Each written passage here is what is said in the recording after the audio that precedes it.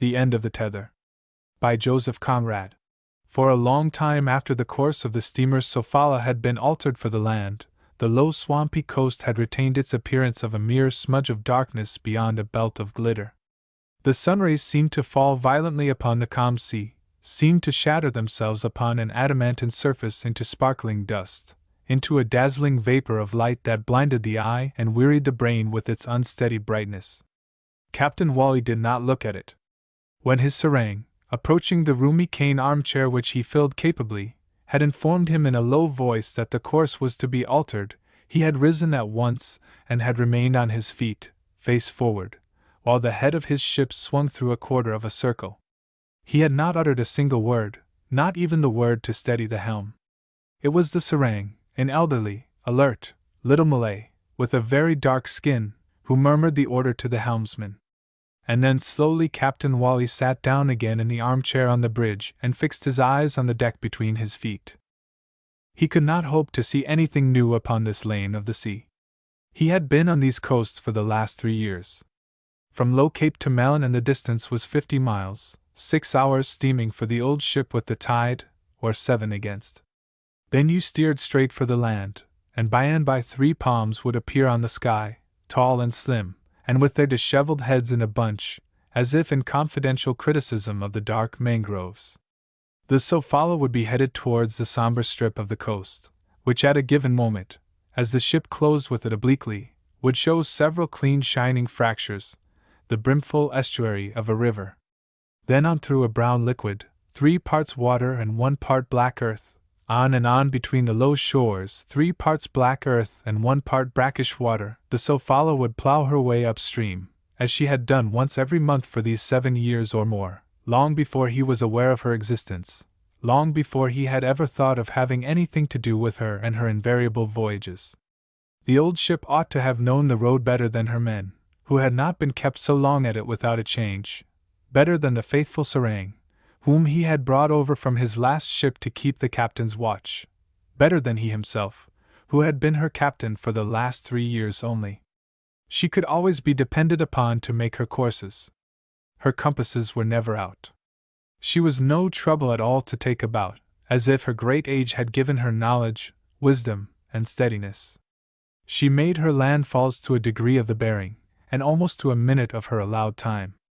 At any moment, as he sat on the bridge without looking up, or lay sleepless in his bed, simply by reckoning the days and the hours he could tell where he was, the precise spot of the beat. He knew it well too, this monotonous huckster's round up and down the straits. He knew its order, and its sights, and its people. Malacca to begin with, in at daylight and out at dusk, to cross over with a rigid phosphorescent wake this highway of the Far East. Darkness and gleams on the water, clear stars on a black sky, perhaps the lights of a home steamer keeping her unswerving course in the middle, or maybe the elusive shadow of a native craft with her mat sails flitting by silently, and the low land on the other side in sight at daylight. At noon the 3 palms of the next place of call, up a sluggish river. The only white man residing there was a retired young sailor, with whom he had become friendly in the course of many voyages. 60 miles farther on there was another place of call, a deep bay with only a couple of houses on the beach. And so on, in and out, picking up coastwise cargo here and there, and finishing with 100 miles steady steaming through the maze of an archipelago of small islands up to a large native town at the end of the beat. There was a 3 days' rest for the old ship before he started her again in inverse order, seeing the same shores from another bearing, hearing the same voices in the same places, back again to the Sofala's port of registry on the great highway to the east, where he would take up a berth nearly opposite the big stone pile of the harbor office till it was time to start again on the old round of 1,600 miles in 30 days. Not a very enterprising life, this, for Captain Wally, Henry Wally, otherwise Daredevil Harry, Wally of the Condor, a famous clipper in her day. No, not a very enterprising life for a man who had served famous firms, who had sailed famous ships, more than 1 or 2 of them his own, who had made famous passages, had been the pioneer of new routes and new trades, who had steered across the unsurveyed tracts of the South Seas, and had seen the sun rise on uncharted islands. 50 years at sea, and 40 out in the East, A pretty thorough apprenticeship, he used to remark smilingly, had made him honorably known to a generation of shipowners and merchants in all the ports from Bombay clear over to where the east merges into the west upon the coast of the two Americas. His fame remained writ, not very large but plain enough, on the Admiralty charts. Was there not somewhere between Australia and China a Wally Island and a Condor Reef? On that dangerous coral formation the celebrated Clipper had hung stranded for 3 days, her captain and crew throwing her cargo overboard with one hand and with the other, as it were, keeping off her a flotilla of savage war canoes. At that time neither the island nor the reef had any official existence. Later the officers of Her Majesty's steam vessel Fusilier, dispatched to make a survey of the route, recognized in the adoption of these two names the enterprise of the man and the solidity of the ship. Besides, as anyone who cares may see, the General Directory, Volume 2, page 410, begins the description of the Malotu or Wally Passage, with the words, "This advantageous route, first discovered in 1850 by Captain Wally in the ship Condor," and ends by recommending it warmly to sailing vessels leaving the China ports for the south in the months from December to April inclusive. This was the clearest gain he had out of life. Nothing could rob him of this kind of fame. The piercing of the Isthmus of Suez, like the breaking of a dam, had let in upon the East a flood of new ships, new men, new methods of trade.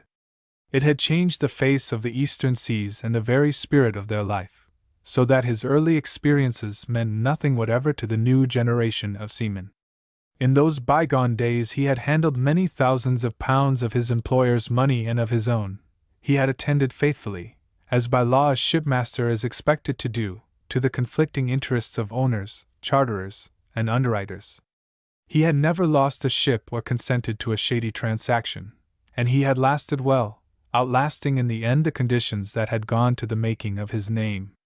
He had buried his wife in the Gulf of Petchili, had married off his daughter to the man of her unlucky choice, and had lost more than an ample competence in the crash of the notorious Travancore and Deccan Banking Corporation, whose downfall had shaken the East like an earthquake. And he was 65 years old. 2.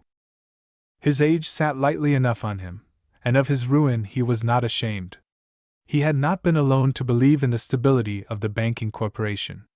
Men whose judgment in matters of finance was as expert as his seamanship had commended the prudence of his investments, and had themselves lost much money in the great failure. The only difference between him and them was that he had lost his all. And yet not his all. There had remained to him from his lost fortune a very pretty little bark, fair made, which he had bought to occupy his leisure of a retired sailor. To play with, as he expressed it himself. He had formally declared himself tired of the sea the year preceding his daughter's marriage. But after the young couple had gone to settle in Melbourne he found out that he could not make himself happy on shore. He was too much of a merchant sea captain for mere yachting to satisfy him. He wanted the illusion of affairs, and his acquisition of the fair maid preserved the continuity of his life. He introduced her to his acquaintances in various ports as "my last command." When he grew too old to be trusted with a ship, he would lay her up and go ashore to be buried, leaving directions in his will to have the bark towed out and scuttled decently in deep water on the day of the funeral. His daughter would not grudge him the satisfaction of knowing that no stranger would handle his last command after him. With the fortune he was able to leave her, the value of a 500-ton bark was neither here nor there. All this would be said with a jocular twinkle in his eye. The vigorous old man had too much vitality for the sentimentalism of regret, and a little wistfully withal, because he was at home in life, taking a genuine pleasure in its feelings and its possessions, in the dignity of his reputation and his wealth, in his love for his daughter, and in his satisfaction with the ship, the plaything of his lonely leisure.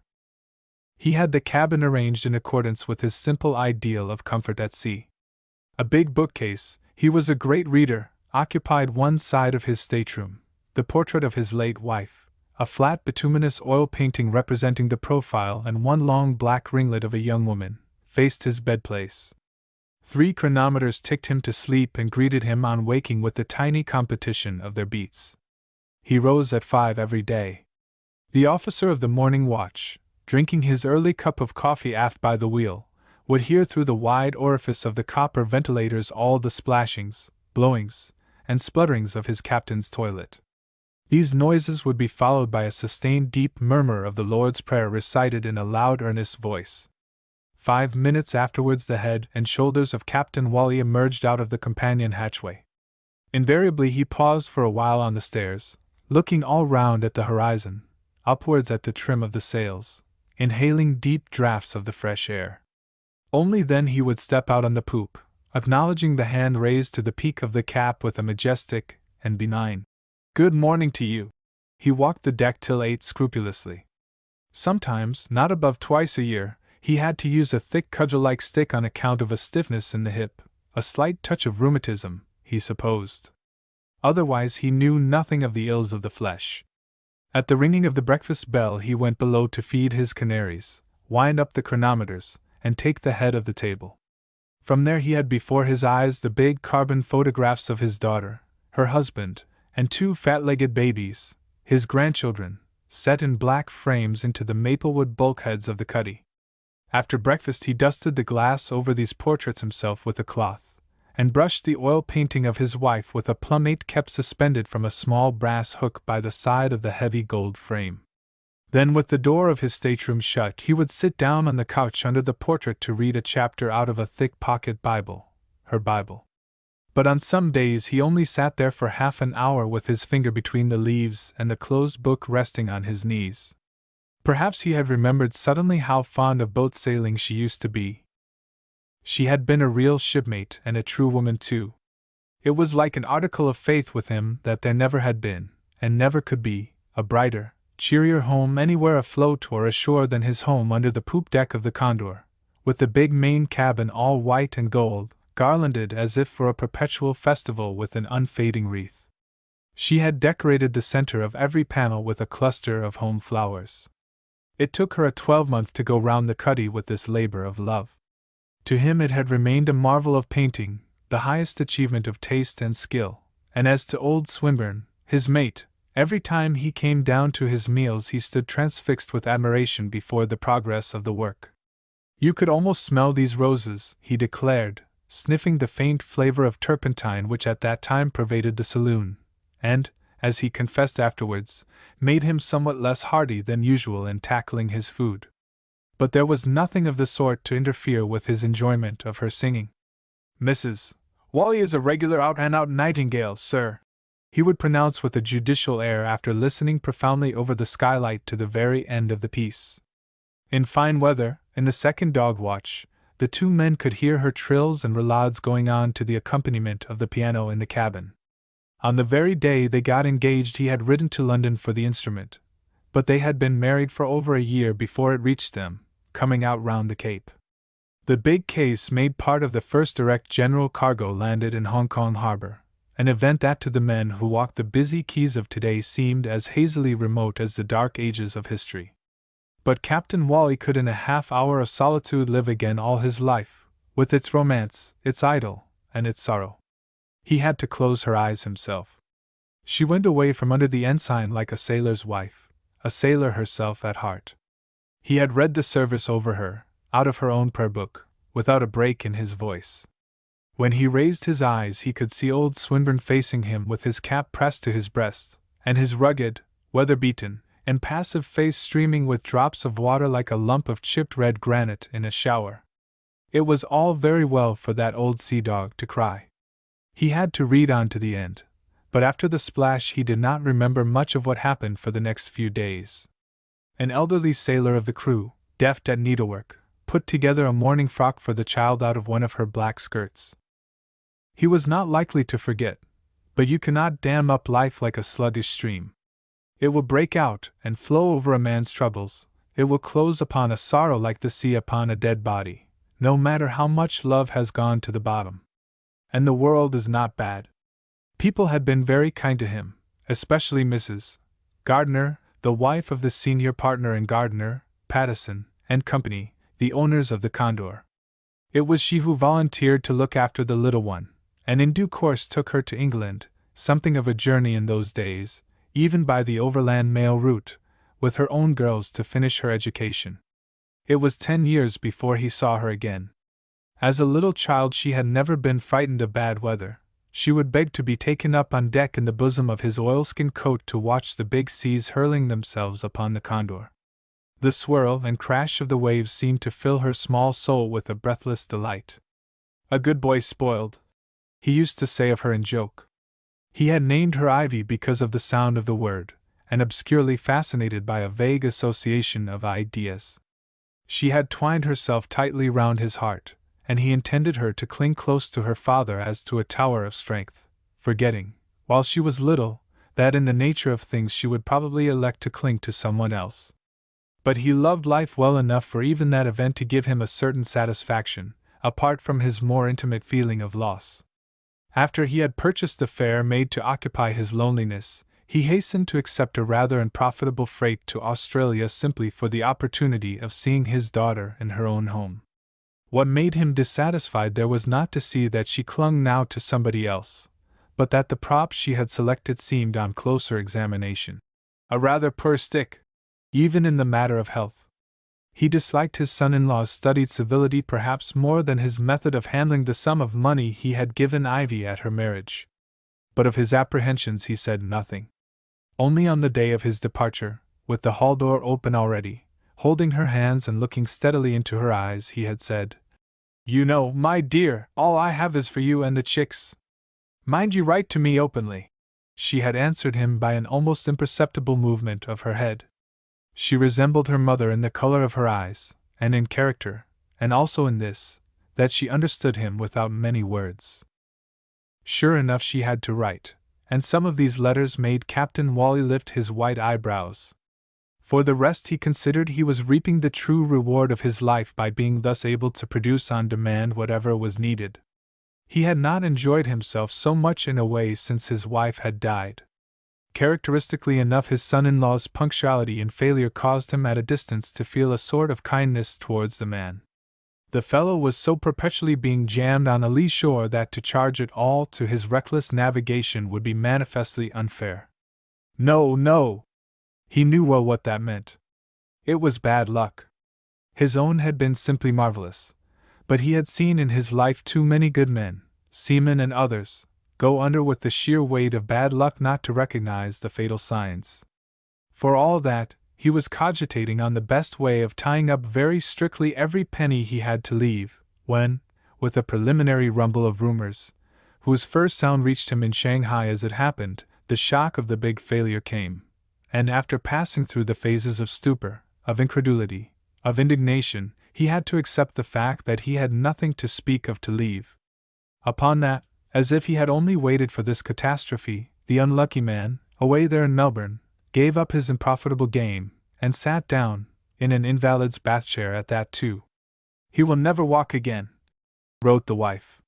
For the first time in his life Captain Wally was a bit staggered. The fair maid had to go to work in bitter earnest now. It was no longer a matter of preserving alive the memory of daredevil Harry Wally in the eastern seas, or of keeping an old man in pocket money and clothes, with, perhaps, a bill for a few hundred first-class cigars thrown in at the end of the year.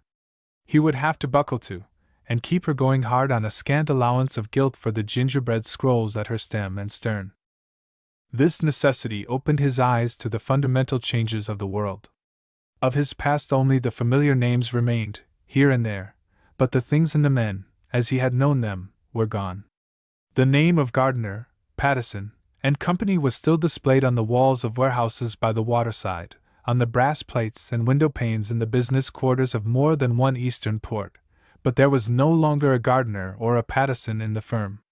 There was no longer for Captain Wally an armchair and a welcome in the private office, with a bit of business ready to be put in the way of an old friend, for the sake of bygone services. The husbands of the Gardner girls sat behind the desks in that room where, long after he had left the employ, he had kept his right of entrance in the old man's time.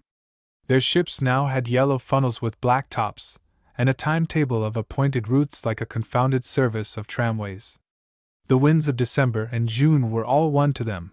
Their captains, excellent young men he doubted not, were, to be sure, familiar with Wally Island, because of late years the government had established a white fixed light on the north end, with a red danger sector over the Condor Reef, but most of them would have been extremely surprised to hear that a flesh and blood Wally still existed. An old man going about the world trying to pick up a cargo here and there for his little bark. And everywhere it was the same. Departed the men who would have nodded appreciatively at the mention of his name, and would have thought themselves bound in honor to do something for daredevil Harry Wally. Departed the opportunities which he would have known how to seize, and gone with them the white-winged flock of clippers that lived in the boisterous, uncertain life of the winds, skimming big fortunes out of the foam of the sea. In a world that pared down the profits to an irreducible minimum, in a world that was able to count its disengaged tonnage twice over every day, and in which lean charters were snapped up by cable 3 months in advance, there were no chances of fortune for an individual wandering haphazard with a little bark, hardly indeed any room to exist. He found it more difficult from year to year. He suffered greatly from the smallness of remittances he was able to send his daughter. Meantime he had given up good cigars, and even in the matter of inferior cheroots limited himself to 6 a day. He never told her of his difficulties, and she never enlarged upon her struggle to live. Their confidence in each other needed no explanations, and their perfect understanding endured without protestations of gratitude or regret. He would have been shocked if she had taken it into her head to thank him in so many words, but he found it perfectly natural that she should tell him she needed £200. He had come in with the fare made in ballast to look for a freight in the Sophala's port of registry, and her letter met him there. Its tenor was that it was no use mincing matters. Her only resource was an opening at boarding house, for which the prospects, she judged, were good. Good enough, at any rate, to make her tell him frankly that with £200 she could make a start. He had torn the envelope open, hastily, on deck, where it was handed to him by the ship chandler's runner, who had brought his mail at the moment of anchoring. For the second time in his life he was appalled, and remained stock-still at the cabin door with the paper trembling between his fingers. Open a boarding house. £200 for a start. The only resource. And he did not know where to lay his hands on 200 pence. All that night Captain Wally walked the poop of his anchored ship, as though he had been about to close with the land in thick weather, and uncertain of his position after a run of many grey days without a sight of sun, moon, or stars.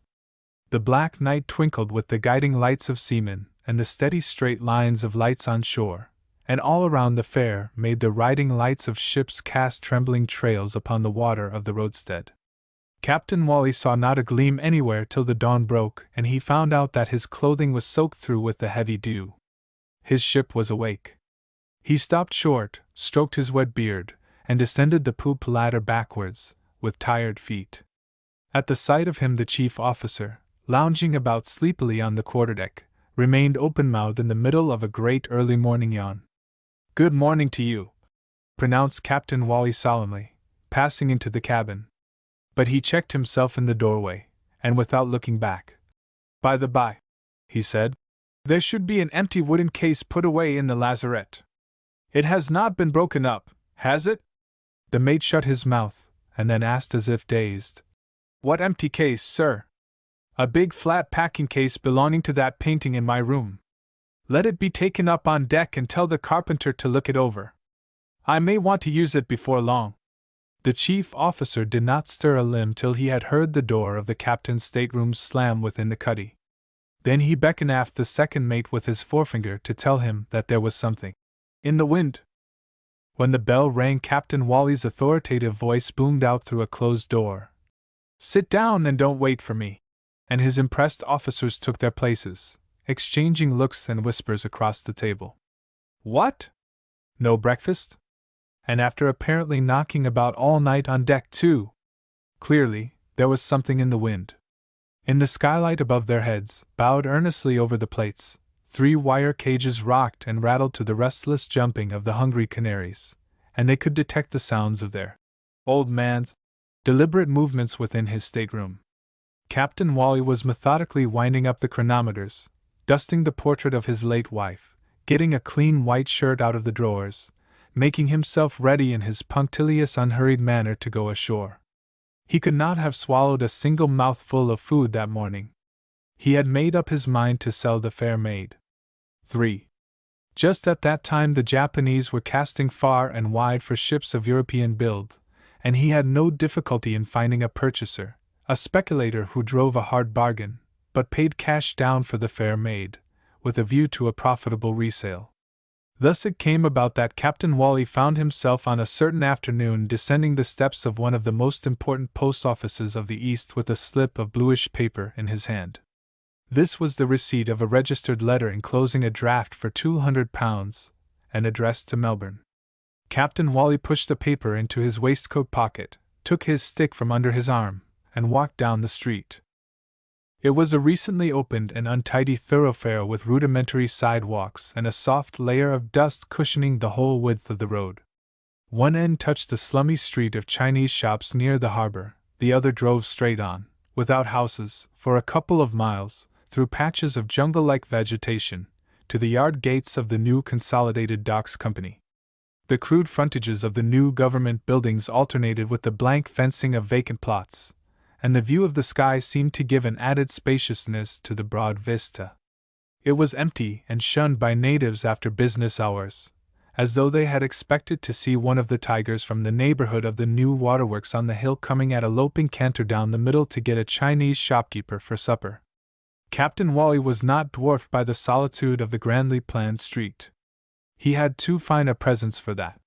He was only a lonely figure walking purposefully, with a great white beard like a pilgrim, and with a thick stick that resembled a weapon.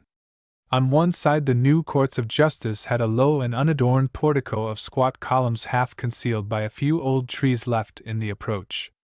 On the other the pavilion wings of the new colonial treasury came out to the line of the street. But Captain Wally, who had now no ship and no home, remembered in passing that on that very site when he first came out from England there had stood a fishing village, a few mat huts erected on piles between a muddy tidal creek and a miry pathway that went writhing into a tangled wilderness without any docks or waterworks. No ship, no home. And his poor Ivy away there had no home either. A boarding house is no sort of home though it may get you a living. His feelings were horribly rasped by the idea of the boarding house. In his rank of life he had that truly aristocratic temperament characterized by a scorn of vulgar gentility, and by prejudiced views as to the derogatory nature of certain occupations. For his own part he had always preferred sailing merchant ships, which is a straightforward occupation, to buying and selling merchandise, of which the essence is to get the better of somebody in a bargain, an undignified trial of wits at best. His father had been Colonel Wally, retired, of the H.E.I. Company's service, with very slender means besides his pension, but with distinguished connections. He could remember as a boy how frequently waiters at the inns, country tradesmen and small people of that sort, used to "my lord" the old warrior on the strength of his appearance.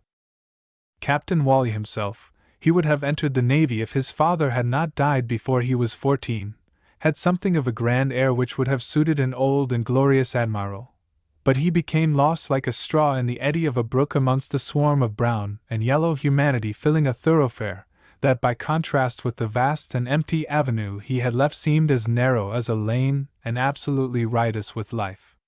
The walls of the houses were blue, the shops of the Chinamen yawned like cavernous lairs, heaps of nondescript merchandise overflowed the gloom of the long range of arcades, and the fiery serenity of sunset took the middle of the street from end to end with a glow like the reflection of a fire. It fell on the bright colors and the dark faces of the barefooted crowd, on the pallid yellow backs of the half-naked jostling coolies, on the accoutrements of a tall Sikh trooper with a parted beard and fierce mustaches on sentry before the gate of the police compound. Looming very big above the heads in a red haze of dust, the tightly packed car of the cable tramway navigated cautiously up the human stream, with the incessant blare of its horn, in the manner of a steamer groping in a fog. Captain Wally emerged like a diver on the other side, and in the desert shade between the walls of closed warehouses removed his hat to cool his brow. A certain disrepute attached to the calling of a landlady of a boarding house. These women were said to be rapacious, unscrupulous, untruthful, and though he contemned no class of his fellow creatures, God forbid, These were suspicions to which it was unseemly that a Wally should lay herself open. He had not expostulated with her, however. He was confident she shared his feelings. He was sorry for her. He trusted her judgment. He considered it a merciful dispensation that he could help her once more, but in his aristocratic heart of hearts he would have found it more easy to reconcile himself to the idea of her turning seamstress. Vaguely he remembered reading years ago a touching piece called The Song of the Shirt. It was all very well making songs about poor women. The granddaughter of Colonel Wally, the landlady of a boarding house. Pooh! He replaced his hat, dived into 2 pockets, and stopping a moment to apply a flaring match to the end of a cheap cheroot, blew an embittered cloud of smoke at a world that could hold such surprises. Of one thing he was certain, that she was the own child of a clever mother. Now he had got over the wrench of parting with his ship, he perceived clearly that such a step had been unavoidable. Perhaps he had been growing aware of it all along with an unconfessed knowledge. But she, far away there, must have had an intuitive perception of it, with the pluck to face that truth and the courage to speak out, all the qualities which had made her mother a woman of such excellent counsel. It would have had to come to that in the end. It was fortunate she had forced his hand. In another year or 2 it would have been an utterly barren sail. To keep the ship going he had been involving himself deeper every year. He was defenseless before the insidious work of adversity, to whose more open assaults he could present a firm front, like a cliff that stands unmoved the open battering of the sea, with a lofty ignorance of the treacherous backwash undermining its base. As it was, every liability satisfied, her request answered, and owing no man a penny, there remained to him from the proceeds a sum of £500 put away safely. In addition he had upon his person some $40-odd, enough to pay his hotel bill, providing he did not linger too long in the modest bedroom where he had taken refuge. Scantily furnished, and with a waxed floor, it opened into one of the side verandas. The straggling building of bricks, as airy as a birdcage, resounded with the incessant flapping of rattan screens worried by the wind between the whitewashed square pillars of the seafront. The rooms were lofty, a ripple of sunshine flowed over the ceilings, and the periodical invasions of tourists from some passenger steamer in the harbor flitted through the windswept dusk of the apartments with the tumult of their unfamiliar voices and impermanent presences, like relays of migratory shades condemned to speed headlong round the earth without leaving a trace. The babble of their eruptions ebbed out as suddenly as it had arisen. The draughty corridors and the long chairs of the verandas knew their sightseeing hurry or their prostrate repose no more, and Captain Wally, substantial and dignified, left well nigh alone in the vast hotel by each light-hearted scurry, felt more and more like a stranded tourist with no aim in view, like a forlorn traveler without a home. In the solitude of his room he smoked thoughtfully, gazing at the 2 sea chests which held all that he could call his own in this world. A thick roll of charts in a sheath of sailcloth leaned in a corner. The flat packing case containing the portrait in oils and the 3 carbon photographs had been pushed under the bed. He was tired of discussing terms, of assisting at surveys, of all the routine of the business. What to the other parties was merely the sale of a ship was to him a momentous event involving a radically new view of existence. He knew that after this ship there would be no other, and the hopes of his youth, the exercise of his abilities, every feeling and achievement of his manhood, had been indissolubly connected with ships. He had served ships, he had owned ships, and even the years of his actual retirement from the sea had been made bearable by the idea that he had only to stretch out his hand full of money to get a ship. He had been at liberty to feel as though he were the owner of all the ships in the world. The selling of this one was weary work, but when she passed from him at last, when he signed the last receipt, it was as though all the ships had gone out of the world together, leaving him on the shore of inaccessible oceans with £700 in his hands. Striding firmly, without haste, along the quay, Captain Wally averted his glances from the familiar roadstead. 2 generations of seamen born since his first day at sea stood between him and all these ships at the anchorage. His own was sold, and he had been asking himself, what next? From the feeling of loneliness, of inward emptiness, and of loss too, as if his very soul had been taken out of him forcibly, there had sprung at first a desire to start right off and join his daughter. "Here are the last pence," he would say to her. "Take them, my dear. And here's your old father, you must take him too." His soul recoiled, as if afraid of what lay hidden at the bottom of this impulse. Give up? Never! When one is thoroughly weary, all sorts of nonsense come into one's head. A pretty gift it would have been for a poor woman, this £700 with the encumbrance of a hale old fellow more than likely to last for years and years to come. Was he not as fit to die in harness as any of the youngsters in charge of these anchored ships out yonder? He was as solid now as ever he had been. But as to who would give him work to do, that was another matter. Were he, with his appearance and antecedents, to go about looking for a junior's berth, people, he was afraid, would not take him seriously, or else if he succeeded in impressing them, he would maybe obtain their pity, which would be like stripping yourself naked to be kicked. He was not anxious to give himself away for less than nothing. He had no use for anybody's pity. On the other hand, a command, the only thing he could try for with due regard for common decency, was not likely to be lying in wait for him at the corner of the next street. Commands don't go a-begging nowadays. Ever since he had come ashore to carry out the business of the sale, he had kept his ears open, but had heard no hint of one being vacant in the port.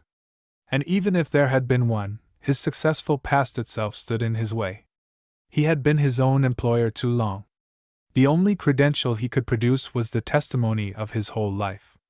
What better recommendation could anyone require? But vaguely he felt that the unique document would be looked upon as an archaic curiosity of the eastern waters, a screed traced in obsolete words, in a half-forgotten language. 4. Revolving these thoughts, he strolled on near the railings of the quay, broad-chested, without a stoop, as though his big shoulders had never felt the burden of the loads that must be carried between the cradle and the grave. No single betraying fold or line of care disfigured the reposeful modeling of his face. It was full and untanned, and the upper part emerged, massively quiet, out of the downward flow of silvery hair, with the striking delicacy of its clear complexion and the powerful width of the forehead. The first cast of his glance fell on you candid and swift, like a boy's. But because of the ragged, snowy thatch of the eyebrows, the affability of his attention acquired the character of a dark and searching scrutiny. With age he had put on flesh a little, had increased his girth like an old tree presenting no symptoms of decay, and even the opulent, lustrous ripple of white hairs upon his chest seemed an attribute of unquenchable vitality and vigor. Once rather proud of his great bodily strength, and even of his personal appearance, conscious of his worth, and firm in his rectitude, there had remained to him, like the heritage of departed prosperity, the tranquil bearing of a man who had proved himself fit in every sort of way for the life of his choice. He strode on squarely under the projecting brim of an ancient Panama hat. It had a low crown, a crease through its whole diameter, a narrow black ribbon. Imperishable and a little discolored, this headgear made it easy to pick him out from afar on thronged wharves and in the busy streets. He had never adopted the comparatively modern fashion of pipe-clayed cork helmets. He disliked the form, and he hoped he could manage to keep a cool head to the end of his life without all these contrivances for hygienic ventilation. His hair was cropped close, his linen always of immaculate whiteness, a suit of thin gray flannel, worn threadbare but scrupulously brushed, floated about his burly limbs, adding to his bulk by the looseness of its cut. The years had mellowed the good-humored, imperturbable audacity of his prime into a temper carelessly serene, and the leisurely tapping of his iron-shod stick accompanied his footfalls with a self-confident sound on the flagstones. It was impossible to connect such a fine presence and this unruffled aspect with the belittling troubles of poverty. The man's whole existence appeared to pass before you, facile and large, in the freedom of means as ample as the clothing of his body. The irrational dread of having to break into his £500 for personal expenses in the hotel disturbed the steady poise of his mind. There was no time to lose. The bill was running up. He nourished the hope that this 500 would perhaps be the means, if everything else failed, of obtaining some work which, keeping his body and soul together, not a matter of great outlay, would enable him to be of use to his daughter. To his mind it was her own money which he employed, as it were, in backing her father and solely for her benefit. Once at work, He would help her with the greater part of his earnings. He was good for many years yet, and this boarding house business, he argued to himself, whatever the prospects, could not be much of a gold mine from the first start. But what work? He was ready to lay hold of anything in an honest way so that it came quickly to his hand, because the £500 must be preserved intact for eventual use. That was the great point. With the entire 500 one felt a substance at one's back. But it seemed to him that should he let it dwindle to 450, or even 480, all the efficiency would be gone out of the money, as though there were some magic power in the round figure. But what sort of work? Confronted by that haunting question as by an uneasy ghost, for whom he had no exorcising formula, Captain Wally stopped short on the apex of a small bridge spanning steeply the bed of a canalized creek with granite shores. Moored between the square blocks, a seagoing Malay prow floated half-hidden under the arch of masonry, with her spars lowered down, without a sound of life on board, and covered from stem to stern with a ridge of palm-leaf mats. He had left behind him the overheated pavements bordered by the stone frontages that, like the sheer face of cliffs, followed the sweep of the quays, and an unconfined spaciousness of orderly and sylvan aspect opened before him its wide plots of rolled grass, like pieces of green carpet smoothly pegged out, its long ranges of trees lined up in colossal porticos of dark shafts roofed with a vault of branches. Some of these avenues ended at the sea. It was a terraced shore, and beyond, upon the level expanse, profound and glistening like the gaze of a dark blue eye, an oblique band of stippled purple lengthened itself indefinitely through the gap between a couple of verdant twin islets. The masts and spars of a few ships far away, hull down in the outer roads, sprang straight from the water in a fine maze of rosy lines penciled on the clear shadow of the eastern board. Captain Wally gave them a long glance. The ship, once his own, was anchored out there. It was staggering to think that it was open to him no longer to take a boat at the jetty and get himself pulled off to her when the evening came. To no ship. Perhaps never more. Before the sale was concluded, and till the purchase money had been paid, he had spent daily some time on board the Fair Maid. The money had been paid this very morning, and now, all at once, there was positively no ship that he could go on board of when he liked, no ship that would need his presence in order to do her work, to live. It seemed an incredible state of affairs, something too bizarre to last. And the sea was full of craft of all sorts. There was that prow lying so still swathed in her shroud of sown palm leaves. She too had her indispensable man. They lived through each other, this Malay he had never seen, and this high-stern thing of no size that seemed to be resting after a long journey. And of all the ships in sight, near and far, each was provided with a man, the man without whom the finest ship is a dead thing, a floating and purposeless log. After his one glance at the roadstead he went on, since there was nothing to turn back for, and the time must be got through somehow. The avenues of big trees ran straight over the esplanade, cutting each other at diverse angles, columnar below and luxuriant above. The interlaced boughs high up there seemed to slumber, not a leaf stirred overhead, and the reedy cast iron lampposts in the middle of the road, gilt like scepters, diminished in a long perspective, with their globes of white porcelain atop, resembling a barbarous decoration of ostriches' eggs displayed in a row.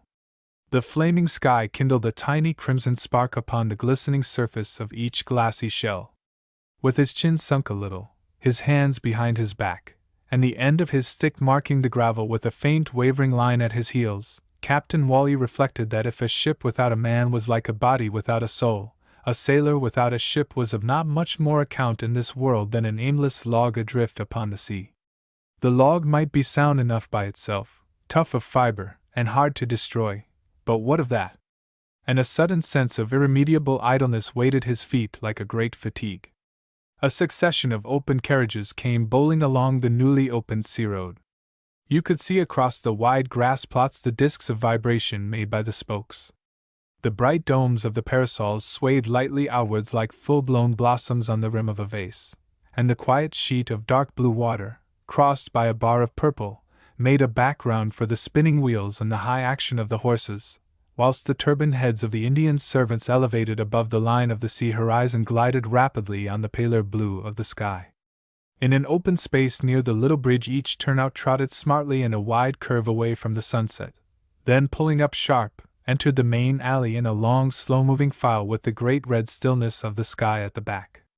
The trunks of mighty trees stood all touched with red on the same side, the air seemed aflame under the high foliage, the very ground under the hoofs of the horses was red. The wheels turned solemnly. One after another the sunshades drooped, folding their colors like gorgeous flowers shedding their petals at the end of the day. In the whole half-mile of human beings no voice uttered a distinct word, only a faint thudding noise went on mingled with slight jingling sounds, and the motionless heads and shoulders of men and women sitting in couples emerged stolidly above the lowered hoods, as if wooden. But one carriage and pair coming late did not join the line. It fled along in a noiseless row, but on entering the avenue one of the dark bays snorted, arching his neck and shying against the steel-tipped pole. A flake of foam fell from the bit upon the point of a satiny shoulder, and the dusky face of the coachman leaned forward at once over the hands taking a fresh grip of the reins.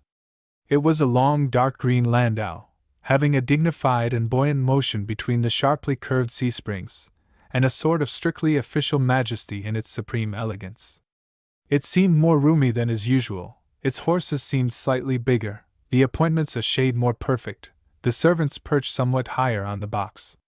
The dresses of 3 women, 2 young and pretty, and 1, handsome, large, of mature age, seemed to fill completely the shallow body of the carriage. The 4th face was that of a man, heavy-lidded, distinguished and sallow, with a somber, thick, iron-gray imperial and mustaches, which somehow had the air of solid appendages. His Excellency. The rapid motion of that one equipage made all the others appear utterly inferior, blighted, and reduced to crawl painfully at a snail's pace. The landau distanced the whole file in a sort of sustained rush. The features of the occupant whirling out of sight left behind an impression of fixed stares and impassive vacancy, and after it had vanished in full flight as it were, notwithstanding the long line of vehicles hugging the curb at a walk, the whole lofty vista of the avenue seemed to lie open and emptied of life in the enlarged impression of an august solitude. Captain Wally had lifted his head to look, and his mind, disturbed in its meditation, turned with wonder, as men's minds will do, to matters of no importance. It struck him that it was to this port, where he had just sold his last ship, that he had come with the very first he had ever owned, and with his head full of a plan for opening a new trade with a distant part of the archipelago. The then governor had given him no end of encouragement. No, Excellency, this Mr. Denham, this governor with his jacket off, a man who tended night and day, so to speak, the growing prosperity of the settlement with the self-forgetful devotion of a nurse for a child she loves, a lone bachelor who lived as in a camp with the few servants and his 3 dogs in what was called then the government bungalow, a low-roofed structure on the half-cleared slope of a hill, with a new flagstaff in front and a police orderly on the veranda. He remembered toiling up that hill under a heavy sun for his audience, the unfurnished aspect of the cool shaded room, the long table covered at one end with piles of papers, and with 2 guns, a brass telescope, a small bottle of oil with a feather stuck in the neck at the other, and the flattering attention given to him by the man in power. It was an undertaking full of risk he had come to expound, but a 20 minutes' talk in the government bungalow on the hill had made it go smoothly from the start. And as he was retiring, Mr. Denham, already seated before the papers, called out after him, "Next month the Dido starts for a cruise that way, and I shall request her captain officially to give you a look in and see how you get on." The Dido was one of the smart frigates on the China station, and 35 years make a big slice of time. 35 years ago an enterprise like his had for the colony enough importance to be looked after by a queen's ship. A big slice of time. Individuals were of some account then. Men like himself, men too, like poor Evans, for instance, with his red face, his coal-black whiskers, and his restless eyes, who had set up the first patent slip for repairing small ships, on the edge of the forest, in a lonely bay 3 miles up the coast. Mr. Denham had encouraged that enterprise too, and yet somehow poor Evans had ended by dying at home deucedly hard up. His son, they said, was squeezing oil out of coconuts for a living on some godforsaken islet of the Indian Ocean, but it was from that patent slip in a lonely wooded bay that had sprung the workshops of the Consolidated Docks Company, with its 3 graving basins carved out of solid rock, its wharves, its jetties, its electric light plant, its steam powerhouses, with its gigantic sheer legs, fit to lift the heaviest weight ever carried afloat, and whose head could be seen like the top of a queer white monument peeping over bushy points of land and sandy promontories, as you approached the new harbor from the west. There had been a time when men counted. There were not so many carriages in the colony then, though Mr. Denham, he fancied, had a buggy. And Captain Wally seemed to be swept out of the great avenue by the swirl of a mental backwash. He remembered muddy shores, a harbor without quays, the one solitary wooden pier. But that was a public work, jutting out crookedly, the first coal sheds erected on Monkey Point, that caught fire mysteriously and smoldered for days, so that amazed ships came into a roadstead full of sulphurous smoke, and the sun hung blood-red at midday. He remembered the things, the faces, and something more besides, like the faint flavor of a cup quaffed to the bottom, like a subtle sparkle of the air that was not to be found in the atmosphere of today. In this evocation, swift and full of detail like a flash of magnesium light into the niches of a dark memorial hall, Captain Wally contemplated things once important, the efforts of small men, the growth of a great place, but now robbed of all consequence by the greatness of accomplished facts, by hopes greater still, and they gave him for a moment such an almost physical grip upon time, such a comprehension of our unchangeable feelings, that he stopped short, struck the ground with his stick, and ejaculated mentally, "What the devil am I doing here?" He seemed lost in a sort of surprise, but he heard his name called out in wheezy tones once, twice, and turned on his heels slowly. He beheld then, waddling towards him autocratically, a man of an old-fashioned and gouty aspect, with hair as white as his own, but with shaved, florid cheeks, wearing a necktie, almost a neckcloth, whose stiff ends projected far beyond his chin, with round legs, round arms, a round body, a round face, generally producing the effect of his short figure having been distended by means of an air pump as much as the seams of his clothing would stand. This was the master attendant of the port. A master attendant is a superior sort of harbor master, a person, out in the east, of some consequence in his sphere, a government official, a magistrate for the waters of the port, and possessed of vast but ill-defined disciplinary authority over seamen of all classes. This particular master attendant was reported to consider it miserably inadequate, on the ground that it did not include the power of life and death. This was a jocular exaggeration. Captain Elliot was fairly satisfied with his position, and nursed no inconsiderable sense of such power as he had. His conceited and tyrannical disposition did not allow him to let it dwindle in his hands for want of use. The uproarious, choleric frankness of his comments on people's character and conduct caused him to be feared at bottom, though in conversation many pretended not to mind him in the least. Others would only smile sourly at the mention of his name, and there were even some who dared to pronounce him a meddlesome old ruffian. But for almost all of them one of Captain Elliot's outbreaks was nearly as distasteful to face as a chance of annihilation. As soon as he had come up quite close he said, mouthing in a growl, "What's this I hear, Wally? Is it true you're selling the fair maid?" Captain Wally, looking away, said the thing was done. Money had been paid that morning, and the other expressed at once his approbation of such an extremely sensible proceeding. He had got out of his trap to stretch his legs, he explained, on his way home to dinner. Sir Frederick looked well at the end of his time. Didn't he? Captain Wally could not say, had only noticed the carriage going past. The master attendant, plunging his hands into the pockets of an alpaca jacket inappropriately short and tight for a man of his age and appearance, strutted with a slight limp, and with his head reaching only to the shoulder of Captain Wally, who walked easily, staring straight before him. They had been good comrades years ago, almost intimates. At the time when Wally commanded the renowned Condor, Elliot had charge of the nearly as famous Ringdove for the same owners, and when the appointment of master attendant was created, Wally would have been the only other serious candidate.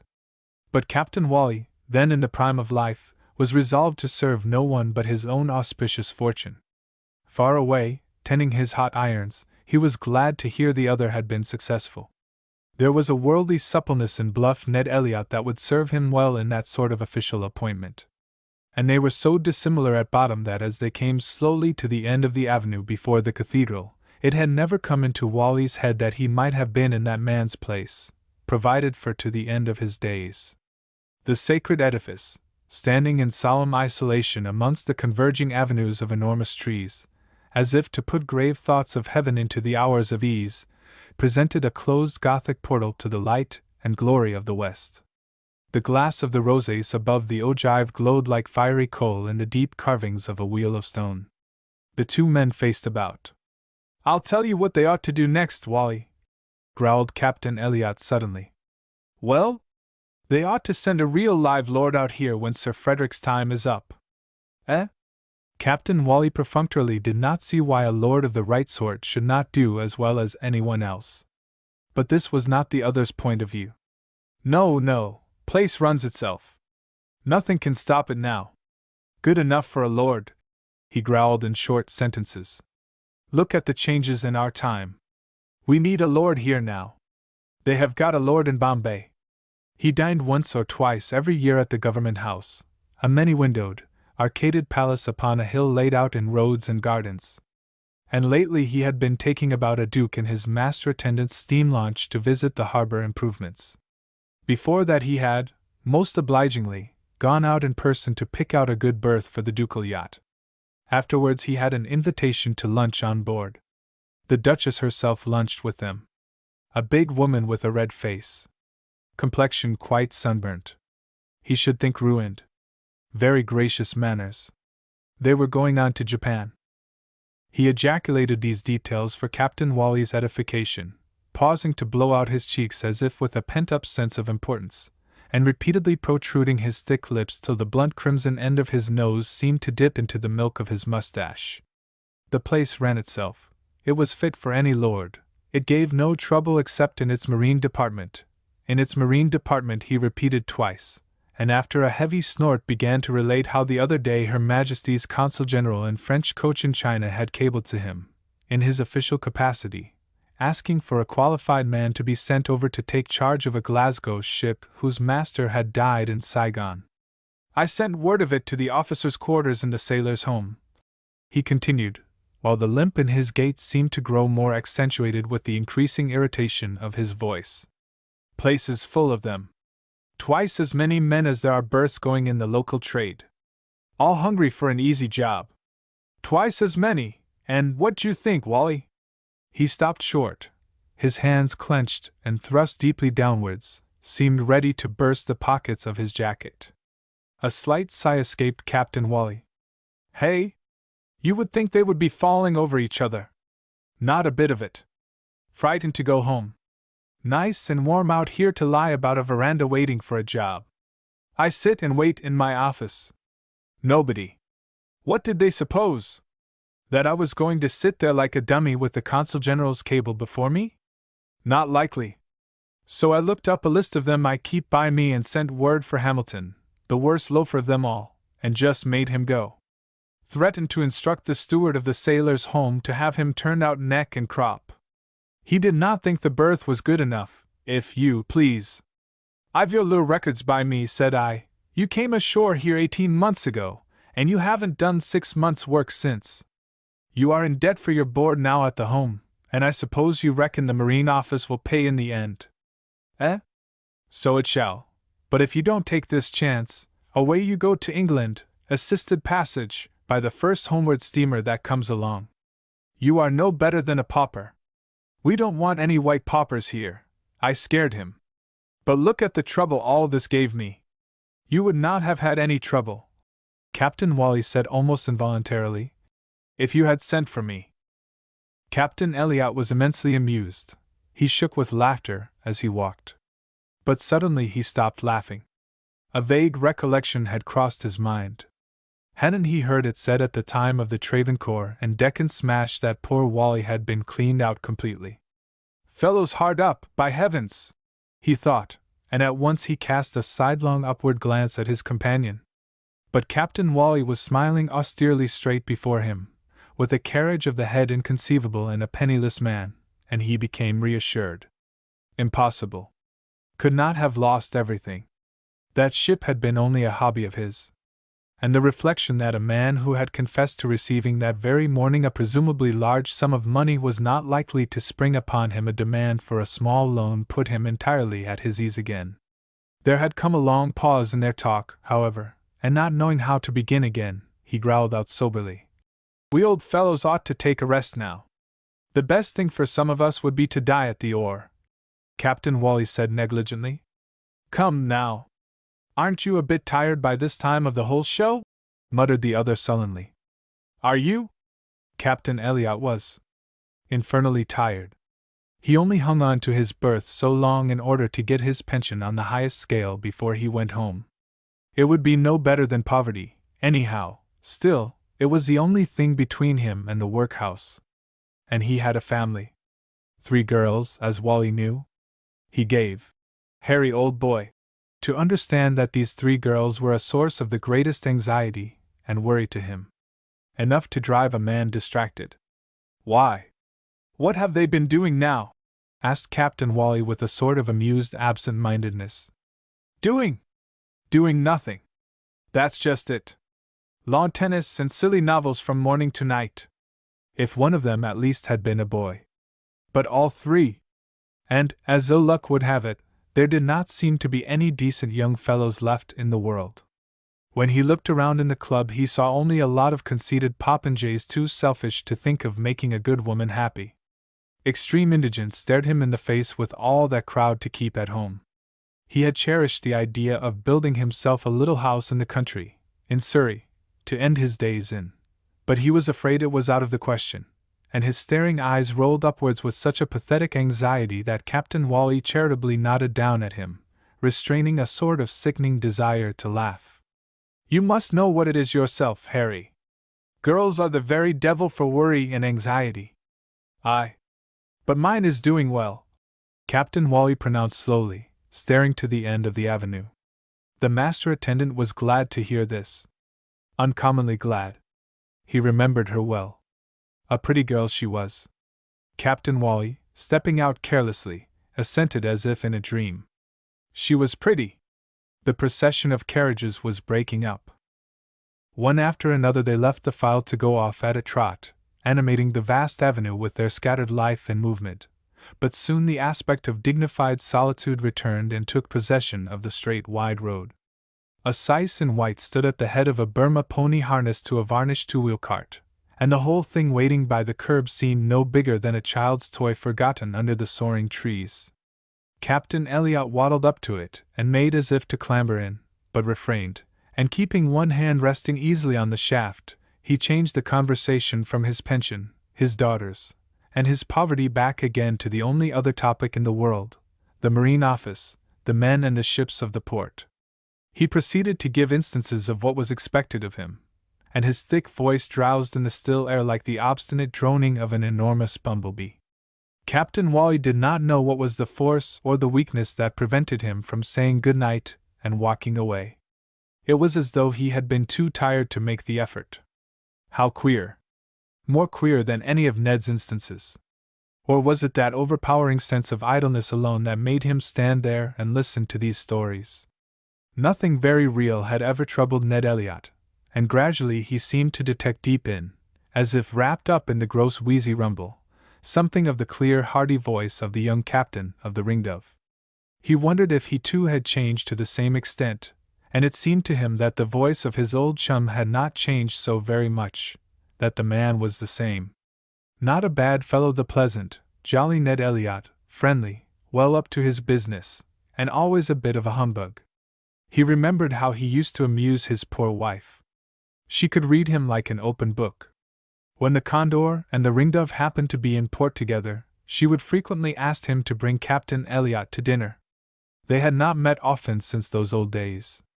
Not once in 5 years, perhaps. He regarded from under his white eyebrows this man he could not bring himself to take into his confidence at this juncture, and the other went on with his intimate outpourings, and as remote from his hearer as though he had been talking on a hilltop a mile away. He was in a bit of a quandary now as to the steamer Sofala. Ultimately, every hitch in the port came into his hands to undo. They would miss him when he was gone in another 18 months, and most likely some retired naval officer had been pitchforked into the appointment, a man that would understand nothing and care less. That steamer was a coasting craft having a steady trade connection as far north as Tenasserim. But the trouble was she could get no captain to take her on her regular trip. Nobody would go in her. He really had no power, of course, to order a man to take a job. It was all very well to stretch a point on the demand of a consul general, but— "What's the matter with the ship?" Captain Wally interrupted in measured tones. "Nothing's the matter. Sound old steamer. Her owner has been in my office this afternoon tearing his hair." "Is he a white man?" asked Wally in an interested voice. "He calls himself a white man," answered the master attendant scornfully. "But if so, it's just skin deep and no more. I told him that to his face too." "But who is he then?" "He's the chief engineer of her." "See that, Harry?" "I see," Captain Wally said thoughtfully. "The engineer. I see." How the fellow came to be a shipowner at the same time was quite a tale. He came out third in a home ship nearly 15 years ago, Captain Elliot remembered, and got paid off after a bad sort of row both with his skipper and his chief. Anyway, they seemed jolly glad to get rid of him at all costs. Clearly a mutinous sort of chap. Well, he remained out here, a perfect nuisance, everlastingly shipped and unshipped, unable to keep a berth very long. Pretty nigh went through every engine room afloat belonging to the colony. Then suddenly— "What do you think happened, Harry?" Captain Wally, who seemed lost in a mental effort as of doing a sum in his head, gave a slight start. He really couldn't imagine. The master attendant's voice vibrated dully with hoarse emphasis. The man actually had the luck to win the second prize in the Manila lottery. All these engineers and officers of ships took tickets in that gamble. It seemed to be a perfect mania with them all.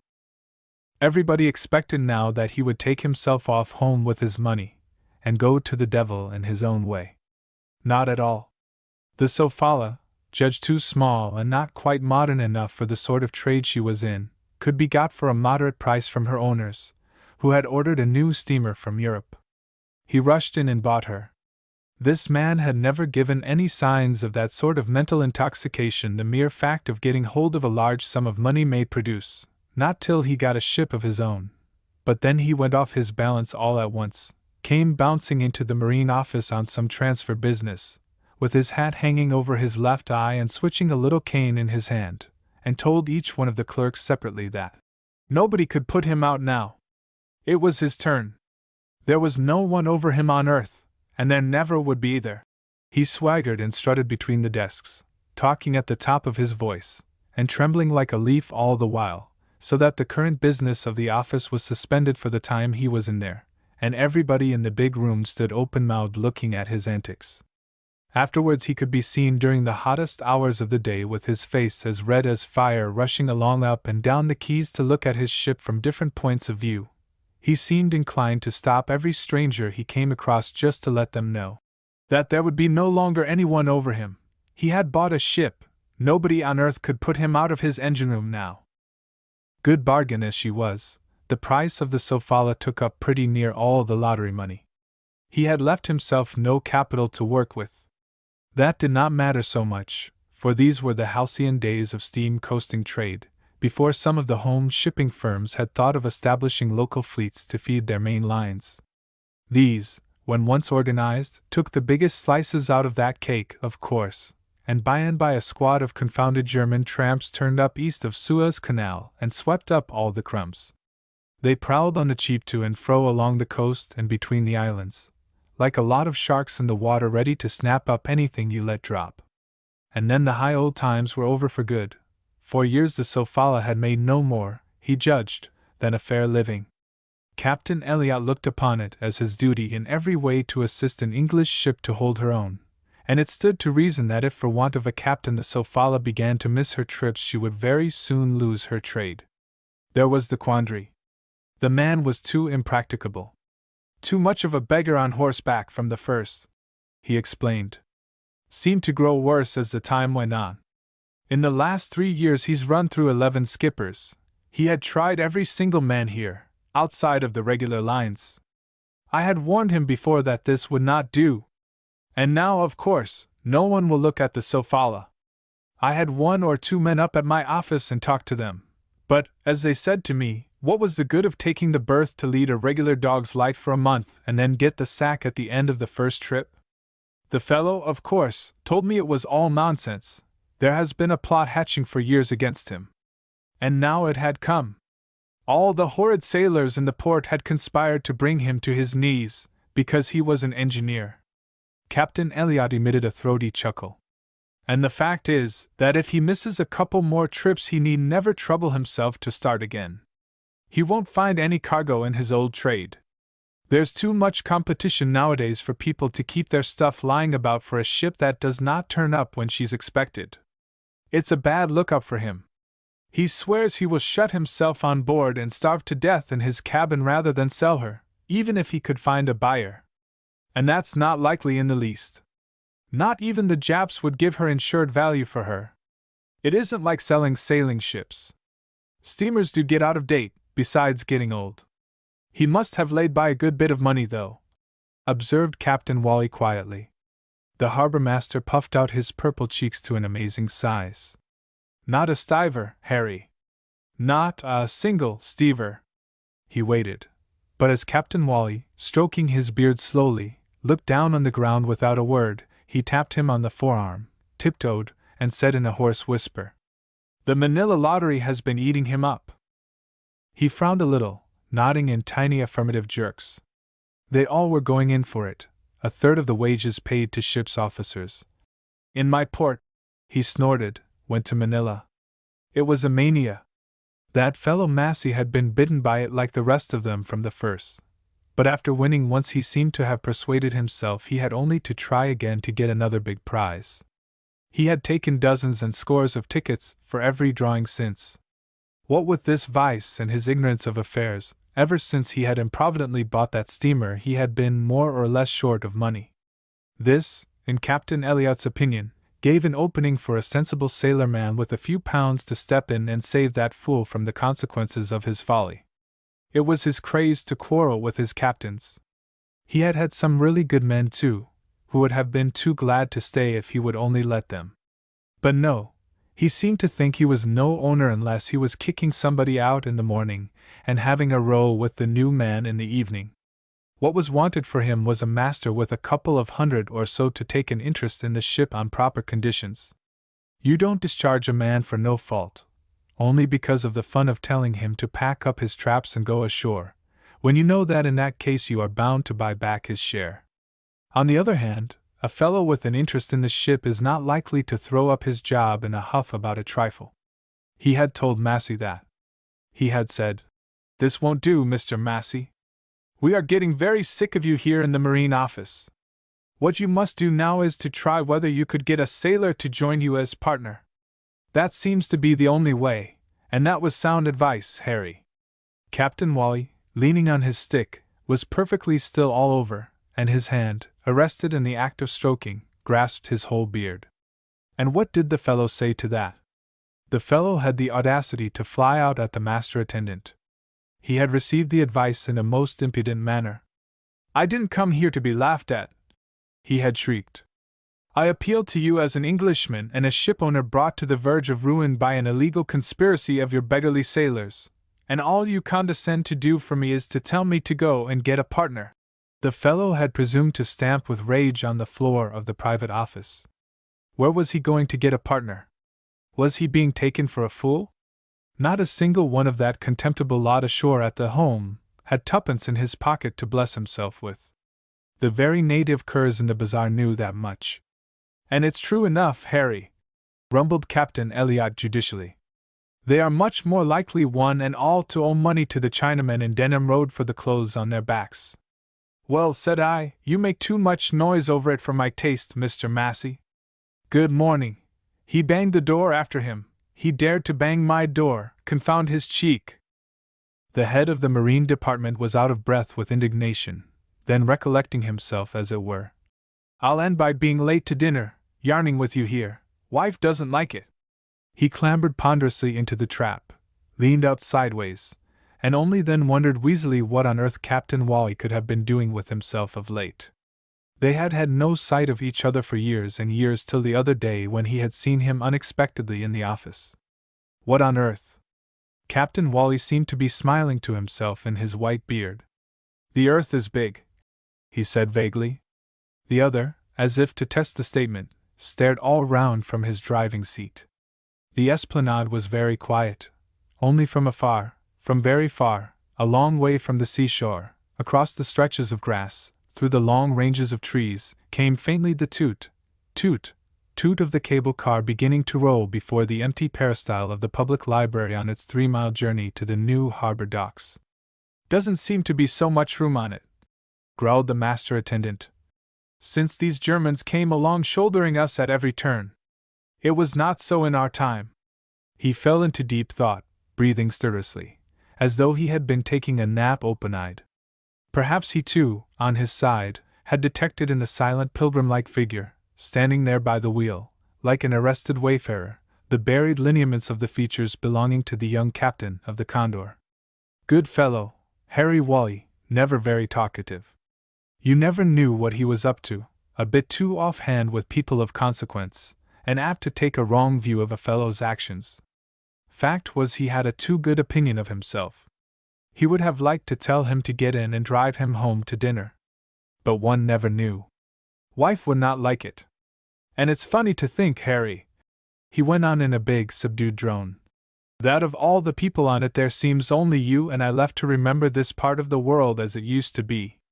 He was ready to indulge in the sweetness of a sentimental mood had it not struck him suddenly that Captain Wally, unstirring and without a word, seemed to be awaiting something, perhaps expecting. He gathered the reins at once and burst out in bluff, hearty growls. Ha! My dear boy! The men we have known, the ships we've sailed, aye! And the things we've done! The pony plunged, the scythe skipped out of the way. Captain Wally raised his arm. Goodbye. 6. The sun had set.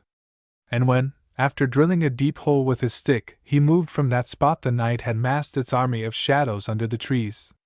They filled the eastern ends of the avenues as if only waiting the signal for a general advance upon the open spaces of the world. They were gathering low between the deep stone-faced banks of the canal. The Malay prow, half concealed under the arch of the bridge, had not altered its position a quarter of an inch. For a long time Captain Wally stared down over the parapet, till at last the floating immobility of that beshrouded thing seemed to grow upon him into something inexplicable and alarming. The twilight abandoned the zenith, its reflected gleams left the world below, and the water of the canal seemed to turn into pitch. Captain Wally crossed it. The turning to the right, which was his way to his hotel, was only a very few steps farther. He stopped again. All the houses of the seafront were shut up, the quayside was deserted, but for 1 or 2 figures of natives walking in the distance, and began to reckon the amount of his bill. So many days in the hotel at so many dollars a day. To count the days he used his fingers. Plunging one hand into his pocket, he jingled a few silver coins. All right for 3 days more, and then, unless something turned up, he must break into the 500, Ivy's money, invested in her father. It seemed to him that the first meal coming out of that reserve would choke him, for certain. Reason was of no use. It was a matter of feeling. His feelings had never played him false. He did not turn to the right. He walked on, as if there still had been a ship in the roadstead to which he could get himself pulled off in the evening. Far away, beyond the houses, on the slope of an indigo promontory closing the view of the quays, the slim column of a factory chimney smoked quietly straight up into the clear air. A Chinaman, curled down in the stern of one of the half-dozen sampans floating off the end of the jetty, caught sight of a beckoning hand. He jumped up, rolled his pigtail round his head swiftly, tucked in 2 rapid movements his wide dark trousers high up his yellow thighs, and by a single, noiseless, fin-like stir of the oars, sheered the sampan alongside the steps with the ease and precision of a swimming fish. So fala, articulated Captain Wally from above, and the Chinaman, a new emigrant probably, stared upwards with a tense attention as if waiting to see the queer word fall visibly from the white man's lips. So fala. Captain Wally repeated, and suddenly his heart failed him. He paused. The shores, the islets, the high ground, the low points, were dark, the horizon had grown somber, and across the eastern sweep of the shore the white obelisk, marking the landing place of the telegraph cable, stood like a pale ghost on the beach before the dark spread of uneven roofs, intermingled with palms, of the native town. Captain Wally began again. So fala. Savis so fela, John? This time the Chinaman made out that bizarre sound, and grunted his assent uncouthly, low down in his bare throat. With the first yellow twinkle of a star that appeared like the head of a pin stabbed deep into the smooth, pale, shimmering fabric of the sky, the edge of a keen chill seemed to cleave through the warm air of the earth. At the moment of stepping into the sampan to go and try for the command of the Sofala, Captain Wally shivered a little. When on his return he landed on the quay again, Venus, like a choice jewel set low on the hem of the sky, cast a faint gold trail behind him upon the roadstead, as level as a floor made of one dark and polished stone. The lofty vaults of the avenues were black, all black overhead, and the porcelain globes on the lamp-posts resembled egg-shaped pearls, gigantic and luminous, displayed in a row whose farther end seemed to sink in the distance, down to the level of his knees. He put his hands behind his back. He would now consider calmly the discretion of it before saying the final word tomorrow. His feet scrunched the gravel loudly, the discretion of it. It would have been easier to appraise had there been a workable alternative. The honesty of it was indubitable. He meant well by the fellow, and periodically his shadow leaped up intense by his side on the trunks of the trees, to lengthen itself, oblique and dim, far over the grass, repeating his stride. The discretion of it. Was there a choice? He seemed already to have lost something of himself, to have given up to a hungry spectre something of his truth and dignity in order to live. But his life was necessary. Let poverty do its worst in exacting its toll of humiliation. It was certain that Ned Elliot had rendered him, without knowing it, a service for which it would have been impossible to ask. He hoped Ned would not think there had been something underhand in his action. He supposed that now when he heard of it he would understand, or perhaps he would only think Wally an eccentric old fool.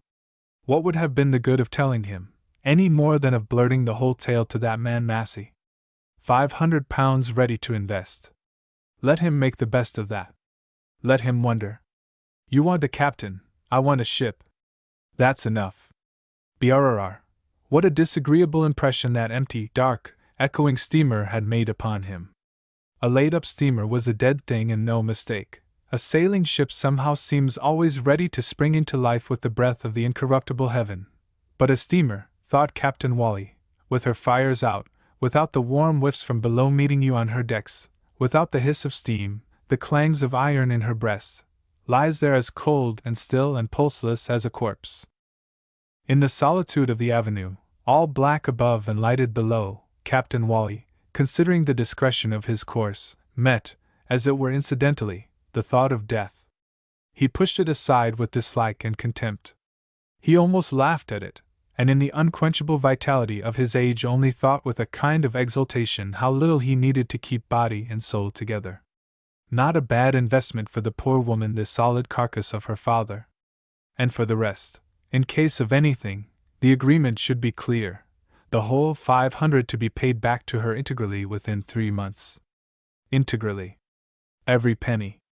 He was not to lose any of her money, whatever else had to go, a little dignity, some of his self-respect. He had never before allowed anybody to remain under any sort of false impression as to himself. Well, let that go, for her sake. After all, he had never said anything misleading, and Captain Wally felt himself corrupt to the marrow of his bones. He laughed a little with the intimate scorn of his worldly prudence. Clearly, with a fellow of that sort, and in the peculiar relation they were to stand to each other, it would not have done to blurt out everything. He did not like the fellow. He did not like his spells of fawning loquacity and bursts of resentfulness. In the end, a poor devil. He would not have liked to stand in his shoes. Men were not evil, after all. He did not like his sleek hair, his queer way of standing at right angles, with his nose in the air, and glancing along his shoulder at you. No, on the whole, men were not bad, They were only silly or unhappy. Captain Wally had finished considering the discretion of that step, and there was the whole long night before him. In the full light his long beard would glisten like a silver breastplate covering his heart. In the spaces between the lamps his burly figure passed less distinct, loomed very big, wandering, and mysterious. No, there was not much real harm in men, and all the time a shadow marched with him, slanting on his left hand, which in the east is a presage of evil. "Can you make out the clump of palms yet, Sarang?" asked Captain Wally from his chair on the bridge of the Sofala approaching the bar of Batuburu. "No, Tuan. By and by see." The old Malay, in a blue dungaree suit, planted on his bony dark feet under the bridge awning, put his hands behind his back and stared ahead out of the innumerable wrinkles at the corners of his eyes. Captain Wally sat still, without lifting his head to look for himself. 3 years, 36 times? He had made these palms 36 times from the southward. They would come into view at the proper time. Thank God, the old ship made her courses and distances trip after trip, as correct as clockwork. At last he murmured again. "In sight yet? The sun makes a very great glare, Tuan. Watch well, Sarang." "Yeah, Tuan." A white man had ascended the ladder from the deck noiselessly, and had listened quietly to this short colloquy. Then he stepped out on the bridge and began to walk from end to end, holding up the long cherrywood stem of a pipe. His black hair lay plastered in long lanky wisps across the bald summit of his head. He had a furrowed brow, a yellow complexion, and a thick shapeless nose. A scanty growth of whisker did not conceal the contour of his jaw. His aspect was of brooding care, and sucking at a curved black mouthpiece, he presented such a heavy overhanging profile that even the Sarang could not help reflecting sometimes upon the extreme unloveliness of some white men. Captain Wally seemed to brace himself up in his chair, but gave no recognition whatever to his presence. The other puffed jets of smoke, then suddenly, "I could never understand that new mania of yours of having this Malay here for your shadow, partner." Captain Wally got up from the chair in all his imposing stature and walked across to the binnacle, holding such an unswerving course that the other had to back away hurriedly, and remained as if intimidated, with the pipe trembling in his hand. "Walk over me now," he muttered in a sort of astounded and discomfited whisper. Then slowly and distinctly he said, "I am not dirt," and then added defiantly, "as you seem to think." The Sarang jerked out, "See the palms now, Tuan." Captain Wally strode forward to the rail, but his eyes, instead of going straight to the point, with the assured keen glance of a sailor, wandered irresolutely in space, as though he, the discoverer of new routes, had lost his way upon this narrow sea. Another white man, the mate, came up on the bridge. He was tall, young, lean, with a mustache like a trooper, and something malicious in the eye. He took up a position beside the engineer. Captain Wally, with his back to them, inquired, "What's on the log?" 85, answered the mate quickly, and nudged the engineer with his elbow. Captain Wally's muscular hands squeezed the iron rail with an extraordinary force. His eyes glared with an enormous effort. He knitted his eyebrows, the perspiration fell from under his hat, and in a faint voice he murmured, "Steady her, Sarang, when she is on the proper bearing." The silent Malay stepped back, waited a little, and lifted his arm warningly to the helmsman. The wheel revolved rapidly to meet the swing of the ship. Again the mate nudged the engineer. But Massey turned upon him. "Mr. Stern," he said violently, "let me tell you, as a shipowner, that you are no better than a confounded fool." 7. Stern went down smirking and apparently not at all disconcerted, but the engineer Massey remained on the bridge, moving about with uneasy self-assertion. Everybody on board was his inferior, everyone without exception. He paid their wages and found them in their food. They ate more of his bread and pocketed more of his money than they were worth, and they had no care in the world, while he alone had to meet all the difficulties of ship-owning. When he contemplated his position in all its menacing entirety, it seemed to him that he had been for years the prey of a band of parasites, and for years he had scowled at everybody connected with the Sofala except, perhaps, at the Chinese firemen who served to get her along. Their use was manifest, They were an indispensable part of the machinery of which he was the master. When he passed along his decks, he shouldered those he came across brutally, but the Malay deck hands had learned to dodge out of his way. He had to bring himself to tolerate them because of the necessary manual labor of the ship which must be done. He had to struggle and plan and scheme to keep the Sofala afloat, and what did he get for it? Not even enough respect. They could not have given him enough of that if all their thoughts and all their actions had been directed to that end. The vanity of possession, the vainglory of power, had passed away by this time, and there remained only the material embarrassments, the fear of losing that position which had turned out not worth having, and an anxiety of thought which no abject subservience of men could repay. He walked up and down. The bridge was his own after all. He had paid for it, and with the stem of the pipe in his hand he would stop short at times as if to listen with a profound and concentrated attention to the deadened beat of the engines, his own engines, and the slight grinding of the steering chains upon the continuous low wash of water alongside. But for these sounds, the ship might have been lying as still as if moored to a bank, and as silent as if abandoned by every living soul. Only the coast, the low coast of mud and mangroves with the 3 palms in a bunch at the back, grew slowly more distinct in its long straight line, without a single feature to arrest attention. The native passengers of the Sofala lay about on mats under the awnings. The smoke of her funnel seemed the only sign of her life and connected with her gliding motion in a mysterious manner. Captain Wally on his feet, with a pair of binoculars in his hand and a little Malay serang at his elbow, like an old giant attended by a wizened pygmy, was taking her over the shallow water of the bar. This submarine ridge of mud, scoured by the stream out of the soft bottom of the river and heaped up far out on the hard bottom of the sea, was difficult to get over. The alluvial coast having no distinguishing marks, the bearings of the crossing place had to be taken from the shape of the mountains inland.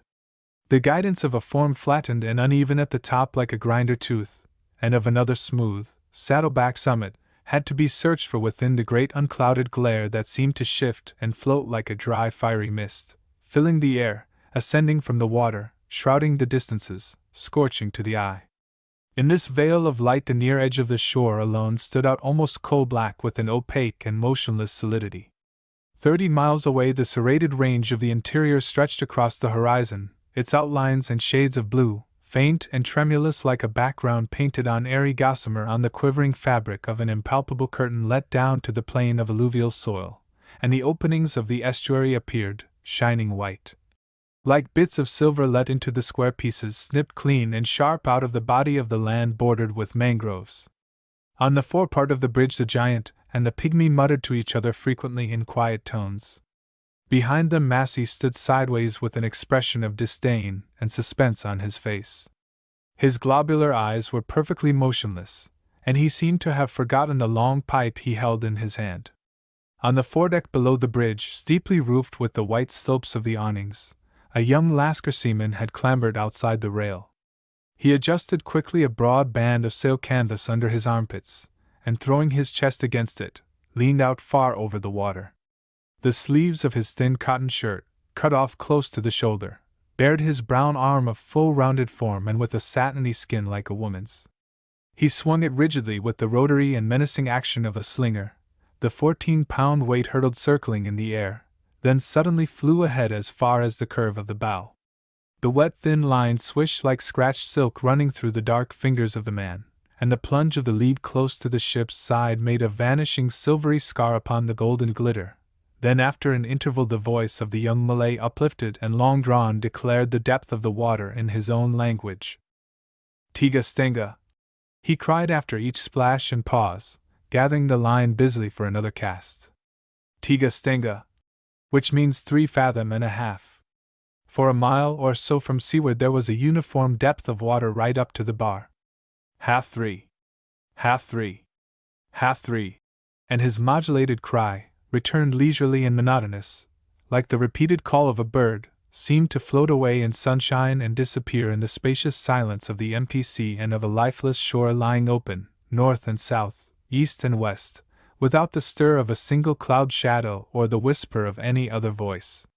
The owner-engineer of the Sofala remained very still behind the 2 seamen of different race, creed, and color, the European with the time-defying vigor of his old frame, the little Malay, old, too, but slight and shrunken like a withered brown leaf blown by a chance wind under the mighty shadow of the other. Very busy looking forward at the land, they had not a glance to spare, and Massey, glaring at them from behind, seemed to resent their attention to their duty like a personal slight upon himself.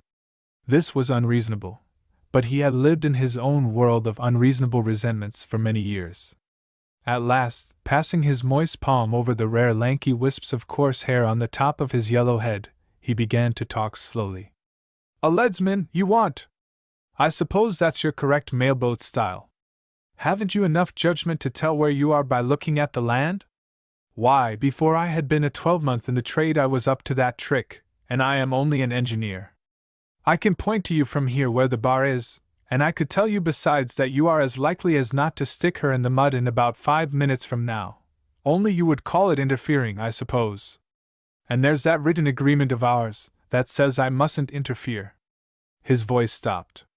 Captain Wally, without relaxing the set severity of his features, moved his lips to ask in a quick mumble. "How near, Sarang?" "Very near now, Tuan," the Malay muttered rapidly. "Dead slow," said the captain aloud in a firm tone. The Sarang snatched at the handle of the telegraph. A gong clanged down below. Massey with a scornful snigger walked off and put his head down the engine room skylight. "You may expect some rare fooling with the engines, Jack," he bellowed. The space into which he stared was deep and full of gloom, and the gray gleams of steel down there seemed cool after the intense glare of the sea around the ship. The air, however, came up clammy and hot on his face. A short hoot on which it would have been impossible to put any sort of interpretation came from the bottom cavernously. This was the way in which the second engineer answered his chief. He was a middle-aged man with an inattentive manner, and apparently wrapped up in such a taciturn concern for his engines that he seemed to have lost the use of speech. When addressed directly, his only answer would be a grunt or a hoot, according to the distance. For all the years he had been in the Sofala, he had never been known to exchange as much as a frank good morning with any of his shipmates. He did not seem aware that men came and went in the world. He did not seem to see them at all. Indeed, he never recognized his shipmates on shore. At table, the 4 white men of the Sofala messed together. He sat looking into his plate dispassionately, but at the end of the meal would jump up and bolt down below as if a sudden thought had impelled him to rush and see whether somebody had not stolen the engines while he dined. In port at the end of the trip he went ashore regularly, but no one knew where he spent his evenings or in what manner. The local coasting fleet had preserved a wild and incoherent tale of his infatuation for the wife of a sergeant in an Irish infantry regiment. The regiment, however, had done its turn of garrison duty there ages before, and was gone somewhere to the other side of the earth, out of men's knowledge. Twice or perhaps 3 times in the course of the year he would take too much to drink. On these occasions he returned on board at an earlier hour than usual, ran across the deck balancing himself with his spread arms like a tightrope walker, and locking the door of his cabin, he would converse and argue with himself the livelong night in an amazing variety of tones, storm, sneer, and whine with an inexhaustible persistence. Massey in his berth next door, raising himself on his elbow, would discover that his second had remembered the name of every white man that had passed through the Sofala for years and years back. He remembered the names of men that had died, that had gone home, that had gone to America. He remembered in his cups the names of men whose connection with the ship had been so short that Massey had almost forgotten its circumstances and could barely recall their faces. The inebriated voice on the other side of the bulkhead commented upon them all with an extraordinary and ingenious venom of scandalous inventions. It seems they had all offended him in some way, and in return he had found them all out. He muttered darkly, he laughed sardonically, he crushed them one after another, but of his chief, Massey, he babbled with an envious and naive admiration. Clever scoundrel! Don't meet the likes of him every day. Just look at him. Ha! Great! Ship of his own. Wouldn't catch him going wrong. No fear, the beast. And Massey, after listening with a gratified smile to these artless tributes to his greatness, would begin to shout, thumping at the bulkhead with both fists, "Shut up, you lunatic! Won't you let me go to sleep, you fool?" But a half-smile of pride lingered on his lips. Outside, the solitary Lascar told off for night duty in harbor. Perhaps a youth fresh from a forest village would stand motionless in the shadows of the deck listening to the endless drunken gabble. His heart would be thumping with breathless awe of white men, the arbitrary and obstinate men who pursue inflexibly their incomprehensible purposes, beings with weird intonations in the voice, moved by unaccountable feelings, actuated by inscrutable motives. 8. For a while after his second's answering hoot, Massey hung over the engine room gloomily. Captain Wally, who, by the power of £500, had kept his command for 3 years, might have been suspected of never having seen that coast before. He seemed unable to put down his glasses, as though they had been glued under his contracted eyebrows. This settled frown gave to his face an air of invincible and just severity, but his raised elbow trembled slightly, and the perspiration poured from under his hat as if a second sun had suddenly blazed up at the zenith by the side of the ardent still globe already there, in whose blinding white heat the earth whirled and shone like a mote of dust. From time to time, still holding up his glasses, he raised his other hand to wipe his streaming face. The drops rolled down his cheeks, fell like rain upon the white hairs of his beard, and brusquely, as if guided by an uncontrollable and anxious impulse, his arm reached out to the stand of the engine-room telegraph. The gong clanged down below. The balanced vibration of the dead slow speed ceased together with every sound and tremor in the ship, as if the great stillness that reigned upon the coast had stolen in through her sides of iron and taken possession of her innermost recesses. The illusion of perfect immobility seemed to fall upon her from the luminous blue dome without a stain arching over a flat sea without a stir. The faint breeze she had made for herself expired, as if all at once the air had become too thick to budge. Even the slight hiss of the water on her stem died out. The narrow, long hull, carrying its way without a ripple, seemed to approach the shoal water of the bar by stealth. The plunge of the lead with the mournful, mechanical cry of the Lascar came at longer and longer intervals, and the men on her bridge seemed to hold their breath. The Malay at the helm looked fixedly at the compass card, the captain and the serang stared at the coast. Massey had left the skylight, and walking flat-footed, had returned softly to the very spot on the bridge he had occupied before. A slow, lingering grin exposed his set of big white teeth. They gleamed evenly in the shade of the awning like the keyboard of a piano in a dusky room. At last, pretending to talk to himself in excessive astonishment, he said not very loud, "Stop the engines now. What next, I wonder?" He waited, stooping from the shoulders, his head bowed, his glance oblique. Then raising his voice a shade, "If I dared make an absurd remark, I would say that you haven't the stomach to." But a yelling spirit of excitement, like some frantic soul wandering unsuspected in the vast stillness of the coast, had seized upon the body of the Lascar at the lead. The languid monotony of his sing-song changed to a swift, sharp clamor. The weight flew after a single whir, the line whistled, splash followed splash in haste. The water had shoaled, and the man, instead of the drowsy tale of fathoms, was calling out the soundings in feet. 15 feet. 15, 15. 14, 14. Captain Wally lowered the arm holding the glasses. It descended slowly as if by its own weight. No other part of his towering body stirred, and the swift cries with their eager warning note passed him by as though he had been deaf. Massey, very still, and turning an attentive ear, had fastened his eyes upon the silvery, close-cropped back of the steady old head. The ship herself seemed to be arrested but for the gradual decrease of depth under her keel. 13 feet, 13! 12! Cried the leadsman anxiously below the bridge. And suddenly the barefooted serang stepped away noiselessly to steal a glance over the side. Narrow of shoulder, in a suit of faded blue cotton, an old grey felt hat rammed down on his head, with a hollow in the nape of his dark neck, and with his slender limbs he appeared from the back no bigger than a boy of 14. There was a childlike impulsiveness in the curiosity with which he watched the spread of the voluminous, yellowish convolutions rolling up from below to the surface of the blue water like massive clouds driving slowly upwards on the unfathomable sky. He was not startled at the sight in the least. It was not doubt, but the certitude that the keel of the Sofala must be stirring the mud now, which made him peep over the side.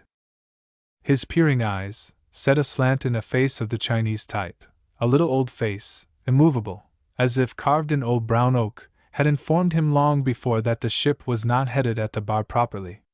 Paid off from the fair maid, together with the rest of the crew, after the completion of the sail, he had hung, in his faded blue suit and floppy gray hat, about the doors of the harbor office, till one day, seeing Captain Wally coming along to get a crew for the Sofala, he had put himself quietly in the way, with his bare feet in the dust and an upward mute glance.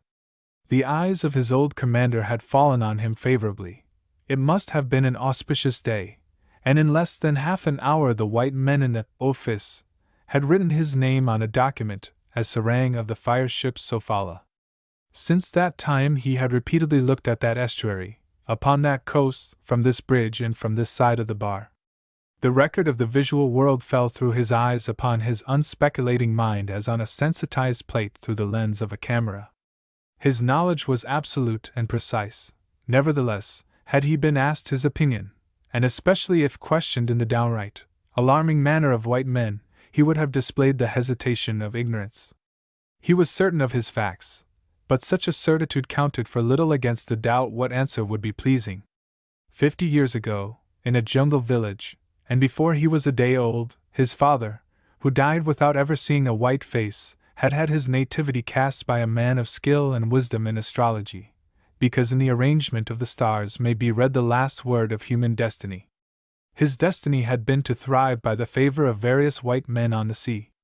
He had swept the decks of ships, had tended their helms, had minded their stores, had risen at last to be a serang, and his placid mind had remained as incapable of penetrating the simplest motives of those he served as they themselves were incapable of detecting through the crust of the earth the secret nature of its heart, which may be fire or may be stone.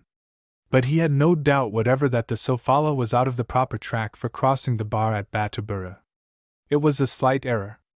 The ship could not have been more than twice her own length too far to the northward, and a white man at a loss for a cause, since it was impossible to suspect Captain Wally of blundering ignorance, of want of skill, or of neglect, would have been inclined to doubt the testimony of his senses. It was some such feeling that kept Massey motionless, with his teeth laid bare by an anxious grin. Not so the serang. He was not troubled by any intellectual mistrust of his senses. If his captain chose to stir the mud it was well. He had known in his life white men indulge in outbreaks equally strange. He was only genuinely interested to see what would come of it. At last, apparently satisfied, he stepped back from the rail.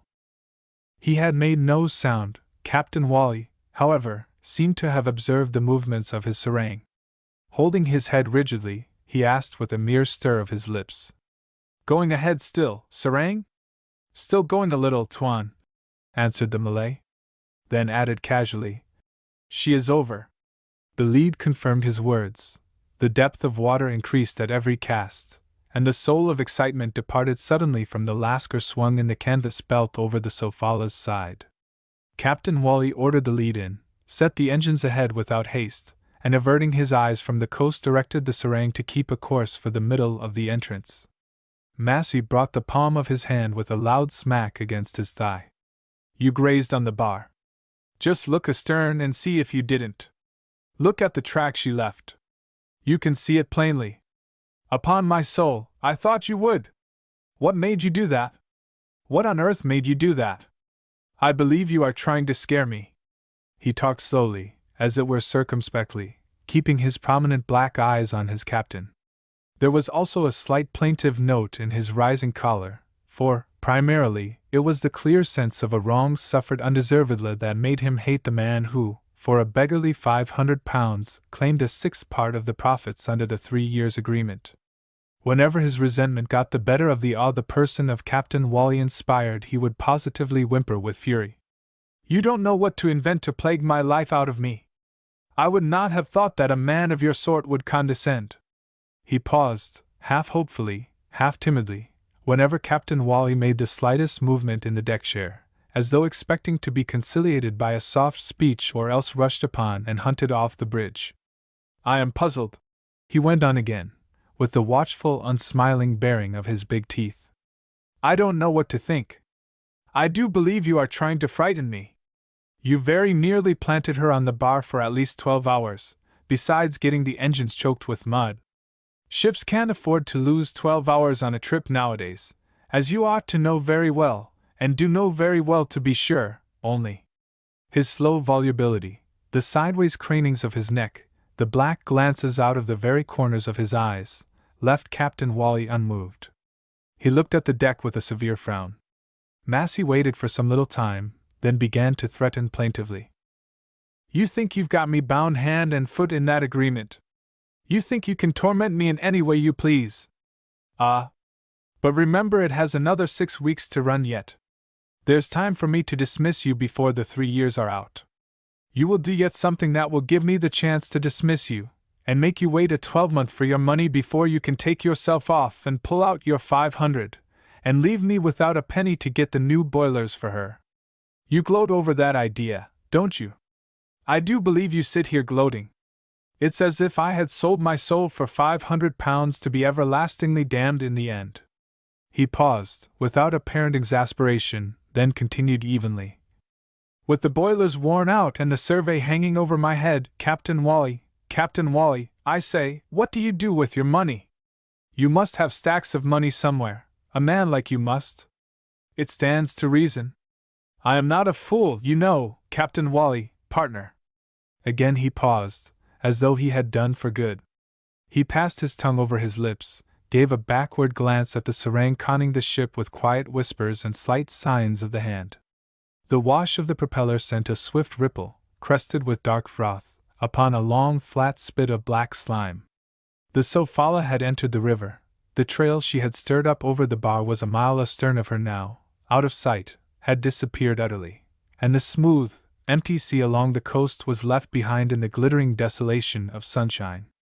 On each side of her, low down, the growth of somber twisted mangroves covered the semi-liquid banks, and Massey continued in his old tone, with an abrupt start, as if his speech had been ground out of him, like the tune of a music box, by turning a handle. "Though if anybody ever got the best of me, it is you. I don't mind saying this. I've said it, there. What more can you want? Isn't that enough for your pride, Captain Wally? You got over me from the first. It's all of a piece, when I look back at it. You allowed me to insert that clause about intemperance without saying anything, only looking very sick when I made a point of it going in black on white. How could I tell what was wrong about you? There's generally something wrong somewhere. And lo and behold, when you come on board it turns out that you've been in the habit of drinking nothing but water for years and years." His dogmatic, reproachful whine stopped. He brooded profoundly, after the manner of crafty and unintelligent men. It seemed inconceivable that Captain Wally should not laugh at the expression of disgust that overspread the heavy, yellow countenance. But Captain Wally never raised his eyes, sitting in his armchair, outraged, dignified, and motionless. "Much good it was to me," Massey remonstrated monotonously, "to insert a clause for dismissal for intemperance against a man who drinks nothing but water. And you looked so upset, too, when I read my draft in the lawyer's office that morning, Captain Wally, you looked so crestfallen, that I made sure I had gone home on your weak spot. A shipowner can't be too careful as to the sort of skipper he gets. You must have been laughing at me in your sleeve all the blessed time. Eh? What are you going to say?" Captain Wally had only shuffled his feet slightly. A dull animosity became apparent in Massey's sideways stare. "But recollect that there are other grounds of dismissal. There's habitual carelessness, amounting to incompetence. There's gross and persistent neglect of duty. I am not quite as big a fool as you try to make me out to be. You have been careless of late, leaving everything to that serang. Why? I've seen you letting that old fool of a Malay take bearings for you, as if you were too big to attend to your work yourself. And what do you call that silly touch-and-go manner in which you took the ship over the bar just now? You expect me to put up with that?" Leaning on his elbow against the ladder abaft the bridge stern, the mate tried to hear, blinking the while from the distance at the second engineer, who had come up for a moment, and stood in the engine-room companion. Wiping his hands on a bunch of cotton waste, he looked about with indifference to the right and left at the river banks, slipping astern of the Sofala steadily.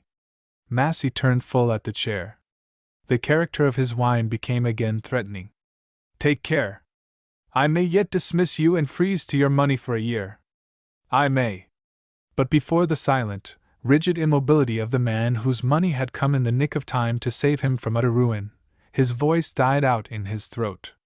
"Not that I want you to go," he resumed after a silence, and in an absurdly insinuating tone. "I want nothing better than to be friends and renew the agreement, if you will consent to find another couple of hundred to help with the new boilers, Captain Wally. I've told you before. She must have new boilers, you know it as well as I do. Have you thought this over?" He waited. The slender stem of the pipe with its bulky lump of a bowl at the end hung down from his thick lips. It had gone out. Suddenly he took it from between his teeth and wrung his hands slightly. "Don't you believe me?" He thrust the pipe bowl into the pocket of his shiny black jacket. "It's like dealing with the devil," he said. "Why don't you speak? At first you were so high and mighty with me I hardly dared to creep about my own deck. Now I can't get a word from you. You don't seem to see me at all. What does it mean? Upon my soul, you terrify me with this deaf and dumb trick. What's going on in that head of yours? What are you plotting against me there so hard that you can't say a word? You will never make me believe that you don't know where to lay your hands on a couple of hundred. You have made me curse the day I was born." "Mr. Massey," said Captain Wally suddenly, without stirring. The engineer started violently. "If that is so, I can only beg you to forgive me." "Starboard," muttered the serang to the helmsman, and the Sofala began to swing round the bend into the second reach. "Oof!" Massey shuddered. "You make my blood run cold. What made you come here? What made you come aboard that evening all of a sudden, with your high talk and your money, tempting me? I always wondered what was your motive. You fastened yourself on me to have easy times and grow fat on my lifeblood, I tell you. Was that it? I believe you are the greatest miser in the world, or else why?" "No, I am only poor," interrupted Captain Wally, stonily. "Steady," murmured the serang. Massey turned away with his chin on his shoulder. "I don't believe it," he said in his dogmatic tone. Captain Wally made no movement. "There you sit like a gorged vulture, exactly like a vulture." He embraced the middle of the reach and both the banks in one blank unseeing circular glance, and left the bridge slowly. 9. On turning to descend, Massey perceived the head of Stern the mate loitering, with his sly confident smile, his red mustaches and blinking eyes, at the foot of the ladder. Stern had been a junior in one of the larger shipping concerns before joining the Sofala. He had thrown up his berth, he said, on general principles. The promotion in the employ was very slow, he complained, and he thought it was time for him to try and get on a bit in the world. It seemed as though nobody would ever die or leave the firm. They all stuck fast in their berths till they got mildewed. He was tired of waiting, and he feared that when a vacancy did occur the best servants were by no means sure of being treated fairly. Besides, the captain he had to serve under, Captain Provost, was an unaccountable sort of man, and he fancied, had taken a dislike to him for some reason or other. For doing rather more than his bare duty, as likely as not. When he had done anything wrong he could take a talking to, like a man, but he expected to be treated like a man too, and not to be addressed invariably as though he were a dog.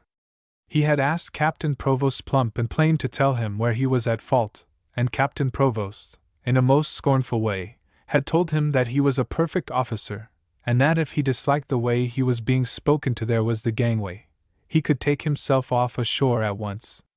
But everybody knew what sort of man Captain Provost was. It was no use appealing to the office. Captain Provost had too much influence in the employ. All the same, they had to give him a good character. He made bold to say there was nothing in the world against him, and, as he had happened to hear that the mate of the Sofala had been taken to the hospital that morning with a sunstroke, he thought there would be no harm in seeing whether he would not do. He had come to Captain Wally freshly shaved, red-faced, thin-flanked, throwing out his lean chest, and had recited his little tale with an open and manly assurance. Now and then his eyelids quivered slightly, his hand would steal up to the end of the flaming mustache. His eyebrows were straight, furry, of a chestnut color, and the directness of his frank gaze seemed to tremble on the verge of impudence. Captain Wally had engaged him temporarily. Then, the other man having been ordered home by the doctors, he had remained for the next trip, and then the next. He had now attained permanency, and the performance of his duties was marked by an air of serious, single-minded application. Directly he was spoken to, he began to smile attentively, with a great deference expressed in his whole attitude, but there was in the rapid winking which went on all the time something quizzical, as though he had possessed the secret of some universal joke cheating all creation and impenetrable to other mortals. Grave and smiling he watched Massey come down step by step. When the chief engineer had reached the deck he swung about, and they found themselves face to face. Matched as to height and utterly dissimilar, they confronted each other as if there had been something between them, something else than the bright strip of sunlight that, falling through the wide lacing of two awnings, cut crosswise the narrow planking of the deck and separated their feet as it were a stream, something profound and subtle and incalculable, like an unexpressed understanding, a secret mistrust, or some sort of fear. At last Stern, blinking his deep-set eyes and sticking forward his scraped, clean-cut chin, as crimson as the rest of his face, murmured, "You've seen?" He grazed. "You've seen?" Massey, contemptuous, and without raising his yellow, fleshy countenance, replied in the same pitch, "Maybe. But if it had been you we would have been stuck fast in the mud. Pardon me, Mr. Massey. I beg to deny it. Of course a shipowner may say what he jolly well pleases on his own deck. That's all right, but I beg to get out of my way." The other had a slight start, the impulse of suppressed indignation perhaps, but held his ground. Massey's downward glance wandered right and left, as though the deck all round Stern had been bestrewn with eggs that must not be broken, and he had looked irritably for places where he could set his feet in flight. In the end he too did not move, though there was plenty of room to pass on. "I heard you say up there," went on the mate, "and a very just remark it was too, that there's always something wrong. Eavesdropping is what's wrong with you, Mr. Stern.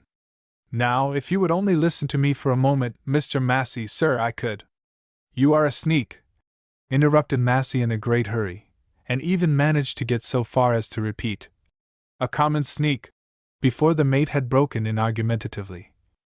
"Now, sir, what is it you want?" "You want—" I want," stammered Massey, infuriated and astonished. "I want— How do you know that I want anything? How dare you? What do you mean? What are you after, you?" "Promotion." Stern silenced him with a sort of candid bravado. The engineer's round soft cheeks quivered still, but he said quietly enough, "You are only worrying my head off." And Stern met him with a confident little smile. "A chap in business I know, well up in the world he is now, used to tell me that this was the proper way. Always push on to the front, he would say. Keep yourself well before your boss.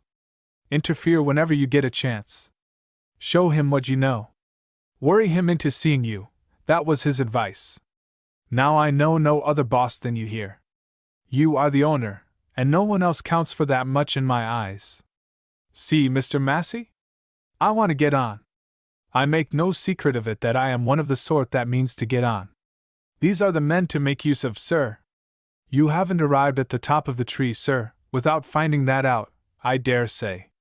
Worry your boss in order to get on," mumbled Massey, as if awestruck by the irreverent originality of the idea. "I shouldn't wonder if this was just what the Blue Anchor people kicked you out of the employ for. Is that what you call getting on? You shall get on in the same way here if you aren't careful, I can promise you." At this Stern hung his head, thoughtful, perplexed, winking hard at the deck. All his attempts to enter into confidential relations with his owner had led of late to nothing better than these dark threats of dismissal, and a threat of dismissal would check him at once into a hesitating silence, as though he were not sure that the proper time for defying it had come. On this occasion he seemed to have lost his tongue for a moment, and Massey, getting in motion, heavily passed him by with an abortive attempt at shouldering. Stern defeated it by stepping aside. He turned then swiftly, opening his mouth very wide as if to shout something after the engineer, but seemed to think better of it. Always, as he was ready to confess, on the lookout for an opening to get on, it had become an instinct with him to watch the conduct of his immediate superiors for something that one could lay hold of. It was his belief that no skipper in the world would keep his command for a day if only the owners could be made to know. This romantic and naive theory had led him into trouble more than once, but he remained incorrigible, and his character was so instinctively disloyal that whenever he joined a ship, the intention of ousting his commander out of the berth and taking his place was always present at the back of his head, as a matter of course. It filled the leisure of his waking hours with the reveries of careful plans and compromising discoveries, the dreams of his sleep with images of lucky turns and favorable accidents. Skippers had been known to sicken and die at sea, than which nothing could be better to give a smart mate a chance of showing what he's made of. They also would tumble overboard sometimes. He had heard of 1 or 2 such cases. Others again. But, as it were constitutionally, he was faithful to the belief that the conduct of no single one of them would stand the test of careful watching by a man who knew what's what, and who kept his eyes skinned pretty well all the time. After he had gained a permanent footing on board the Sofala, he allowed his perennial hope to rise high. To begin with, it was a great advantage to have an old man for captain, the sort of man besides who in the nature of things was likely to give up the job before long from one cause or another. Stern was greatly chagrined, however, to notice that he did not seem any way near being past his work yet. Still, these old men go to pieces all at once sometimes. Then there was the owner-engineer close at hand to be impressed by his zeal and steadiness. Stern never for a moment doubted the obvious nature of his own merits. He was really an excellent officer. Only, nowadays, professional merit alone does not take a man along fast enough. A chap must have some push in him, and must keep his wits at work too to help him forward. He made up his mind to inherit the charge of this steamer if it was to be done at all, not indeed estimating the command of the Sofala as a very great catch, but for the reason that, out east especially, to make a start is everything, and one command leads to another. He began by promising himself to behave with great circumspection. Massey's somber and fantastic humors intimidated him as being outside one's usual sea experience. But he was quite intelligent enough to realize almost from the first that he was there in the presence of an exceptional situation. His peculiar prying imagination penetrated it quickly. The feeling that there was in it an element which eluded his grasp exasperated his impatience to get on. And so one trip came to an end, then another, and he had begun his third before he saw an opening by which he could step in with any sort of effect. It had all been very queer and very obscure. Something had been going on near him, as if separated by a chasm from the common life and the working routine of the ship, which was exactly like the life and the routine of any other coasting steamer of that class. Then one day he made his discovery. It came to him after all these weeks of watchful observation and puzzled surmises, suddenly, like the long-sought solution of a riddle that suggests itself to the mind in a flash. Not with the same authority, however. Great heavens! Could it be that? And after remaining thunderstruck for a few seconds, he tried to shake it off with self-contumely, as though it had been the product of an unhealthy bias towards the incredible, the inexplicable, the unheard of, the mad. This, the illuminating moment, had occurred the trip before on the return passage. They had just left a place of call on the mainland called Pangu. They were steaming straight out of a bay. To the east a massive headland closed the view, with the tilted edges of the rocky strata showing through its ragged clothing of rank bushes and thorny creepers. The wind had begun to sing in the rigging. The sea along the coast, green and as if swollen a little above the line of the horizon, seemed to pour itself over, time after time, with a slow and thundering fall, into the shadow of the leeward cape, and across the wide opening the nearest of a group of small islands stood enveloped in the hazy yellow light of a breezy sunrise. Still farther out the hummocky tops of other islets peeped out motionless above the water of the channels between, scoured tumultuously by the breeze. The usual track of the Sofala, both going and returning on every trip, led her for a few miles along this reef-infested region. She followed a broad lane of water, dropping astern, one after another, these crumbs of the earth's crust resembling a squadron of dismasted hulks run in disorder upon a foul ground of rocks and shoals. Some of these fragments of land appeared, indeed, no bigger than a stranded ship; others, quite flat, lay awash like anchored rafts, like ponderous, black rafts of stone. Several, heavily timbered and round at the base, emerged in squat domes of deep green foliage that shuddered darkly all over to the flying touch of cloud shadows driven by the sudden gusts of the squally season. The thunderstorms of the coast broke frequently over that cluster. It turned then shadowy in its whole extent, it turned more dark, and as if more still in the play of fire, as if more impenetrably silent in the peals of thunder.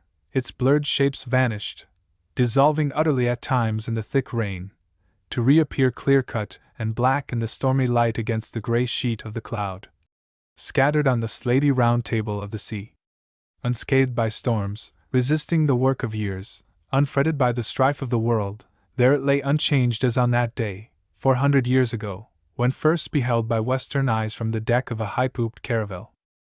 It was one of these secluded spots that may be found on the busy sea. As on land you come sometimes upon the clustered houses of a hamlet untouched by men's restlessness, untouched by their need, by their thought, and as if forgotten by time itself.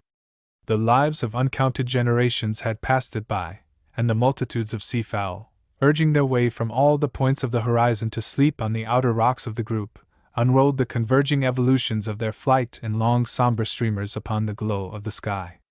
The palpitating cloud of their wings soared and stooped over the pinnacles of the rocks, over the rocks slender like spires, squat like martello towers, over the pyramidal heaps like fallen ruins, over the lines of bald boulders showing like a wall of stones battered to pieces and scorched by lightning, with the sleepy, clear glimmer of water in every breach.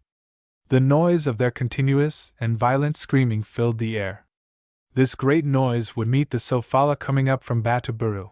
It would meet her on quiet evenings, a pitiless and savage clamor enfeebled by distance, the clamor of seabirds settling to rest, and struggling for a footing at the end of the day. No one noticed it especially on board. It was the voice of their ship's unerring landfall, ending the steady stretch of 100 miles. She had made good her course, she had run her distance till the punctual islets began to emerge one by one, the points of rocks, the hummocks of earth, and the cloud of birds hovered, the restless cloud emitting a strident and cruel uproar, the sound of the familiar scene, the living part of the broken land beneath, of the outspread sea, and of the high sky without a flaw. But when the Sofala happened to close with the land after sunset, she would find everything very still there under the mantle of the night. All would be still, dumb, almost invisible, but for the blotting out of the low constellations occulted in turns behind the vague masses of the islets, whose true outlines eluded the eye amongst the dark spaces of the heaven, and the ship's 3 lights, resembling 3 stars, the red and the green with the white above, her 3 lights, like 3 companion stars wandering on the earth, held their unswerving course for the passage at the southern end of the group. Sometimes there were human eyes open to watch them come nearer, traveling smoothly in the somber void, the eyes of a naked fisherman in his canoe floating over a reef. He thought drowsily, "Ha! The fire ship that once in every moon goes in and comes out of Panga Bay." More he did not know of her. And just as he had detected the faint rhythm of the propeller beating the calm water a mile and a half away, the time would come for the Sofala to alter her course, the lights would swing off him their triple beam, and disappear. A few miserable, half-naked families, a sort of outcast tribe of long-haired, lean, and wild-eyed people, strove for their living in this lonely wilderness of islets, lying like an abandoned outwork of the land at the gates of the bay. Within the knots and loops of the rocks the water rested more transparent than crystal under their crooked and leaky canoes, scooped out of the trunk of a tree. The forms of the bottom undulated slightly to the dip of a paddle, and the men seemed to hang in the air. They seemed to hang enclosed within the fibers of a dark, sodden log, fishing patiently in a strange, unsteady, pellucid, green air above the shoals. Their bodies stalked brown and emaciated as if dried up in the sunshine. Their lives ran out silently. The homes where they were born, went to rest, and died, flimsy sheds of rushes and coarse grass eked out with a few ragged mats, were hidden out of sight from the open sea. No glow of their household fires ever kindled for a seaman a red spark upon the blind night of the group, and the calms of the coast, the flaming long calms of the equator, the unbreathing, concentrated calms like the deep introspection of a passionate nature, brooded awfully for days and weeks together over the unchangeable inheritance of their children, till at last the stones, hot like live embers, scorched the naked soul. Till the water clung warm, and sickly, and as if thickened, about the legs of lean men with girded loins, wading thigh-deep in the pale blaze of the shallows. And it would happen now and then that the Sofala, through some delay in one of the ports of call, would heave in sight making for Panga Bay as late as noonday. Only a blurring cloud at first, the thin mist of her smoke would arise mysteriously from an empty point on the clear line of sea and sky.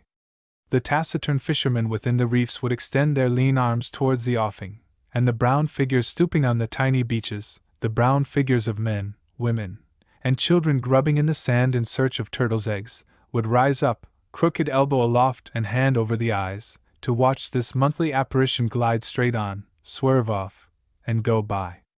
Their ears caught the panting of that ship. Their eyes followed her till she passed between the two capes of the mainland, going at full speed as though she hoped to make her way unchecked into the very bosom of the earth. On such days the luminous sea would give no sign of the dangers lurking on both sides of her path. Everything remained still, crushed by the overwhelming power of the light, and the whole group, opaque in the sunshine, the rocks resembling pinnacles, the rocks resembling spires, the rocks resembling ruins, the forms of islets resembling beehives, resembling molehills, the islets recalling the shapes of haystacks, the contours of ivy-clad towers, would stand reflected together upside down in the unwrinkled water, like carved toys of ebony disposed on the silvered plate glass of a mirror. The first touch of blowing weather would envelop the whole at once in the spume of the windward breakers, as if in a sudden cloud-like burst of steam, and the clear water seemed fairly to boil in all the passages. The provoked sea outlined exactly in a design of angry foam the wide base of the group, the submerged level of broken waste and refuse left over from the building of the coast near by, projecting its dangerous spurs, all awash, far into the channel, and bristling with wicked long spits often a mile long, with deadly spits made of froth and stones. And even nothing more than a brisk breeze, as on that morning, the voyage before, when the Sofala left Panga Bay early, and Mr. Stern's discovery was to blossom out like a flower of incredible and evil aspect from the tiny seed of instinctive suspicion. Even such a breeze had enough strength to tear the placid mask from the face of the sea. To Stern, gazing with indifference, it had been like a revelation to behold for the first time the dangers marked by the hissing livid patches on the water as distinctly as on the engraved paper of a chart. It came into his mind that this was the sort of day most favorable for a stranger attempting the passage. A clear day, just windy enough for the sea to break on every ledge, buoying, as it were, the channel plainly to the sight, whereas during a calm you had nothing to depend on but the compass and the practiced judgment of your eye. And yet the successive captains of the Sofala had had to take her through at night more than once. Nowadays you could not afford to throw away 6 or 7 hours of a steamer's time. That you couldn't. But then use is everything, and with proper care. The channel was broad and safe enough. The main point was to hit upon the entrance correctly in the dark, for if a man got himself involved in that stretch of broken water over yonder he would never get out with a whole ship, if he ever got out at all. This was Stern's last train of thought independent of the great discovery. He had just seen to the securing of the anchor, and had remained forward idling away a moment or two. The captain was in charge on the bridge. With a slight yawn he had turned away from his survey of the sea and had leaned his shoulders against the fish davit. These, properly speaking, were the very last moments of ease he was to know on board the Sofala. All the instants that came after were to be pregnant with purpose and intolerable with perplexity. No more idle, random thoughts. The discovery would put them on the rack, till sometimes he wished to goodness he had been fool enough not to make it at all. And yet if his chance to get unrested on the discovery of something wrong, he could not have hoped for a greater stroke of luck. The knowledge was too disturbing, really. There was something wrong, with a vengeance, and the moral certitude of it was at first simply frightful to contemplate. Stern had been looking aft in a mood so idle, that for once he was thinking no harm of anyone. His captain on the bridge presented himself naturally to his sight. How insignificant, how casual was the thought that had started the train of discovery, like an accidental spark that suffices to ignite the charge of a tremendous mine. Caught under by the breeze, the awnings of the foredeck bellied upwards and collapsed slowly, and above their heavy flapping the grey stuff of Captain Wally's roomy coat fluttered incessantly around his arms and trunk. He faced the wind in full light, with his great silvery beard blown forcibly against his chest. The eyebrows overhung heavily the shadows whence his glance appeared to be staring ahead piercingly. Stern could just detect the twin gleam of the whites shifting under the shaggy arches of the brow. At short range these eyes, for all the man's affable manner, seemed to look you through and through. Stern never could defend himself from that feeling when he had occasion to speak with his captain. He did not like it. What a big heavy man he appeared up there, with that little shrimp of a serang in close attendance, as was usual in this extraordinary steamer. Confounded absurd custom that. He resented it. Surely the old fellow could have looked after his ship without that loafing native at his elbow. Stern wriggled his shoulders with disgust. What was it? Indolence or what? That old skipper must have been growing lazy for years. They all grew lazy out east here. Stern was very conscious of his own unimpaired activity. They got slack all over. But he towered very erect on the bridge, and quite low by his side, as you see a small child looking over the edge of a table. The battered soft hat and the brown face of the serang peeped over the white canvas screen of the rail. No doubt the Malay was standing back, nearer to the wheel, but the great disparity of size and close association amused Stern like the observation of a bizarre fact in nature. They were as queer fish out of the sea as any in it. He saw Captain Wally turn his head quickly to speak to his serang. The wind whipped the whole white mass of the beard sideways. He would be directing the chap to look at the compass for him, or what not. Of course. Too much trouble to step over and see for himself. Stern's scorn for that bodily indolence which overtakes white men in the East increased on reflection. Some of them would be utterly lost if they hadn't all these natives at their beck and call. They grew perfectly shameless about it too. He was not of that sort, thank God. It wasn't in him to make himself dependent for his work on any shriveled-up little Malay like that. As if one could ever trust a silly native for anything in the world. But that fine old man thought differently, it seems. There they were together, never far apart, a pair of them, recalling to the mind an old whale attended by a little pilot fish. The fancifulness of the comparison made him smile. A whale with an inseparable pilot fish. That's what the old man looked like, for it could not be said he looked like a shark, though Mr. Massey had called him that very name. But Mr. Massey did not mind what he said in his savage fits. Stern smiled to himself, and gradually the ideas evoked by the sound, by the imagined shape of the word pilot fish, the ideas of aid, of guidance needed and received, came uppermost in his mind. The word pilot awakened the idea of trust, of dependence, the idea of welcome, clear-eyed help brought to the seamen groping for the land in the dark, groping blindly in fogs, feeling their way in the thick weather of the gales that, filling the air with a salt mist blown up from the sea, contract the range of sight on all sides to a shrunken horizon that seems within reach of the hand. A pilot sees better than a stranger, because his local knowledge, like a sharper vision, completes the shapes of things hurriedly glimpsed, penetrates the veils of mist spread over the land by the storms of the sea, defines with certitude the outlines of a coast lying under the pall of fog, the forms of landmarks half buried in a starless night as in a shallow grave. He recognizes because he already knows.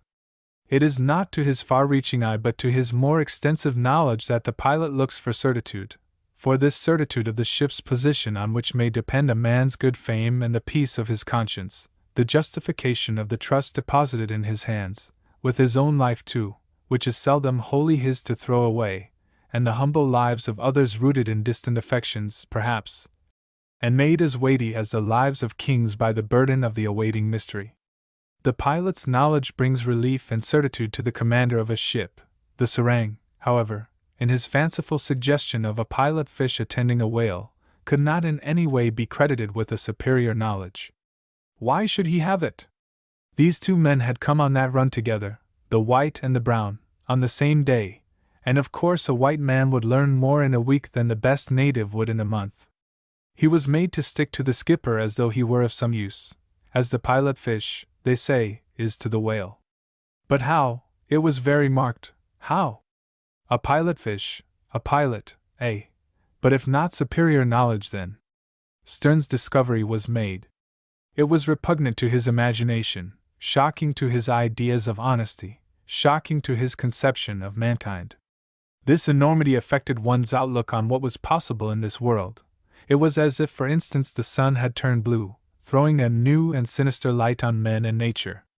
Really, in the first moment he had felt sickish, as though he had got a blow below the belt. For a second the very color of the sea seemed changed, appeared queer to his wandering eye, and he had a passing, unsteady sensation in all his limbs as though the earth had started turning the other way.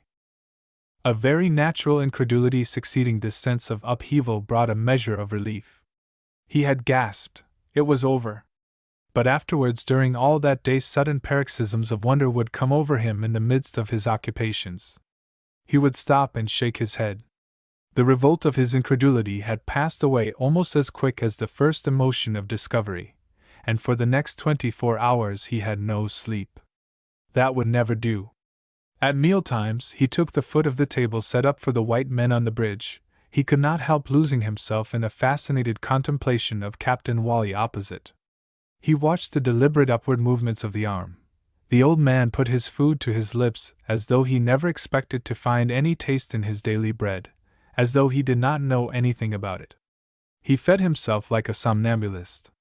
It's an awful sight, thought Stern, and he watched a long period of mournful, silent immobility, with a big brown hand lying loosely closed by the side of the plate, till he noticed the two engineers to the right and left looking at him in astonishment. He would close his mouth in a hurry then, and lowering his eyes, wink rapidly at his plate. It was awful to see the old chap sitting there. It was even awful to think that with 3 words he could blow him up sky high. All he had to do was to raise his voice and pronounce a single short sentence, and yet that simple act seemed as impossible to attempt as moving the sun out of its place in the sky. The old chap could eat in his terrific mechanical way, but Stern, from mental excitement, could not that evening, at any rate. He had had ample time since to get accustomed to the strain of the meal hours. He would never have believed it. But then use is everything. Only the very potency of his success prevented anything resembling elation.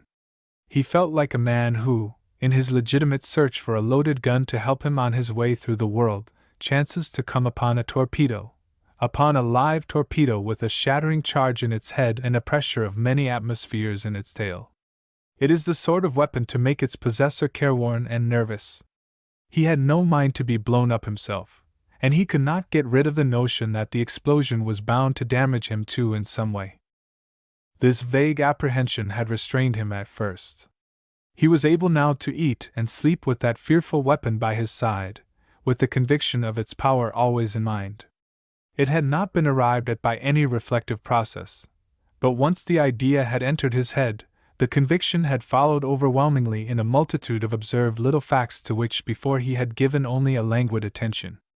The abrupt and faltering intonations of the deep voice, the taciturnity put on like an armor, the deliberate, as if guarded, movements, the long immobilities, as if the man he watched had been afraid to disturb the very air, every familiar gesture, every word uttered in his hearing, every sigh overheard, had acquired a special significance, a confirmatory import. Every day that passed over the Sofala appeared to Stern simply crammed full with proofs, with incontrovertible proofs. At night, when off duty, he would steal out of his cabin in pajamas for more proofs, and stand a full hour, perhaps, on his bare feet below the bridge, as absolutely motionless as the awning stanchion in its deck socket near by. On the stretches of easy navigation it is not usual for a coasting captain to remain on deck all the time of his watch. The serang keeps it for him as a matter of custom. In open water, on a straight course, he is usually trusted to look after the ship by himself. But this old man seemed incapable of remaining quietly down below. No doubt he could not sleep. And no wonder. This was also a proof.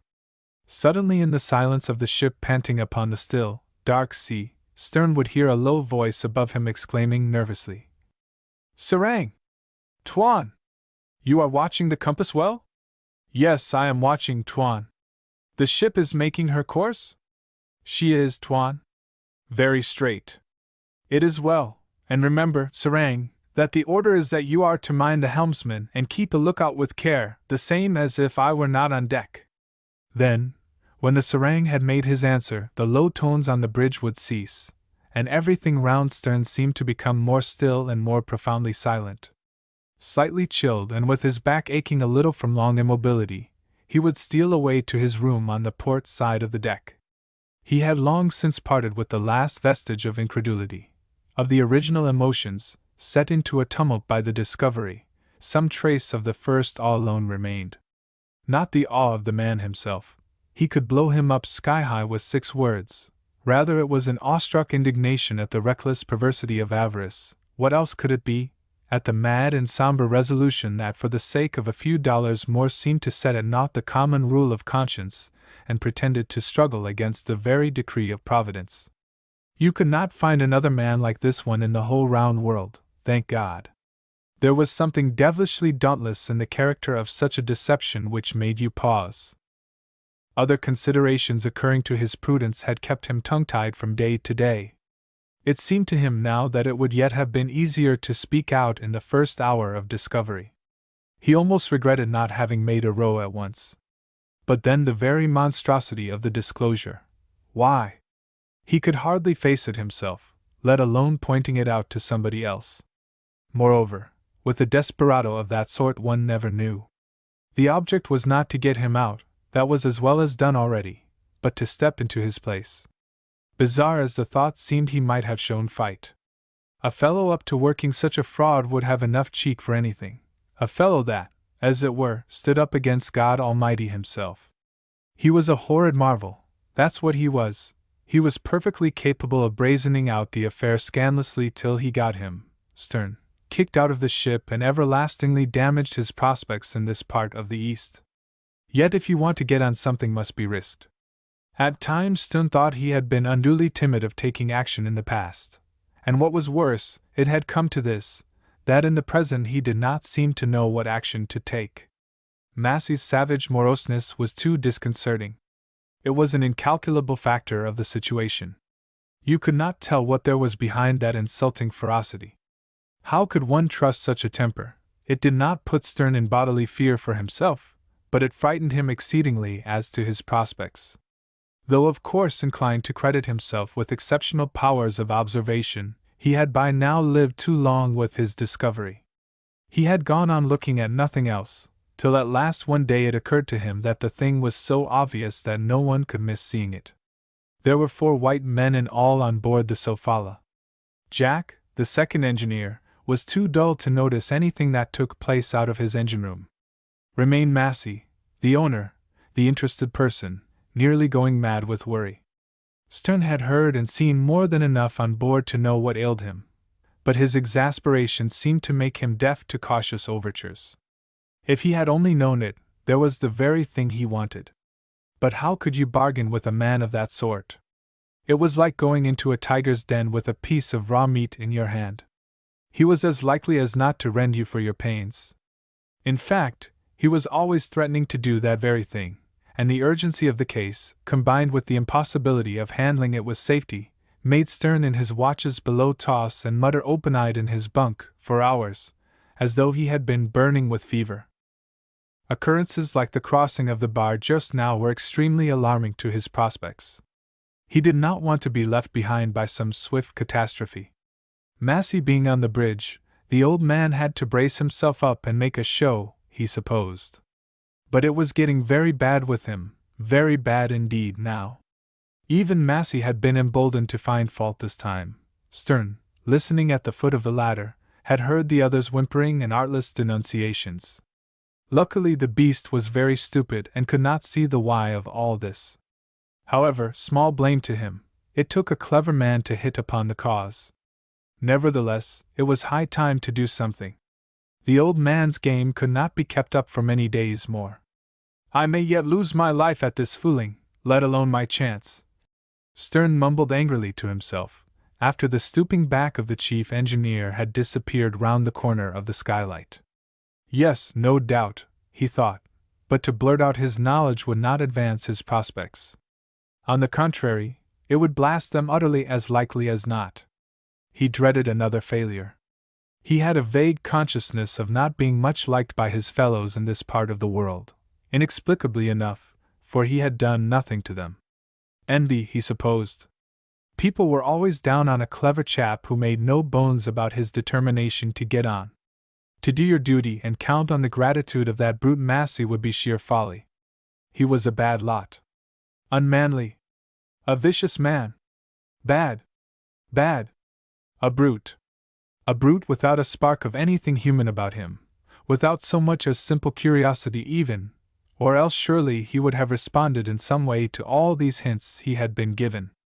Such insensibility was almost mysterious. Massey's state of exasperation seemed to Stern to have made him stupid beyond the ordinary silliness of shipowners. Stern, meditating on the embarrassments of that stupidity, forgot himself completely. His stony, unwinking stare was fixed on the planks of the deck. The slight quiver agitating the whole fabric of the ship was more perceptible in the silent river, shaded and still like a forest path. The Sofala, gliding with an even motion, had passed beyond the coast belt of mud and mangroves. The shores rose higher, in firm sloping banks, and the forest of big trees came down to the brink. Where the earth had been crumbled by the floods it showed a steep brown cut, denuding a mass of roots intertwined as if wrestling underground, and in the air, the interlaced boughs, bound and loaded with creepers, carried on the struggle for life, mingled their foliage in one solid wall of leaves, with here and there the shape of an enormous dark pillar soaring, or a ragged opening, as if torn by the flight of a cannonball, disclosing the impenetrable gloom within, the secular inviolable shade of the virgin forest. The thump of the engines reverberated regularly like the strokes of a metronome beating the measure of the vast silence. The shadow of the western wall had fallen across the river, and the smoke pouring backwards from the funnel eddied down behind the ship, spread a thin dusky veil over the somber water, which, checked by the flood tide, seemed to lie stagnant in the whole straight length of the reaches. Stern's body, as if rooted on the spot, trembled slightly from top to toe with the internal vibration of the ship. From under his feet came sometimes a sudden clang of iron, the noisy burst of a shout below. To the right the leaves of the treetops caught the rays of the low sun, and seemed to shine with a golden-green light of their own shimmering around the highest boughs which stood out black against a smooth blue sky that seemed to droop over the bed of the river like the roof of a tent. The passengers for Batubaru, kneeling on the planks, were engaged in rolling their bedding of mats busily. They tied up bundles, they snapped the locks of wooden chests. A pockmarked peddler of small wares threw his head back to drain into his throat the last drops out of an earthenware bottle before putting it away in a roll of blankets. Knots of traveling traders standing about the deck conversed in low tones, the followers of a small Raja from down the coast, broad-faced, simple young fellows in white drawers and round white cotton caps with their colored sarongs twisted across their bronze shoulders, squatted on their hams on the hatch, chewing betel with bright red mouths as if they had been tasting blood. Their spears, lying piled up together within the circle of their bare toes, resembled a casual bundle of dry bamboos. A thin, livid Chinaman, with a bulky package wrapped up in leaves already thrust under his arm, gazed ahead eagerly. A wandering Kling rubbed his teeth with a bit of wood, pouring over the side a bright stream of water out of his lips. The fat Raja dozed in a shabby deckchair, and at the turn of every bend the two walls of leaves reappeared running parallel along the banks, with their impenetrable solidity fading at the top to a vaporous mistiness of countless slender twigs growing free, of young delicate branches shooting from the topmost limbs of hoary trunks, of feathery heads of climbers like delicate silver sprays standing up without a quiver.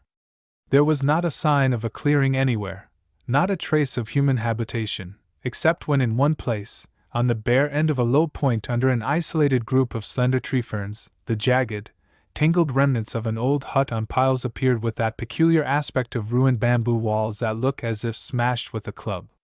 Farther on, half hidden under the drooping bushes, a canoe containing a man and a woman, together with a dozen green coconuts in a heap, rocked helplessly after the Sofala had passed, like a navigating contrivance of venturesome insects, of traveling ants, while two glassy folds of water streaming away from each bow of the steamer across the whole width of the river ran with her upstream smoothly, fretting their outer ends into a brown whispering tumble of froth against the miry foot of each bank. I must, thought Stern, bring that brute Massey to his bearings. It's getting too absurd in the end. Here's the old man up there buried in his chair. He may just as well be in his grave for all the use he'll ever be in the world, and the serang's in charge. Because that's what he is. In charge. In the place that's mine by rights. I must bring that savage brute to his bearings. I'll do it at once, too. When the mate made an abrupt start, a little brown half-naked boy, with large black eyes, and the string of a written charm round his neck, became panic-struck at once. He dropped the banana he had been munching, and ran to the knee of a grave dark Arab in flowing robes, sitting like a biblical figure, incongruously, on a yellow tin trunk corded with a rope of twisted rattan. The father, unmoved, put out his hand to pat the little shaven pole protectingly. 11. Stern crossed the deck upon the track of the chief engineer. Jack, the second, retreating backwards down the engine-room ladder, and still wiping his hands, treated him to an incomprehensible grin of white teeth out of his grimy hard face. Massey was nowhere to be seen. He must have gone straight into his berth. Stern scratched at the door softly, then, putting his lips to the rose of the ventilator, said, I must speak to you, Mr. Massey. Just give me a minute or two. I am busy. Go away from my door.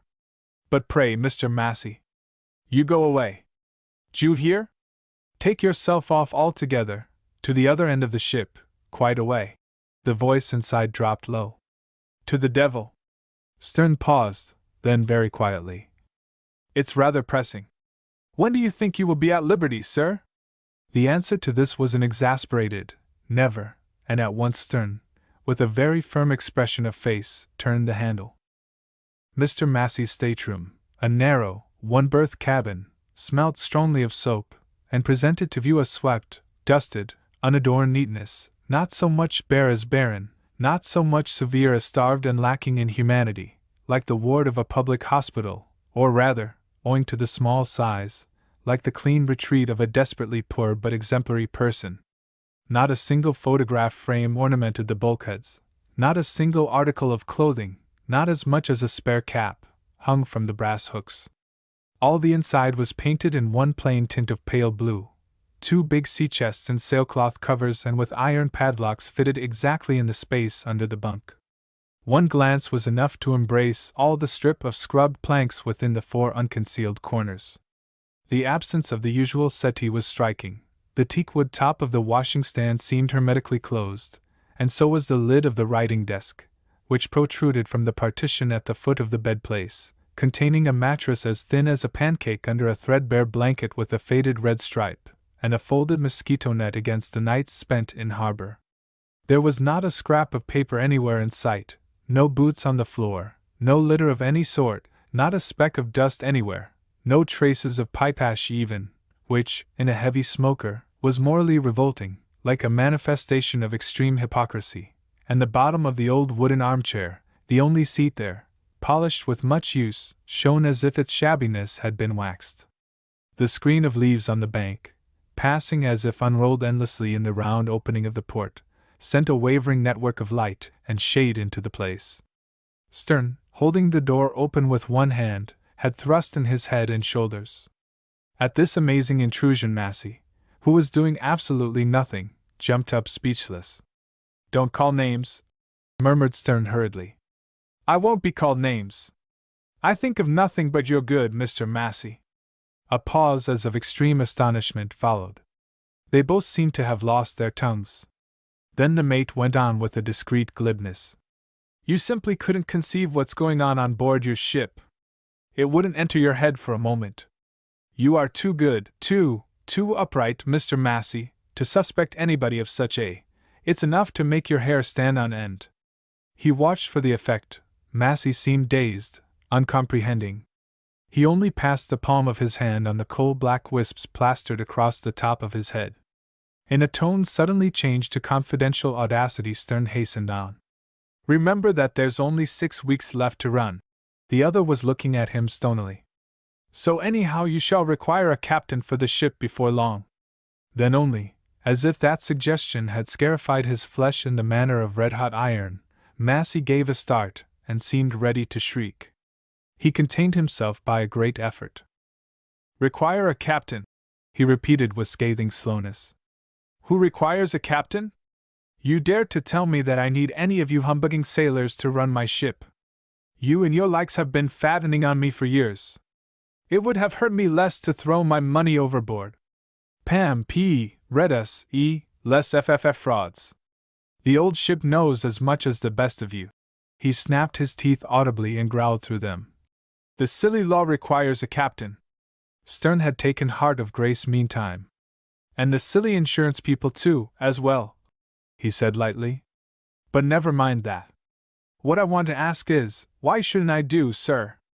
I don't say but you could take a steamer about the world as well as any of us sailors.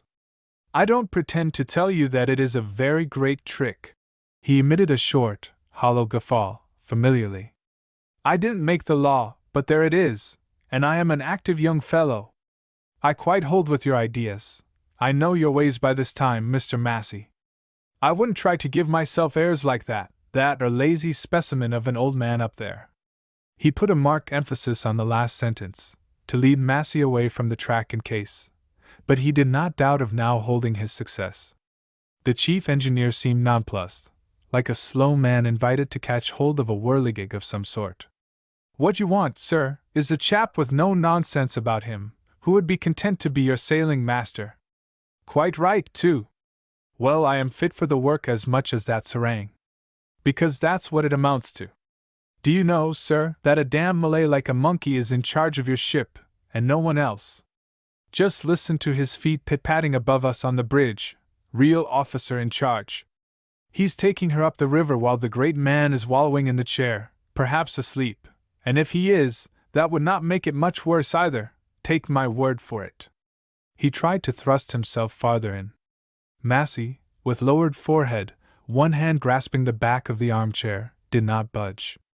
"You think, sir, that the man has got you tight in his agreement?" Massey raised a heavy snarling face at this. "Well, sir, one can't help hearing of it on board. It's no secret. And it has been the talk on shore for years. Fellows have been making bets about it. No, sir! It's you who have got him at your mercy. You will say that you can't dismiss him for indolence. Difficult to prove in court, and so on. Why, yes. But if you say the word, sir, I can tell you something about his indolence that will give you the clear right to fire him out on the spot and put me in charge for the rest of this very trip.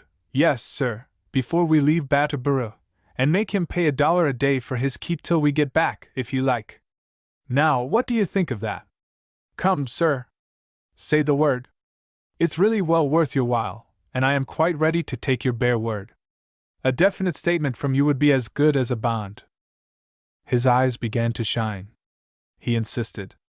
A simple statement, and he thought to himself that he would manage somehow to stick in his berth as long as it suited him.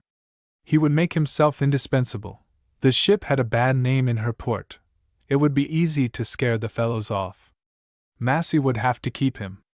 "A definite statement from me would be enough," Massey repeated slowly. "Yes, sir. It would." Stern stuck out his chin cheerily and blinked at close quarters with that unconscious impudence which had the power to enrage Massey beyond anything.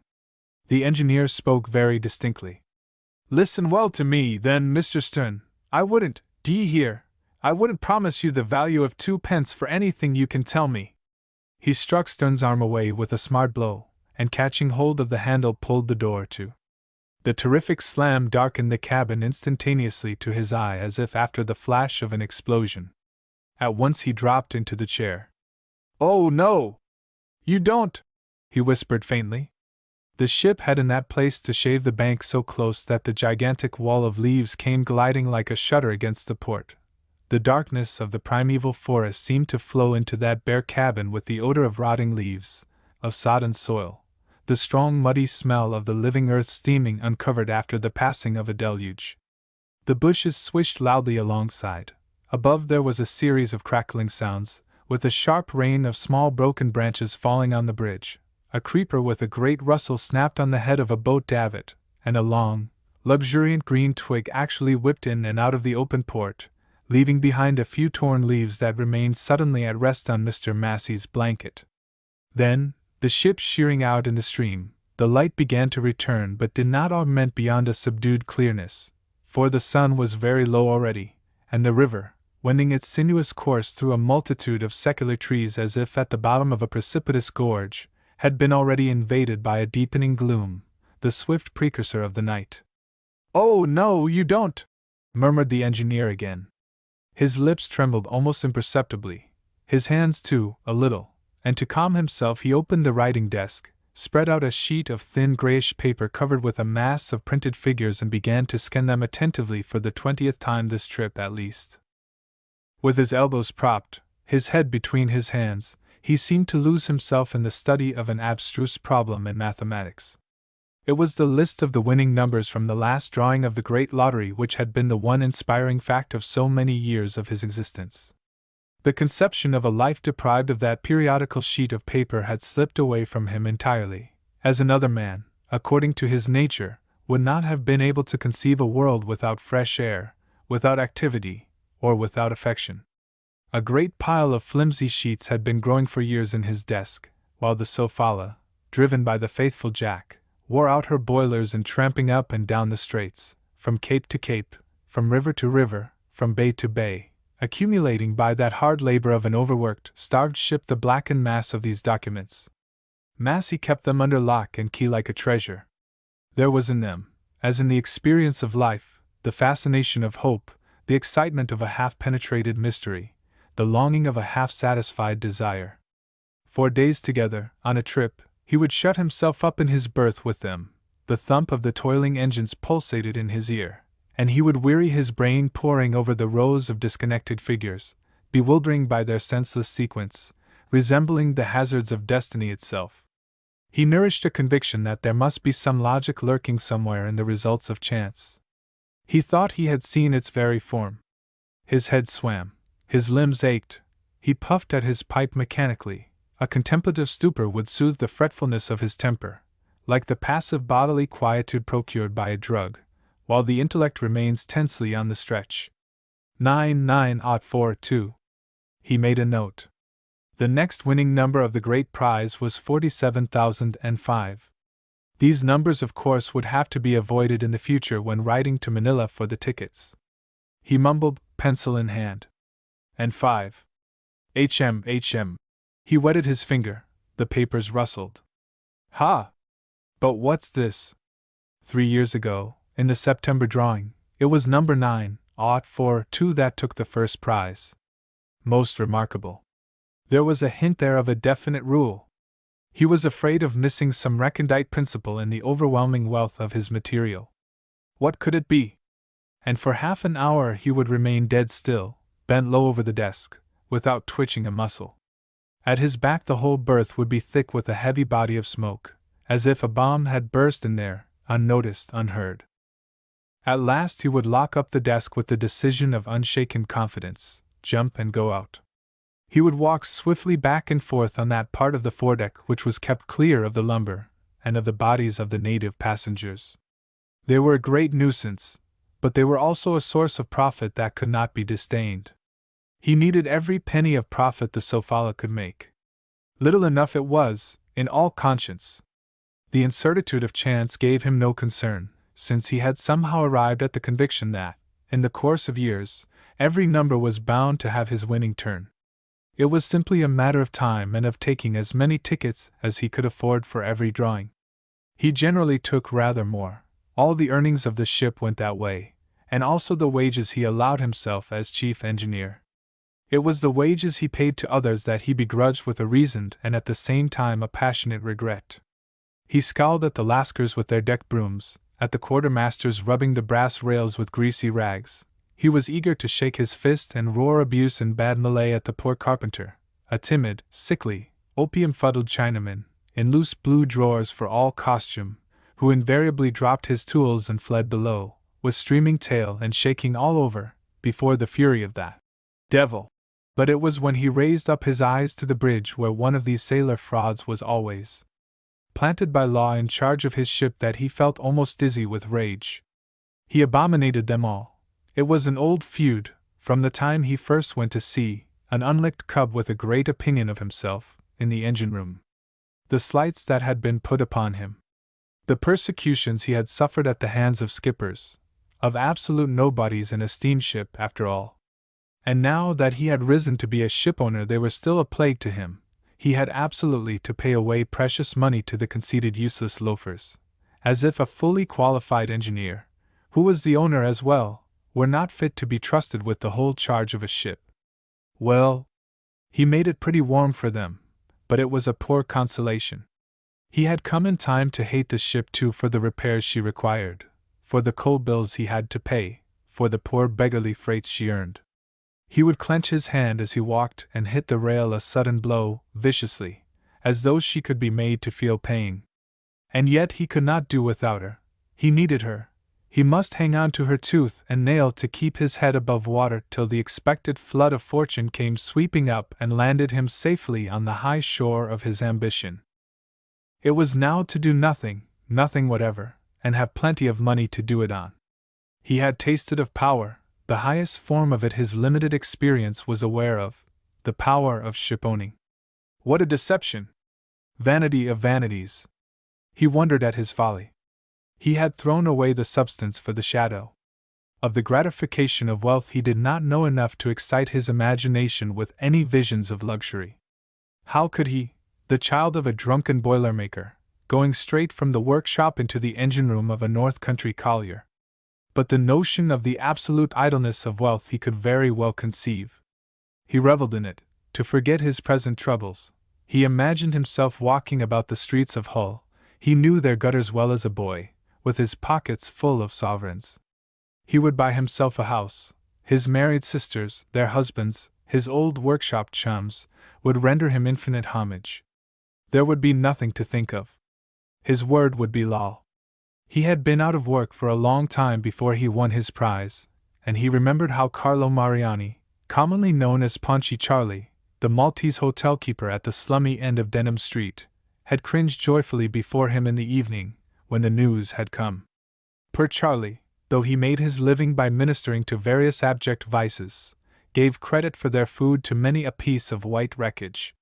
He was naively overjoyed at the idea of his old bills being paid, and he reckoned confidently on a spell of festivities in the cavernous grog shop downstairs. Massey remembered the curious, respectful looks of the trashy, white men in the place. His heart had swelled within him. Massey had left Charlie's infamous den directly he had realized the possibilities open to him, and with his nose in the air. Afterwards the memory of these adulations was a great sadness. This was the true power of money, and no trouble with it, nor any thinking required either. He thought with difficulty and felt vividly. To his blunt brain the problems offered by any ordered scheme of life seemed in their cruel toughness to have been put in his way by the obvious malevolence of men. As a shipowner everyone had conspired to make him a nobody. How could he have been such a fool as to purchase that accursed ship? He had been abominably swindled.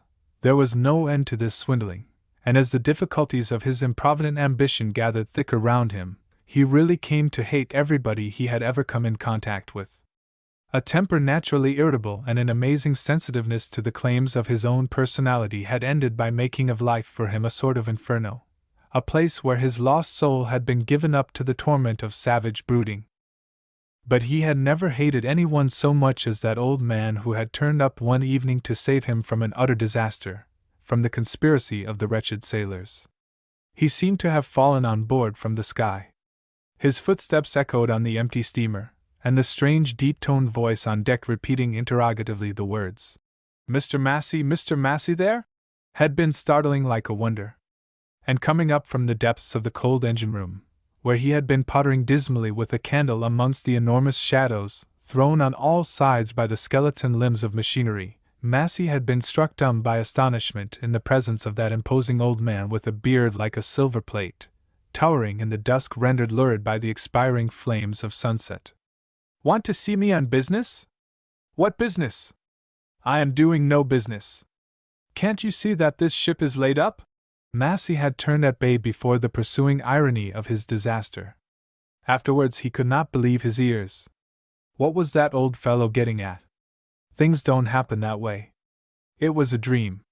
He would presently wake up and find the man vanish like a shape of mist. The gravity, the dignity, the firm and courteous tone of that athletic old stranger impressed Massey. He was almost afraid. But it was no dream. £500 are no dream. At once he became suspicious. What did it mean? Of course it was an offer to catch hold of for dear life. But what could there be behind? Before they had parted, after appointing a meeting in a solicitor's office early on the morrow, Massey was asking himself, what is his motive? He spent the night in hammering out the clauses of the agreement, a unique instrument of its sort whose tenor got bruited abroad somehow and became the talk and wonder of the port. Massey's object had been to secure for himself as many ways as possible of getting rid of his partner without being called upon at once to pay back his share. Captain Wally's efforts were directed to making the money secure.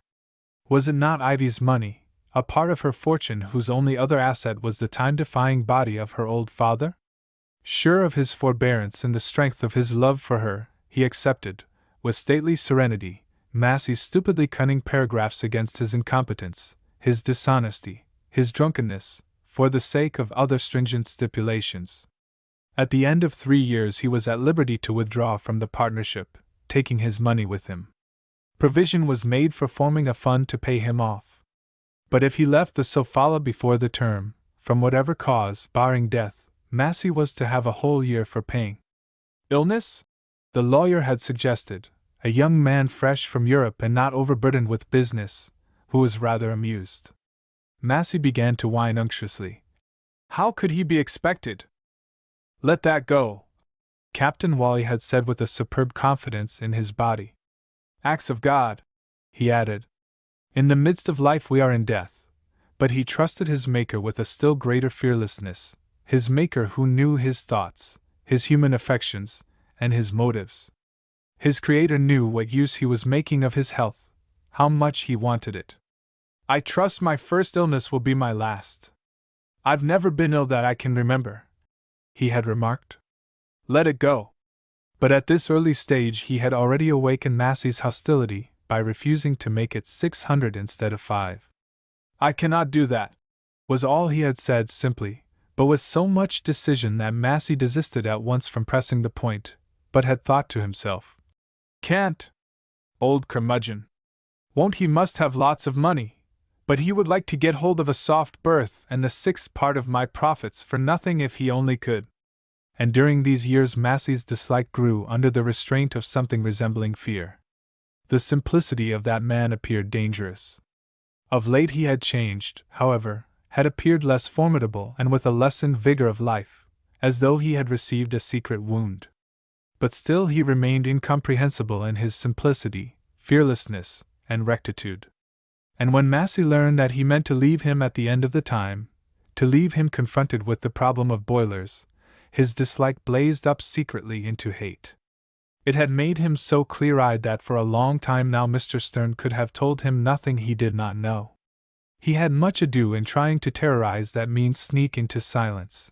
He wanted to deal alone with the situation, and, incredible as it might have appeared to Mr. Stern, he had not yet given up the desire and the hope of inducing that hated old man to stay. Why? There was nothing else to do, unless he were to abandon his chances of fortune. But now, suddenly, since the crossing of the bar at Battleborough, things seemed to be coming rapidly to a point. It disquieted him so much that the study of the winning numbers failed to soothe his agitation, and the twilight in the cabin deepened, very somber. He put the list away, muttering once more, "Oh no, my boy, you don't. Not if I know it." He did not mean the blinking, eavesdropping humbug to force his action. He took his head again into his hands. His immobility confined in the darkness of this shut-up little place seemed to make him a thing apart, infinitely removed from the stir and the sounds of the deck. He heard them. The passengers were beginning to jabber excitedly. somebody dragged a heavy box past his door. He heard Captain Wally's voice above. "Stations, Mr. Stern," and the answer from somewhere on deck forward. "Aye, sir. We shall more head upstream this time. The ebb has made." "Head upstream, sir. You will see to it, Mr. Stern." The answer was covered by the autocratic clang on the engine room gong. The propeller went on beating slowly, 1, 2, 3, 1, 2, 3, with pauses as if hesitating on the turn. The gong clanged time after time, and the water churned this way and that by the blades was making a great noisy commotion alongside. Mr. Massey did not move. A shore light on the other bank, a quarter of a mile across the river, drifted, no bigger than a tiny star, passing slowly athwart the circle of the port. Voices from Mr. Van Wyck's jetty answered the hails from the ship. Ropes were thrown and missed and thrown again. The swaying flame of a torch carried in a large sampan coming to fetch away in state the Rajah from down the coast cast a sudden ruddy glare into his cabin, over his very person. Mr. Massey did not move.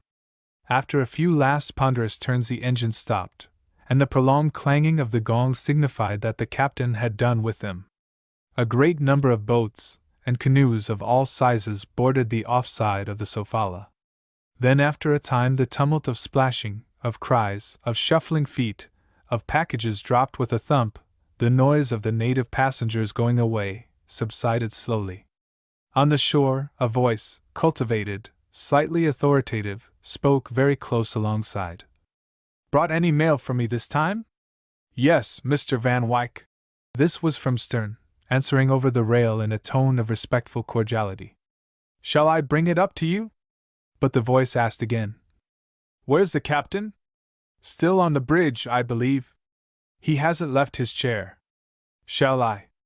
The voice interrupted negligently. "I will come on board." "Mr. Van Wyck," Stern suddenly broke out with an eager effort, "will you do me the favor?" The mate walked away quickly towards the gangway. A silence fell. Mr. Massey in the dark did not move. He did not move even when he heard slow shuffling footsteps pass his cabin lazily. He contented himself to bellow out through the closed door. "You, Jack!" The footsteps came back without haste, the door handle rattled, and the second engineer appeared in the opening, shadowy in the sheen of the skylight at his back, with his face apparently as black as the rest of his figure. "We have been very long coming up this time," Mr. Massey growled, without changing his attitude. "What do you expect with half the boiler tubes plugged up for leaks?" The second defended himself loquaciously. "None of your lip," said Massey. "None of your rotten boilers, I say," retorted his faithful subordinate without animation, huskily. "Go down there and carry a head of steam on them yourself, if you dare." "I don't." "You aren't worth your salt then," Massey said. The other made a faint noise which resembled a laugh but might have been a snarl. "Better go slow than stop the ship altogether," he admonished his admired superior. Mr. Massey moved at last. He turned in his chair, and grinding his teeth. "Damn you and the ship! I wish she were at the bottom of the sea. Then you would have to starve." The trusty second engineer closed the door gently. Massey listened. Instead of passing on to the bathroom where he should have gone to clean himself, the second entered his cabin, which was next door. Mr. Massey jumped up and waited. Suddenly he heard the lock snap in there. He rushed out and gave a violent kick to the door. "I believe you are locking yourself up to get drunk," he shouted. A muffled answer came after a while. "My own time. If you take to boozing on the trip, I'll fire you out," Massey cried. An obstinate silence followed that threat. Massey moved away perplexed. On the bank 2 figures appeared, approaching the gangway. He heard a voice tinged with contempt. "I would rather doubt your word. But I shall certainly speak to him of this." The other voice, Stern's, said with a sort of regretful formality. "Thanks. That's all I want. I must do my duty." Mr. Massey was surprised. A short, dapper figure leaped lightly on the deck and nearly bounded into him where he stood beyond the circle of light from the gangway lamp. When it had passed towards the bridge, after exchanging a hurried "Good evening," Massey said surlily to Stern, who followed with slow steps. What is it you're making up to Mr. Van Wyck for, now? Far from it, Mr. Massey. I am not good enough for Mr. Van Wyck. Neither are you, sir, in his opinion, I am afraid. Captain Wally is, it seems. He's gone to ask him to dine up at the house this evening. Then he murmured to himself darkly, I hope he will like it. 12. Mr. Van Wyck, the white man of Batabaru, an ex-naval officer who, for reasons best known to himself, had thrown away the promise of a brilliant career to become the pioneer of tobacco planting on that remote part of the coast, had learned to like Captain Wally. The appearance of the new skipper had attracted his attention. Nothing more unlike all the diverse types he had seen succeeding each other on the bridge of the Sofala could be imagined. At that time Batabaru was not what it has become since, the center of a prosperous tobacco-growing district, a tropically suburban-looking little settlement of bungalows and one long street shaded with 2 rows of trees, embowered by the flowering and trim luxuriance of the gardens, with a 3-mile-long carriage road for the afternoon drives and a first-class resident with a fat, cheery wife to lead the society of married estate managers and unmarried young fellows in the service of the big companies. All this prosperity was not yet, and Mr. Van Wyck prospered alone on the left bank on his deep clearing carved out of the forest, which came down above and below to the water's edge. His lonely bungalow faced across the river the houses of the Sultan, a restless and melancholy old ruler who had done with love and war, for whom life no longer held any savor, except of evil forebodings, and time never had any value. He was afraid of death, and hoped he would die before the white men were ready to take his country from him. He crossed the river frequently, with never less than 10 boats crammed full of people, in the wistful hope of extracting some information on the subject from his own white man. There was a certain chair on the veranda he always took, the dignitaries of the court squatted on the rugs and skins between the furniture. The inferior people remained below on the grass plot between the house and the river in rows 3 or 4 deep all along the front. Not seldom the visit began at daybreak. Mr. Van Wyck tolerated these inroads. He would nod out of his bedroom window, toothbrush or razor in hand, or pass through the throng of courtiers in his bathing robe. He appeared and disappeared humming a tune, polished his nails with attention, rubbed his shaved face with eau de cologne, drank his early tea, went out to see his coolies at work, returned, looked through some papers on his desk, read a page or 2 in a book or sat before his cottage piano leaning back on the stool, his arms extended, fingers on the keys, his body swaying slightly from side to side. When absolutely forced to speak he gave evasive, vaguely soothing answers out of pure compassion. The same feeling perhaps made him so lavishly hospitable with the aerated drinks that more than once he left himself without soda water for a whole week. That old man had granted him as much land as he cared to have cleared. It was neither more nor less than a fortune. Whether it was fortune or seclusion from his kind that Mr. Van Wyck sought, he could not have pitched upon a better place. Even the mailboats of the subsidized company calling on the various clusters of palm-thatched hovels along the coast steamed past the mouth of Batabaru River far away in the offing. The contract was old. Perhaps in a few years' time, when it had expired, Batabaru would be included in the service. Meantime, all Mr. Van Wyck's mail was addressed to Malacca, whence his agent sent it across once a month by the Sofala. It followed that whenever Massey had run short of money, through taking too many lottery tickets, or got into a difficulty about a skipper, Mr. Van Wyck was deprived of his letter and newspapers. And so far he had a personal interest in the fortunes of the Sofala. Though he considered himself a hermit, and for no passing whim evidently, since he had stood 8 years of it already, he liked to know what went on in the world. Handy on the veranda upon a walnut étagère, it had come last year by the Sofala. Everything came by the Sofala. There lay, piled up under bronze weights, a pile of the Times weekly edition, the large sheets of the Rotterdam Courant, the Graphic in its worldwide green wrappers, an illustrated Dutch publication without a cover, the numbers of a German magazine with covers of the Bismarck Malade, color. There were also parcels of new music, though the piano, it had come years ago by the Sofala in the damp atmosphere of the forests, was generally out of tune. It was vexing to be cut off from everything for 60 days at a stretch sometimes, without any means of knowing what was the matter. and when the Sofala reappeared, Mr. Van Wyck would descend the steps of the veranda and stroll over the grass plot in front of his house, down to the waterside, with a frown on his white brow. "You've been laid up after an accident, I presume?" He addressed the bridge, but before anybody could answer, Massey was sure to have already scrambled ashore over the rail and pushed in, squeezing the palms of his hands together, bowing his sleek head as if gummed all over the top with black threads and tapes. And he would be so enraged at the necessity of having to offer such an explanation that his moaning would be positively pitiful, while all the time he tried to compose his big lips into a smile. "No, Mr. Van Wyck. You would not believe it. I couldn't get one of those wretches to take the ship out. Not a single one of the lazy beasts could be induced, and the law, you know, Mr. Van Wyck." He moaned at great length apologetically. The words conspiracy, plot, envy came out prominently, whined with greater energy.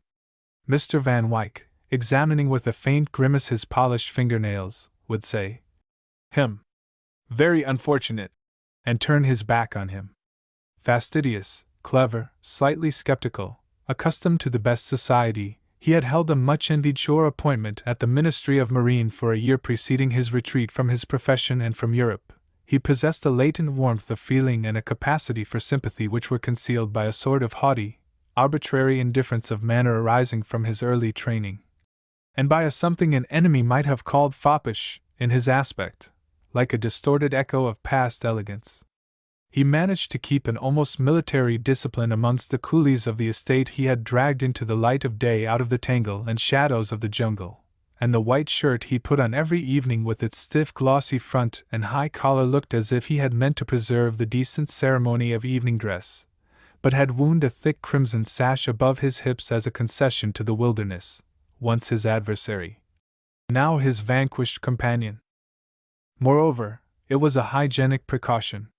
Worn wide open in front, a short jacket of some airy silken stuff floated from his shoulders. His fluffy, fair hair, thin at the top, curled slightly at the sides, a carefully arranged mustache, an ungarnished forehead, the gleam of low patent shoes peeping under the wide bottom of trousers cut straight from the same stuff as the gossamer coat, completed a figure recalling, with its sash, a pirate chief of romance, and at the same time the elegance of a slightly bald dandy indulging, in seclusion, a taste for unorthodox costume. It was his evening get-up. The proper time for the Sofala to arrive at Bataburu was an hour before sunset, and he looked picturesque, and somehow quite correct too, walking at the water's edge on the background of grass slope crowned with a low long bungalow with an immensely steep roof of palm thatch, and clad to the eaves in flowering creepers. While the Sofala was being made fast he strolled in the shade of the few trees left near the landing place, waiting till he could go on board. Her white men were not of his kind. The old Sultan, though his wistful invasions were a nuisance, was really much more acceptable to his fastidious taste. But still they were white. The periodical visits of the ship made a break in the well-filled sameness of the days without disturbing his privacy. Moreover, they were necessary from a business point of view, and through a strain of preciseness in his nature he was irritated when she failed to appear at the appointed time. The cause of the irregularity was too absurd, and Massey, in his opinion, was a contemptible idiot. The first time the Sofala reappeared under the new agreement swinging out of the bend below, after he had almost given up all hope of ever seeing her again, he felt so angry that he did not go down at once to the landing place. His servants had come running to him with the news, and he had dragged a chair close against the front rail of the veranda, spread his elbows out, rested his chin on his hands, and went on glaring at her fixedly while she was being made fast opposite his house. He could make out easily all the white faces on board. Who on earth was that kind of patriarch they had got there on the bridge now? At last he sprang up and walked down the gravel path. It was a fact that the very gravel for his paths had been imported by the Sofala. Exasperated out of his quiet superciliousness, without looking at anyone right or left, he accosted Massey straightway in so determined a manner that the engineer, taken aback, began to stammer unintelligibly. Nothing could be heard but the words, "Mr. Van Wyck, indeed, Mr. Van Wyck, for the future, Mr. Van Wyck," and by the suffusion of blood Massey's vast bilious face acquired an unnatural orange tint, out of which the disconcerted coal-black eyes shone in an extraordinary manner. Nonsense! I am tired of this. I wonder you have the impudence to come alongside my jetty as if I had it made for your convenience alone. Massey tried to protest earnestly. Mr. Van Wyck was very angry. He had a good mind to ask that German firm, those people in Malacca, what was their name, boats with green funnels.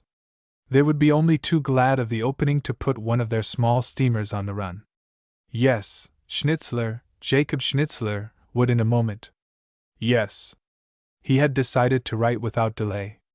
In his agitation, Massey caught up his falling pipe. You don't mean it, sir!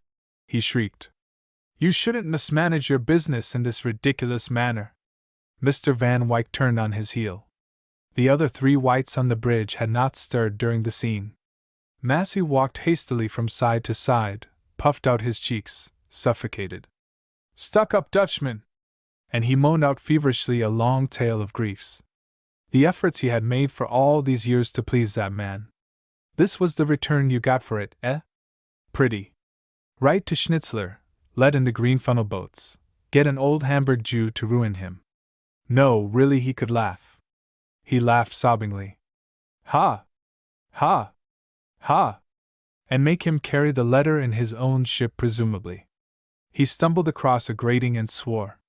He would not hesitate to fling the Dutchman's correspondence overboard, the whole confounded bundle. He had never made any charge for that accommodation. But Captain Wally, his new partner, would not let him probably. Besides, it would be only putting off the evil day. For his own part, he would make a hole in the water rather than look on tamely at the green funnels overrunning his trade. He raved aloud. The China boys hung back with the dishes at the foot of the ladder. He yelled from the bridge down at the deck. Aren't we going to have any chow this evening at all? Then turned violently to Captain Wally, who waited, grave and patient, at the head of the table, smoothing his beard in silence now and then with a forbearing gesture. You don't seem to care what happens to me. Don't you see that this affects your interests as much as mine? It's no joking matter. He took the foot of the table, growling between his teeth. Unless you have a few thousands put away somewhere. I haven't. Mr. Van Wyck dined in his thoroughly lit-up bungalow, putting a point of splendor in the night of his clearing above the dark bank of the river. Afterwards he sat down to his piano, and in a pause he became aware of slow footsteps passing on the path along the front. A plank or two creaked under a heavy tread. He swung half round on the music stool, listening with his fingertips at rest on the keyboard. His little terrier barked violently, backing in from the veranda. A deep voice apologized gravely for this intrusion. He walked out quickly. At the head of the steps the patriarchal figure, who was the new captain of the Sofala apparently, he had seen a round dozen of them, but not one of that sort, towered without advancing. The little dog barked unceasingly, till a flick of Mr. Van Wyck's handkerchief made him spring aside into silence. Captain Wally, opening the matter, was met by a punctiliously polite but determined opposition. They carried on their discussion standing where they had come face to face. Mr. Van Wyck observed his visitor with attention. Then at last, as if forced out of his reserve, I am surprised that you should intercede for such a confounded fool. This outbreak was almost complimentary, as if its meaning had been, that such a man as you should intercede. Captain Wally let it pass by without flinching. One would have thought he had heard nothing. He simply went on to state that he was personally interested in putting things straight between them. Personally. But Mr. Van Wyck, really carried away by his disgust with Massey, became very incisive. Indeed, if I am to be frank with you, his whole character does not seem to me particularly estimable or trustworthy. Captain Wally, always straight, seemed to grow an inch taller and broader, as if the girth of his chest had suddenly expanded under his beard. My dear sir, you don't think I came here to discuss a man with whom I am, closely associated. A sort of solemn silence lasted for a moment.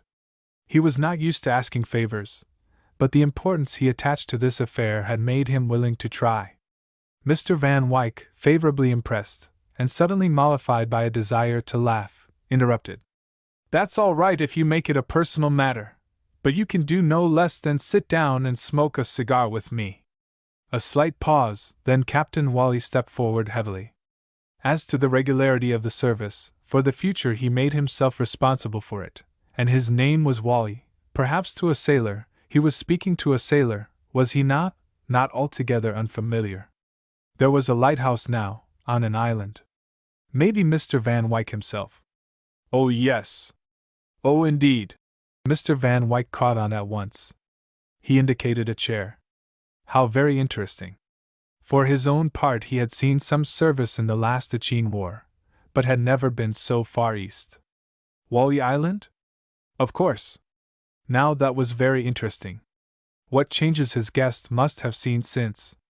I can look further back even, on a whole half-century. Captain Wally expanded a bit. The flavor of a good cigar, it was a weakness, had gone straight to his heart, also the civility of that young man. There was something in that accidental contact of which he had been starved in his years of struggle. The front wall retreating made a square recess furnished like a room. A lamp with a milky glass shade, suspended below the slope of the high roof at the end of a slender brass chain, threw a bright round of light upon a little table bearing an open book and an ivory paper knife. And in the translucent shadows beyond, other tables could be seen, a number of easy chairs of various shapes, with a great profusion of skin rugs strewn on the teakwood planking all over the veranda. The flowering creepers scented the air. Their foliage clipped out between the uprights made as if several frames of thick unstirring leaves reflecting the lamplight in a green glow. Through the opening at his elbow Captain Wally could see the gangway lantern of the Sofala burning dim by the shore, the shadowy masses of the town beyond the open lustrous darkness of the river, and, as if hung along the straight edge of the projecting eaves, a narrow black strip of the night sky full of stars, resplendent. The famous cigar in hand he had a moment of complacency. A trifle. Somebody must lead the way. I just showed that the thing could be done, but you men brought up to the use of steam cannot conceive the vast importance of my bit of venturesomeness to the eastern trade of the time. Why, that new route reduced the average time of a southern passage by 11 days for more than half the year. 11 days! It's on record. But the remarkable thing, speaking to a sailor, I should say was, he talked well, without egotism, professionally. The powerful voice, produced without effort, filled the bungalow even into the empty rooms with a deep and limpid resonance, seemed to make a stillness outside, and Mr. Van Wyck was surprised by the serene quality of its tone, like the perfection of manly gentleness. Nursing one small foot, in a silk sock and a patent leather shoe, on his knee, he was immensely entertained. It was as if nobody could talk like this now, and the overshadowed eyes, the flowing white beard, the big frame, the serenity, the whole temper of the man, were an amazing survival from the prehistoric times of the world coming up to him out of the sea. Captain Wally had been also the pioneer of the early trade in the Gulf of Peachili. He even found occasion to mention that he had buried his dear wife there 26 years ago. Mr. Van Wyck, impassive, could not help speculating in his mind swiftly as to the sort of woman that would make with such a man. Did they make an adventurous and well-matched pair? No. Very possible she had been small, frail, no doubt very feminine, or most likely commonplace with domestic instincts, utterly insignificant. But Captain Wally was no garrulous bore, and shaking his head as if to dissipate the momentary gloom that had settled on his handsome old face, he alluded conversationally to Mr. Van Wyck's solitude. Mr. Van Wyck affirmed that sometimes he had more company than he wanted. He mentioned smilingly some of the peculiarities of his intercourse with my Sultan. He made his visits in force. Those people damaged his grass plot in front. It was not easy to obtain some approach to a lawn in the tropics, and the other day had broken down some rare bushes he had planted over there. And Captain Wally remembered immediately that, in '47, the then Sultan, this man's grandfather, had been notorious as a great protector of the piratical fleets of praus from farther east. They had a safe refuge in the river at Batubara. He financed more especially a Balinini chief called Haji Damon. Captain Wally, nodding significantly his bushy white eyebrows, had very good reason to know something of that. The world had progressed since that time. Mr. Van Wyck demurred with unexpected acrimony. Progressed in what? He wanted to know. Why, in knowledge of truth, in decency, in justice, in order, in honesty too, since men harmed each other mostly from ignorance. It was, Captain Wally concluded quaintly, more pleasant to live in. Mr. Van Wyck whimsically would not admit that Mr. Massey, for instance, was more pleasant naturally than the Balanini pirates. The river had not gained much by the change. They were in their way every bit as honest. Massey was less ferocious than Hadji Damon, no doubt, but— "And what about you, my good sir?" Captain Wally laughed a deep soft laugh. "You are an improvement, surely," he continued in a vein of pleasantry. A good cigar was better than a knock on the head, the sort of welcome he would have found on this river 40 or 50 years ago. Then, leaning forward slightly, he became earnestly serious.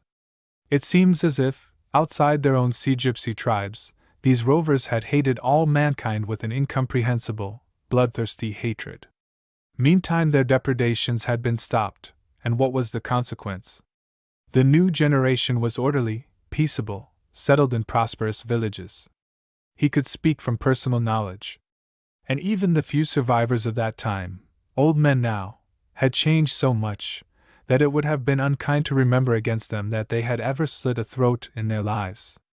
He had one especially in his mind's eye, a dignified, venerable headman of a certain large coast village about 60 miles so west of Tampasuc. It did one's heart good to see him, to hear that man speak. He might have been a ferocious savage once. What men wanted was to be checked by superior intelligence, by superior knowledge, by superior force too, yes, by force held in trust from God and sanctified by its use in accordance with His declared will. Captain Wally believed a disposition for good existed in every man, even if the world were not a very happy place as a whole. In the wisdom of men he had not so much confidence. The disposition had to be helped up pretty sharply sometimes, he admitted. They might be silly, wrong-headed, unhappy, but naturally evil. No, there was at bottom a complete harmlessness at least. "Is there?" Mr. Van Wyck snapped acrimoniously. Captain Wally laughed at the interjection, in the good humor of large, tolerating certitude. He could look back at half a century, he pointed out. The smoke oozed placidly through the white hairs hiding his kindly lips. "At all events," he resumed after a pause, "I am glad that they've had no time to do you much harm as yet."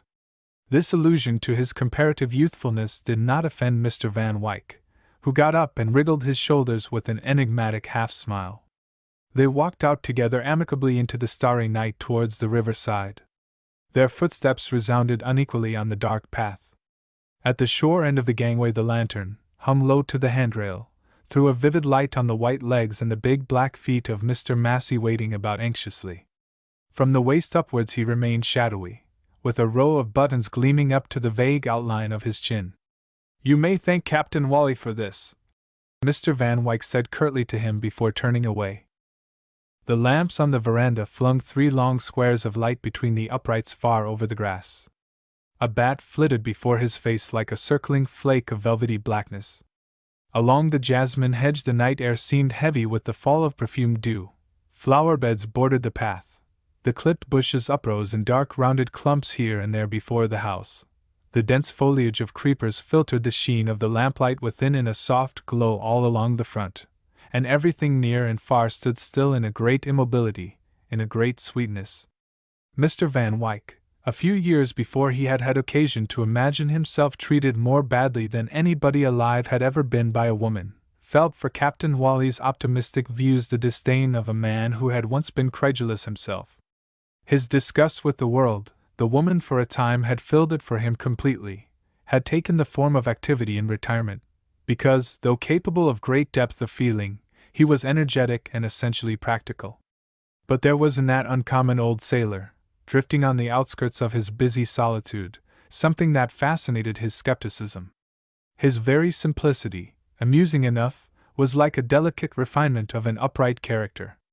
The striking dignity of manner could be nothing else, in a man reduced to such a humble position, but the expression of something essentially noble in the character. With all his trust in mankind he was no fool, the serenity of his temper at the end of so many years, since it could not obviously have been appeased by success, wore an air of profound wisdom.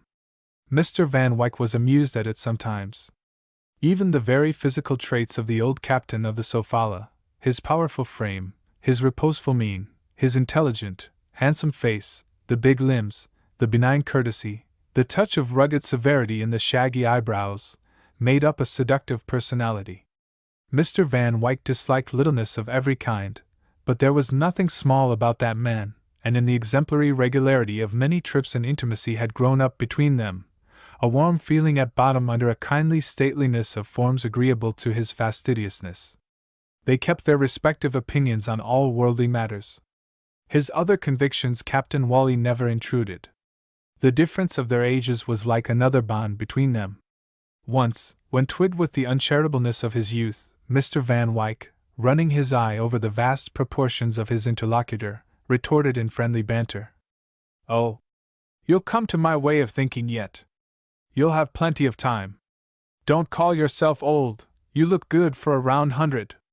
But he could not help his stinging incisiveness, and though moderating it by an almost affectionate smile, he added, "And by then you will probably consent to die from sheer disgust." Captain Wally, smiling too, shook his head. "God forbid!" He thought that perhaps on the whole he deserved something better than to die in such sentiments. The time of course would have to come, and he trusted to his Maker to provide a manner of going out of which he need not be ashamed. For the rest he hoped he would live to 100 if need be. Other men had been known. It would be no miracle. He expected no miracles. The pronounced, argumentative tone caused Mr. Van Wyck to raise his head and look at him steadily. Captain Wally was gazing fixedly with a rapt expression, as though he had seen his Creator's favorable decree written in mysterious characters on the wall. He kept perfectly motionless for a few seconds, then got his vast bulk onto his feet so impetuously that Mr. Van Wyck was startled. He struck first a heavy blow on his inflated chest, and throwing out horizontally a big arm that remained steady, extended in the air like the limb of a tree on a windless day. "Not a pain or an ache there. Can you see this shake in the least?" His voice was low, in an awing, confident contrast with the headlong emphasis of his movements. He sat down abruptly. "This isn't to boast of it, you know. I am nothing," he said in his effortless strong voice, that seemed to come out as naturally as a river flows. He picked up the stump of the cigar he had laid aside, and added peacefully, with a slight nod, "As it happens, my life is necessary. It isn't my own, it isn't, God knows." He did not say much for the rest of the evening, but several times Mr. Van Wyck detected a faint smile of assurance flitting under the heavy mustache. Later on Captain Wally would now and then consent to dine at the house. He could even be induced to drink a glass of wine. "Don't think I am afraid of it, my good sir," he explained. "There was a very good reason why I should give it up." On another occasion, leaning back at ease, he remarked, "You have treated me most humanely, my dear Mr. Van Wyck, from the very first. You'll admit there was some merit," Mr. Van Wyck hinted slyly. "An associate of that excellent Massey. Well, well, my dear Captain, I won't say a word against him. It would be no use your saying anything against him," Captain Wally affirmed a little moodily. "As I've told you before, my life, my work, is necessary, not for myself alone. I can't choose." He paused, turned the glass before him right round. "I have an only child, a daughter." The ample downward sweep of his arm over the table seemed to suggest a small girl at a vast distance. "I hope to see her once more before I die. Meantime it's enough to know that she has me sound and solid, thank God. You can't understand how one feels.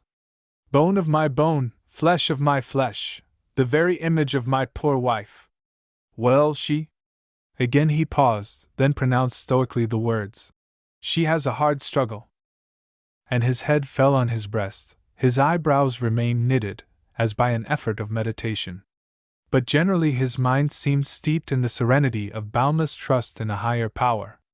Mr. Van Wyck wondered sometimes how much of it was due to the splendid vitality of the man, to the bodily vigor which seems to impart something of its force to the soul. But he had learned to like him very much. 13. This was the reason why Mr. Stern's confidential communication, delivered hurriedly on the shore alongside the dark silent ship, had disturbed his equanimity. It was the most incomprehensible and unexpected thing that could happen, and the perturbation of his spirit was so great that, forgetting all about his letters, he ran rapidly up the bridge ladder. The portable table was being put together for dinner to the left of the wheel by two pigtailed boys, who as usual snarled at each other over the job, while another, a doleful, burly, very yellow Chinaman, resembling Mr. Massey, waited apathetically with the cloth over his arm and a pile of thick dinner plates against his chest. A common cabin lamp with its globe missing, brought up from below, had been hooked to the wooden framework of the awning. The side screens had been lowered all round. Captain Wally, filling the depths of the wicker chair, seemed to sit benumbed in a canvas tent crudely lighted, and used for the storing of nautical objects, a shabby steering wheel, a battered brass binnacle on a stout mahogany stand, two dingy life buoys, an old cork fender lying in a corner, dilapidated deck lockers with loops of thin rope instead of door handles. He shook off the appearance of numbness to return Mr. Van Wyck's unusually brisk greeting, but relapsed directly afterwards. To accept a pressing invitation to dinner, up at the house, cost him another very visible physical effort. Mr. Van Wyck, perplexed, folded his arms, and leaning back against the rail, with his little, black, shiny feet well out, examined him covertly. "I've noticed of late that you are not quite yourself, old friend." He put an affectionate gentleness into the last two words. The real intimacy of their intercourse had never been so vividly expressed before. "Tut, tut, tut!" The wicker chair creaked heavily. "Irritable," commented Mr. Van Wyck to himself, and aloud. "I'll expect to see you in half an hour then," he said negligently, moving off.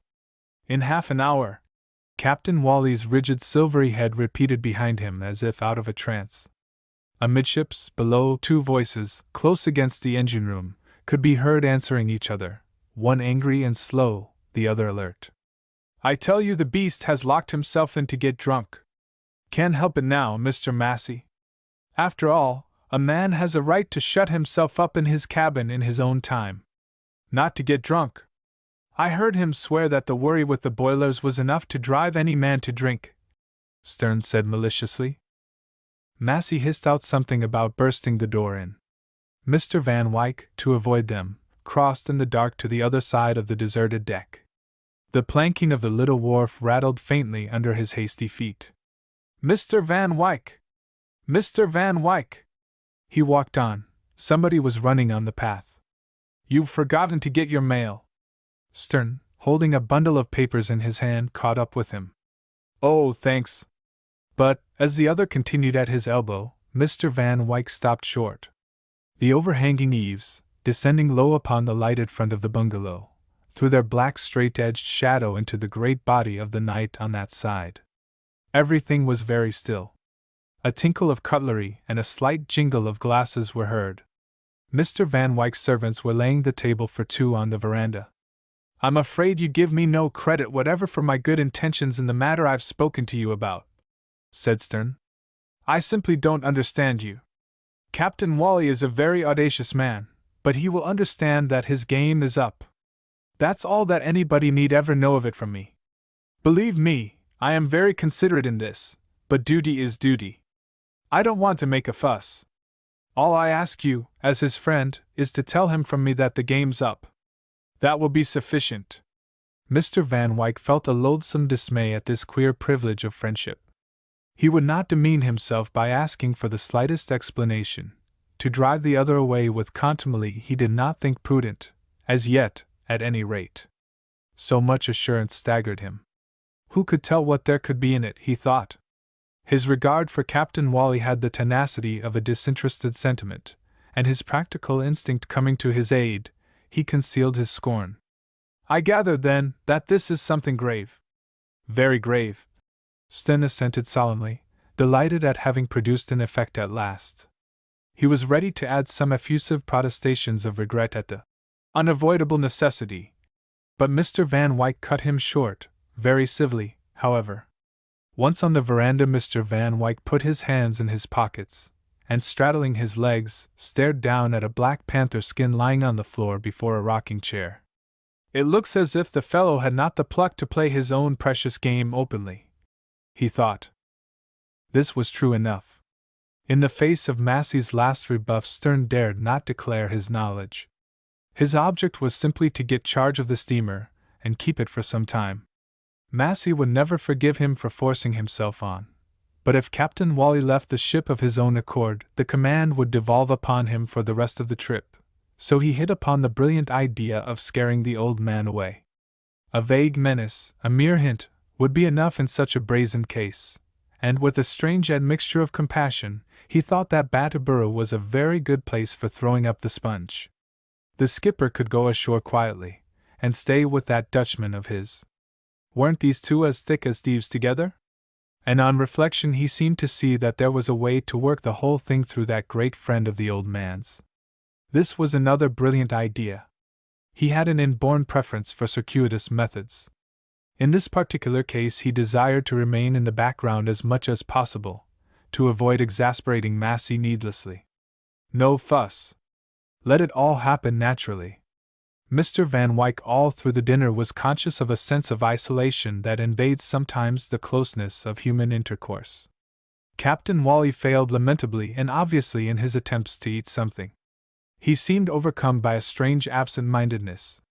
His hand would hover irresolutely, as if left without guidance by a preoccupied mind. Mr. Van Wyck had heard him coming up from a long way off in the profound stillness of the riverside, and had noticed the irresolute character of the footfalls. The toe of his boot had struck the bottom stair, as though he had come along mooning with his head in the air right up to the steps of the veranda. Had the captain of the Sofala been another sort of man, he would have suspected the work of age there. But one glance at him was enough. Time, after, indeed, marking him for its own, had given him up to his usefulness, in which his simple faith would see a proof of divine mercy. How could I contrive to warn him? Mr. Van Wyck wondered, as if Captain Wally had been miles and miles away, out of sight and earshot of all evil. He was sickened by an immense disgust of Stern. To even mention his threat to a man like Wally would be positively indecent. There was something more vile and insulting in its hint than in a definite charge of crime, the debasing taint of blackmailing. What could anyone bring against him? He asked himself. This was a limpid personality. And for what object? The power that man trusted had thought fit to leave him nothing on earth that envy could lay hold of, except a bare crust of bread. Won't you try some of this? He asked, pushing a dish slightly. Suddenly it seemed to Mr. Van Wyck that Stern might possibly be coveting the command of the Sofala. His cynicism was quite startled by what looked like a proof that no man may count himself safe from his kind unless in the very abyss of misery. An intrigue of that sort was hardly worth troubling about, he judged, but still, with such a fool as Massey to deal with, Wally ought to and must be warned. At this moment Captain Wally, bolt upright, the deep cavities of the eyes overhung by a bushy frown, and one large brown hand resting on each side of his empty plate, spoke across the tablecloth abruptly. Mr. Van Wyck, you've always treated me with the most humane consideration. My dear Captain, you make too much of a simple fact that I am not a savage. Mr. Van Wyck, utterly revolted by the thought of Stern's obscure attempt, raised his voice incisively, as if the mate had been hiding somewhere within earshot. Any consideration I have been able to show was no more than the rightful due of a character I've learned to regard by this time with an esteem that nothing can shake. A slight ring of glass made him lift his eyes from the slice of pineapple he was cutting into small pieces on his plate. In changing his position, Captain Wally had contrived to upset an empty tumbler. Without looking that way, leaning sideways on his elbow, his other hand shading his brow, he groped shakily for it, then desisted. Van Wyck stared blankly, as if something momentous had happened all at once. He did not know why he should feel so startled, but he forgot Stern utterly for the moment. Why, what's the matter? And Captain Wally, half averted, in a deadened, agitated voice, muttered, Esteem! And I may add something more. Mr. Van Wyck, very steady-eyed, pronounced slowly, Hold! Enough! Captain Wally did not change his attitude or raise his voice. Say no more! I can make you no return. I am too poor even for that now. Your esteem is worth having. You are not a man that would stoop to deceive the poorest sort of devil on earth, or make a ship unseaworthy every time he takes her to sea." Mr. Van Wyck, leaning forward, his face gone pink all over, with the starched table napkin over his knees, was inclined to mistrust his senses, his power of comprehension, the sanity of his guest. "Where? Why? In the name of God, what's this? What ship? I don't understand who. Then, in the name of God, it is I. A ship's unseaworthy when her captain can't see. I am going blind." Mr. Van Wyck made a slight movement, and sat very still afterwards for a few seconds. Then, with the thought of Stearns, "The game's up," he ducked under the table to pick up the napkin which had slipped off his knees. This was the game that was up. And at the same time the muffled voice of Captain Wally passed over him. "I've deceived them all. Nobody knows." He emerged flushed to the eyes.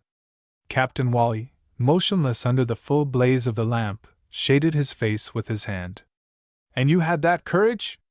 Call it by what name you like. But you are a humane man, a gentleman, Mr. Van Wyck. You may have asked me what I had done with my conscience." He seemed to muse, profoundly silent, very still in his mournful pose. "I began to tamper with it in my pride. You begin to see a lot of things when you are going blind. I could not be frank with an old chum even. I was not frank with Massey, no, not altogether. I knew he took me for a wealthy sailor fool, and I let him. I wanted to keep up my importance, because there was poor Ivy away there, my daughter. What did I want to trade on his misery for? I did trade on it for her. And now, what mercy could I expect from him? He would trade on mine if he knew it. He would hunt the old fraud out, and stick to the money for a year. Ivy's money. And I haven't kept a penny for myself. How am I going to live for a year? A year! In a year there would be no sun in the sky for her father." His deep voice came out, awfully veiled, as though he had been overwhelmed by the earth of a landslide, and talking to you of the thoughts that haunt the dead in their graves. A cold shudder ran down Mr. Van Wyck's back. "And how long is it since you have?" he began. "It was a long time before I could bring myself to believe in this visitation." Captain Wally spoke with gloomy patience from under his hand. He had not thought he had deserved it. He had begun by deceiving himself from day to day, from week to week. He had the serang at hand there, an old servant. It came on gradually, and when he could no longer deceive himself, his voice died out almost. "Rather than give her up, I set myself to deceive you all." "It's incredible," whispered Mr. Van Wyck. Captain Wally's appalling murmur flowed on. "Not even the sign of God's anger could make me forget her. How could I forsake my child, feeling my vigor all the time, the blood warm within me? Warm as yours. It seems to me that, like the blinded Samson, I would find the strength to shake down a temple upon my head. She's a struggling woman, my own child that we used to pray over together, my poor wife and I. Do you remember that day I as well as told you that I believed God would let me live to 100 for her sake? What sin is there in loving your child? Do you see it? I was ready for her sake to live forever. I half believed I would. I've been praying for death since." "Ha! Presumptuous man, you wanted to live." A tremendous, shuddering upheaval of that big frame, shaken by a gasping sob, set the glasses jingling all over the table, seemed to make the whole house tremble to the roof tree.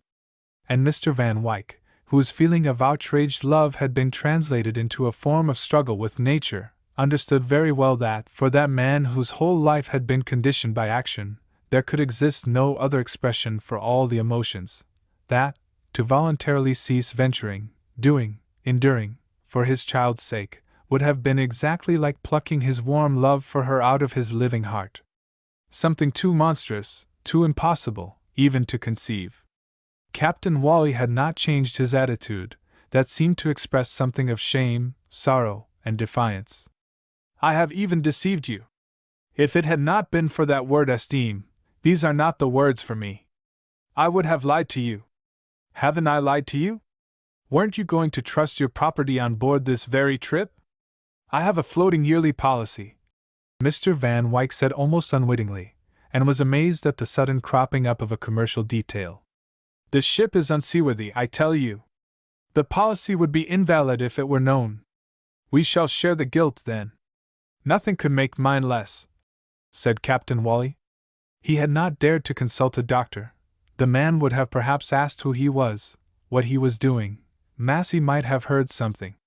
He had lived on without any help, human or divine. The very prayers stuck in his throat. What was there to pray for? And death seemed as far as ever. Once he got into his cabin he dared not come out again. When he sat down he dared not get up. He dared not raise his eyes to anybody's face. He felt reluctant to look upon the sea or up to the sky. The world was fading before his great fear of giving himself away. The old ship was his last friend. He was not afraid of her. He knew every inch of her deck. But at her too he hardly dared to look, for fear of finding he could see less than the day before. A great incertitude enveloped him. The horizon was gone. The sky mingled darkly with the sea. Who was this figure standing over yonder? What was this thing lying down there? And a frightful doubt of the reality of what he could see made even the remnant of sight that remained to him an added torment, a pitfall always open for his miserable pretense. He was afraid to stumble inexcusably over something, to say a fatal yes or no to a question. The hand of God was upon him, but it could not tear him away from his child. And, as if in a nightmare of humiliation, every featureless man seemed an enemy. He let his hand fall heavily on the table. Mr. Van Wyck, arms down, chin on breast, with a gleam of white teeth pressing on the lower lip, meditated on Stearns. The game's up. The serang, of course, does not know. Nobody, said Captain Wally, with assurance. Ah, yes. Nobody. Very well. Can you keep it up to the end of the trip? That is the last under the agreement with Massey.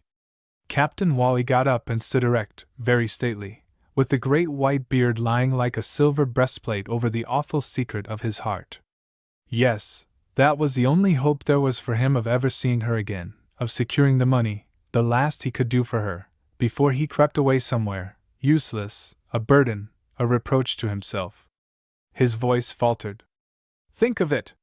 Never see her any more, the only human being besides myself now on earth that can remember my wife. She's just like her mother. Lucky the poor woman is where there are no tears shed over those they loved on earth and that remain to pray not to be led into temptation, because, I suppose, the blessed know the secret of grace in God's dealings with His created children. He swayed a little, said with austere dignity, I don't. I know only the child He has given me. And he began to walk. Mr. Van Wyck, jumping up, saw the full meaning of the rigid head, the hesitating feet, the vaguely extended hand. His heart was beating fast.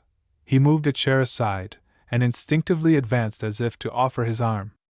But Captain Wally passed him by, making for the stairs quite straight. He could not see me at all out of his line, Van Wyck thought, with a sort of awe. Then going to the head of the stairs, he asked a little tremulously, What is it like a mist, like?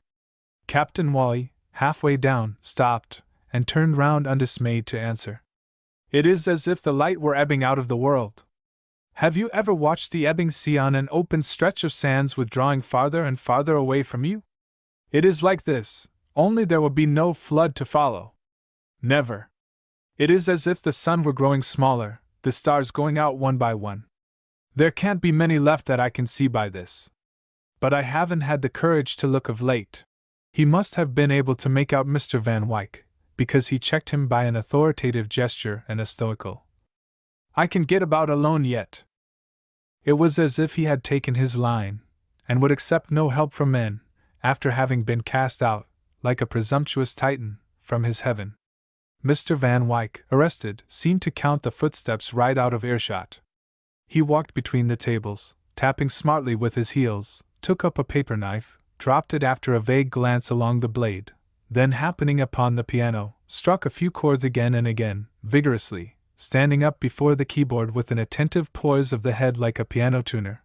Closing it, he pivoted on his heels brusquely, avoided the little terrier sleeping trustfully on crossed forepaws, came upon the stairs next, and, as though he had lost his balance on the top step, ran down headlong out of the house.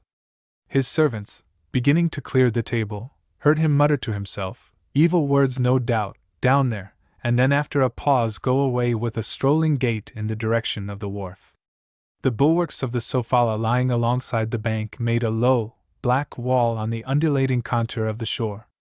2 masts and a funnel uprose from behind it with a great rake, as if about to fall. A solid, square elevation in the middle bore the ghostly shapes of white boats, the curves of davits, lines of rail and stanchions, all confused and mingling darkly everywhere. But low down, amidships, a single lighted port stared out on the night, perfectly round, like a small, full moon, whose yellow beam caught a patch of wet mud, the edge of trodden grass. 2 turns of heavy cable wound round the foot of a thick wooden post in the ground. Mr. Van Wyck, peering alongside, heard a muzzy boastful voice apparently jeering at a person called Prendergast. It mouthed abuse thickly, choked, then pronounced very distinctly the word, Murphy, and chuckled. Glass tinkled tremulously. All these sounds came from the lighted port. Mr. Van Wyck hesitated, stooped. It was impossible to look through unless he went down into the mud. Stern, he said half aloud. The drunken voice within said gladly. Stern, of course. Look at him blink. Look at him. Stern Wally Massey? Massey Wally Stern.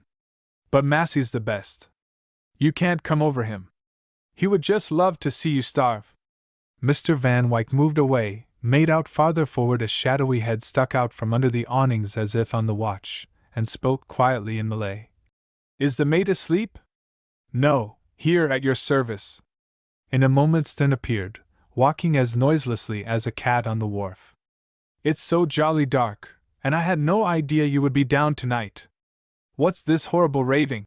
Asked Mr. Van Wyck, as if to explain the cause of a shudder, then ran over him audibly. Jack's broken out on it drunk. That's our second. It's his way. He will be right enough by tomorrow afternoon, only Mr. Massey will keep on worrying up and down the deck. We had better get away. He muttered suggestively of a talk up at the house. He had long desired to effect an entrance there, but Mr. Van Wyck nonchalantly demurred. It would not, he feared, be quite prudent, perhaps, and the opaque black shadow under one of the 2 big trees left at the landing place swallowed them up, impenetrably dense, by the side of the wide river that seemed to spin into threads of glitter. The light of a few big stars dropped here and there upon its outspread and flowing stillness. The situation is grave beyond doubt, Mr. Van Wyck said. Ghost-like in their white clothes, they could not distinguish each other's features, and their feet made no sound on the soft earth. A sort of purring was heard. Mr. Stern felt gratified by such a beginning. I thought, Mr. Van Wyck, a gentleman of your sort would see at once how awkwardly I was situated. Yes, very. Obviously his health is bad. Perhaps he's breaking up. I see, and he himself is well aware. I assume I am speaking to a man of sense. He is well aware that his legs are giving out. His legs, ah! Mr. Stern was disconcerted, and then turned sulky. You may call it his legs if you like. What I want to know is whether he intends to clear out quietly. That's a good one, too. His legs. Pooh! Why, yes.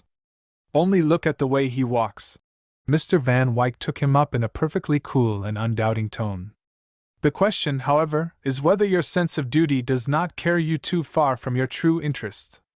After all, I too could do something to serve you. You know who I am. Everybody along the Straits has heard of you, sir. Mr. Van Wyck presumed that this meant something favorable. Stern had a soft laugh at this pleasantry. He should think so. To the opening statement, that the partnership agreement was to expire at the end of this very trip, he gave an attentive assent. He was aware. One heard of nothing else on board all the blessed day long. As to Massey, it was no secret that he was in a jolly deep hole with these worn-out boilers. He would have to borrow somewhere a couple of hundred first of all to pay off the captain, and then he would have to raise money on mortgage upon the ship for the new boilers, that is, if he could find a lender at all. At best it meant loss of time, a break in the trade, short earnings for the year, and there was always the danger of having his connection filched away from him by the Germans. It was whispered about that he had already tried 2 firms. Neither would have anything to do with him. Ship too old, and the man too well known in the place. Mr. Stern's final rapid winking remained buried in the deep darkness, sibilating with his whispers. Supposing, then, he got the loan, Mr. Van Wyck resumed in a deliberate undertone. On your own showing, he's more than likely to get a mortgagee's man thrust upon him as captain. For my part, I know that I would make that very stipulation myself if I had to find the money. And as a matter of fact, I am thinking of doing so. It would be worth my while in many ways. Do you see how this would bear on the case under discussion? Thank you, sir. I am sure you couldn't get anybody that would care more for your interests. Well, it suits my interest that Captain Wally should finish his time. I shall probably take a passage with you down the Straits. If that can be done, I'll be on the spot when all these changes take place, and in a position to look after your interests. Mr. Van Wyck, I want nothing better. I am sure I am infinitely. I take it, then, that this may be done without any trouble. Well, sir, what risk there is can't be helped, but speaking to you as my employer now, the thing is more safe than it looks. If anybody had told me of it, I wouldn't have believed it, but I have been looking on myself. That old serang has been trained up to the game. There's nothing the matter with his limbs, sir. He's got used to doing things himself in a remarkable way. And let me tell you, sir, that Captain Wally, poor man, is by no means useless. Fact. Let me explain to you, sir. He stiffens up that old monkey of a Malay, who knows well enough what to do. Why, he must have kept captain's watches in all sorts of country ships off and on for the last 25 years. These natives, sir, as long as they have a white man close at the back, will go on doing the right thing most surprisingly well, even if left quite to themselves. Only the white man must be of the sort to put starch into them, and the captain is just the one for that. Why, sir, he has drilled him so well that now he needs hardly speak at all. I have seen that little wrinkled ape made to take the ship out of Pangu Bay on a blowy morning and on all through the islands. Take her out first rate, sir, dodging under the old man's elbow, and in such quiet style that you could not have told for the life of you which of the two was doing the work up there. That's where our poor friend would be still of use to the ship, even if he could no longer lift a foot, sir. Provided the serang does not know that there's anything wrong. He doesn't. Naturally not. Quite beyond his apprehension. They aren't capable of finding out anything about us, sir. You seem to be a shrewd man, said Mr. Van Wyck in a choked mutter, as though he were feeling sick. You'll find me a good enough servant, sir. Mr. Stern hoped now for a handshake at least, but unexpectedly, with a "What's this?" Better not to be seen together. Mr. Van Wyck's white shape wavered, and instantly seemed to melt away in the black air under the roof of boughs. The mate was startled. Yes. There was that faint thumping clatter. He stole out silently from under the shade. The lighted portholes shone from afar. His head swam with the intoxication of sudden success. What a thing it was to have a gentleman to deal with! He crept aboard, and there was something weird in the shadowy stretch of empty decks, echoing with shouts and blows proceeding from a darker part amidships. Mr. Massey was raging before the door of the berth. The drunken voice within flowed on undisturbed in the violent racket of kicks. "Shut up! Put your light out and turn in, you confounded swilling pig, you! D'you hear me, you beast?" The kicking stopped, and in the pause the muzzy oracular voice announced from within. "Ah! Massey, now, that's another thing. Massey's deep. Who's that aft there? You, Stern? He'll drink himself into a fit of horrors." The chief engineer appeared vague and big at the corner of the engine room. "He will be good enough for duty tomorrow. I would let him be, Mr. Massey." Stern slipped away into his berth, and at once had to sit down. His head swam with exultation. He got into his bunk as if in a dream. A feeling of profound peace, of pacific joy, came over him. On deck all was quiet. Mr. Massey, with his ear against the door of Jack's cabin, listened critically to a deep, stertorous breathing within. This was a dead drunk sleep. The bout was over. Tranquilized on that score, he too went in, and with slow wriggles got out of his old tweed jacket. It was a garment with many pockets, which he used to put on at odd times of the day, being subject to sudden chilly fits, and when he felt warmed he would take it off and hang it about anywhere all over the ship. It would be seen swinging on belaying pins, thrown over the heads of winches, suspended on people's very door handles for that matter. Was he not the owner? But his favorite place was a hook on a wooden awning stanchion on the bridge, almost against the binnacle. He had even in the early days more than one tussle on that point with Captain Wally, who desired the bridge to be kept tidy. He had been overawed then. Of late, though, he had been able to defy his partner with impunity. Captain Wally never seemed to notice anything now. As to the Malays, in their awe of that scowling man, not one of the crew would dream of laying a hand on the thing, no matter where or what it swung from. With an unexpectedness which made Mr. Massey jump and drop the coat at his feet, there came from the next berth the crash and thud of a headlong, jingling, clattering fall. The faithful Jack must have dropped to sleep suddenly as he sat at his revels, and now had gone over chair and all, breaking, as it seemed by the sound, every single glass and bottle in the place. After the terrific smash all was still for a time in there, as though he had killed himself outright on the spot. Mr. Massey held his breath. At last a sleepy, uneasy groaning sigh was exhaled slowly on the other side of the bulkhead. "I hope to goodness he's too drunk to wake up now," muttered Mr. Massey. The sound of a softly knowing laugh nearly drove him to despair. He swore violently under his breath. The fool would keep him awake all night now for certain.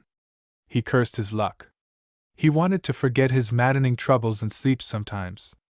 He could detect no movements. Without apparently making the slightest attempt to get up, Jack went on sniggering to himself where he lay, then began to speak, where he had left off as it were. "Massey! I love the dirty rascal.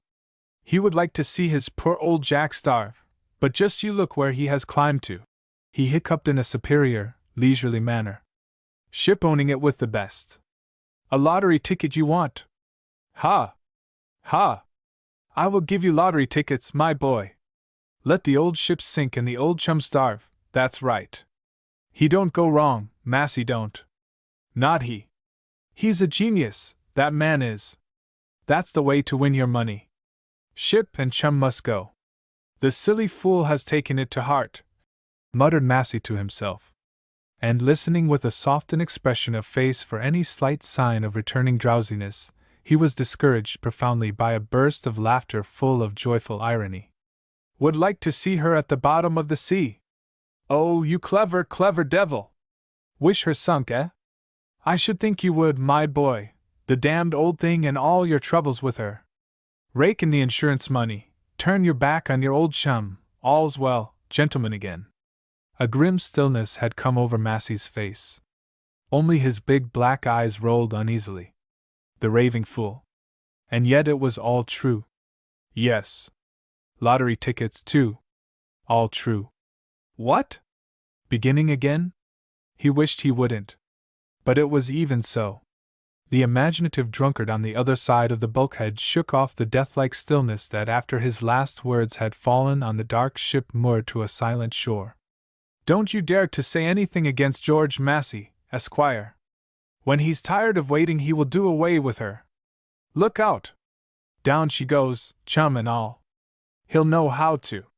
The voice hesitated, weary, dreamy, lost, as if dying away in a vast open space. "Find a trick that will work. He's up to it, never fear." He must have been very drunk, for at last the heavy sleep gripped him with the suddenness of a magic spell, and the last word lengthened itself into an interminable, noisy, indrawn snore. And then even the snoring stopped, and all was still. But it seemed as though Mr. Massey had suddenly come to doubt the efficacy of sleep as against a man's troubles. Or perhaps he had found the relief he needed in the stillness of a calm contemplation that may contain the vivid thoughts of wealth, of a stroke of luck, of long idleness, and may bring before you the imagined form of every desire. For, turning about and throwing his arms over the edge of his bunk, he stood there with his feet on his favorite old coat, looking out through the round port into the night over the river. Sometimes a breath of wind would enter and touch his face, a cool breath charged with the damp, fresh feel from a vast body of water. A glimmer here and there was all he could see of it, and once he might after all suppose he had dozed off, since there appeared before his vision, unexpectedly and connected with no dream, a row of flaming and gigantic figures, 30712, making up a number such as you may see on a lottery ticket. And then all at once the port was no longer black, it was pearly gray, framing a shore crowded with houses, thatched roof beyond thatched roof, walls of mats and bamboo, gables of carved teak timber. Rows of dwellings raised on a forest of piles lined the steely band of the river, brimful and still, with the tide at the turn. This was Batabaru, and the day had come. Mr. Massey shook himself, put on the tweed coat, and shivering nervously as if from some great shock, made a note of the number. A fortunate, rare hint that. Yes, but to pursue fortune one wanted money, ready cash. Then he went out and prepared to descend into the engine room. Several small jobs had to be seen to, and Jack was lying dead drunk on the floor of his cabin, with the door locked at that. His gorge rose at the thought of work. Aye. But if you wanted to do nothing you had to get first a good bit of money. A ship won't save you. He cursed the Sofala. True, all true. He was tired of waiting for some chance that would rid him at last of that ship that had turned out a curse on his life. 14. The deep, interminable hoot of the steam whistle had, in its grave, vibrating note, something intolerable, which sent a slight shudder down Mr. Van Wyck's back. It was the early afternoon. The Sofala was leaving Batabaru for Pangu, the next place of call. She swung in the stream, scantily attended by a few canoes, and gliding on the broad river, became lost to view from the Van Wyck bungalow. Its owner had not gone this time to see her off. Generally he came down to the wharf, exchanged a few words with the bridge while she cast off, and waved his hand to Captain Wally at the last moment. This day he did not even go as far as the balustrade of the veranda. He couldn't see me if I did, he said to himself. I wonder whether he can make out the house at all. And this thought somehow made him feel more alone than he had ever felt for all these years. What was it? 6 or 7? 7. A long time. He sat on the veranda with a closed book on his knee, and, as it were, looked out upon his solitude, as if the fact of Captain Wally's blindness had opened his eyes to his own. There were many sorts of heartaches and troubles, and there was no place where they could not find a man out. And he felt ashamed, as though he had for 6 years behaved like a peevish boy. His thought followed the Sofala on her way. On the spur of the moment he had acted impulsively, turning to the thing most pressing. And what else could he have done? Later on he should see. It seemed necessary that he should come out into the world, for a time at least. He had money, something could be arranged. He would grudge no time, no trouble, no loss of his solitude. It weighed on him now, and Captain Wally appeared to him as he had sat shading his eyes, as if, being deceived in the trust of his faith, he were beyond all the good and evil that can be wrought by the hands of men. Mr. Van Wyck's thoughts followed the Sofala down the river, winding about through the belt of the coast forest, between the buttressed shafts of the big trees, through the mangrove strip, and over the bar. The ship crossed it easily in broad daylight, piloted, as it happened, by Mr. Stern, who took the watch from 4 to 6, and then went below to hug himself with delight at the prospect of being virtually employed by a rich man, like Mr. Van Wyck. He could not see how any hitch could occur now. He did not seem able to get over the feeling of being fixed up at last. From 6 to 8, in the course of duty, the Serang looked alone after the ship. She had a clear road before her now till about 3 in the morning, when she would close with the Panga group. At 8 Mr. Stern came out cheerily to take charge again till midnight. At 10 he was still chirping and humming to himself on the bridge, and about that time Mr. Van Wyck's thought abandoned the Sofala. Mr. Van Wyck had fallen asleep at last. Massey, blocking the engine-room companion, jerked himself into his tweed jacket surlily, while the second waited with a scowl. Oh, you came out? You saw it? Well, what have you got to say for yourself? He had been in charge of the engines till then. A somber fury darkened his mind, a hot anger against the ship, against the facts of life, against the men for their cheating, against himself too, because of an inward tremor of his heart. An incomprehensible growl answered him. What? Can't you open your mouth now? You yelp out your infernal rot loud enough when you are drunk. What do you mean by abusing people in that way, you old useless boozer, you? Can't help it. Don't remember anything about it. You shouldn't listen. You dare to tell me. What do you mean by going on a drunk like this? Don't ask me. Sick of the damn boilers, you would be. Sick of life. I wish you were dead then. You've made me sick of you. Don't you remember the uproar you made last night? You miserable old soaker. No, I don't. Don't want to. Drink is drink. I wonder what prevents me from kicking you out. What do you want here? Relieve you. You've been long enough down there, George. Don't you George me, you tippling old rascal, you. If I were to die tomorrow, you would starve. Remember that. Say Mr. Massey. Mr. Massey, repeated the other stolidly. Disheveled, with dull bloodshot eyes, a snuffy, grimy shirt, greasy trousers, naked feet thrust into ragged slippers, he bolted and head down directly Massey had made way for him.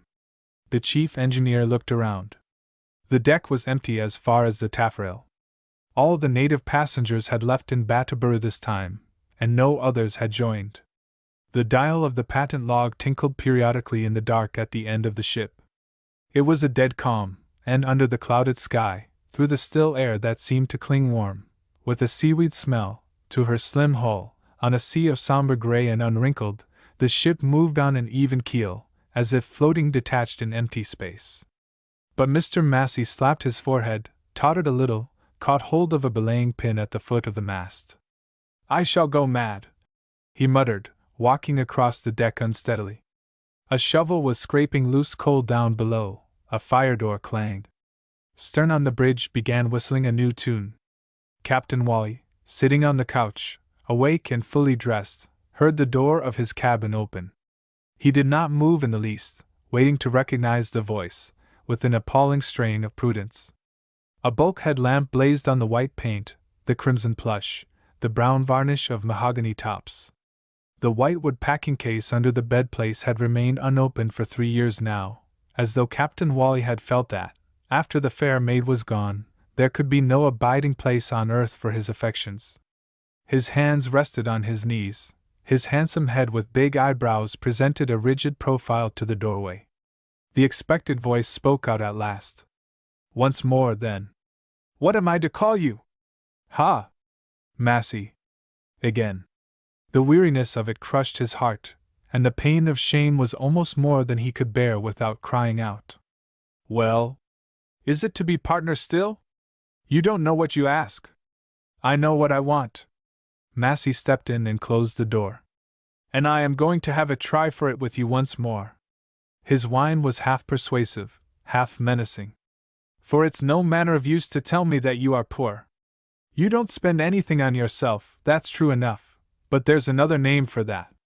You think you are going to have what you want out of me for 3 years, and then cast me off without hearing what I think of you.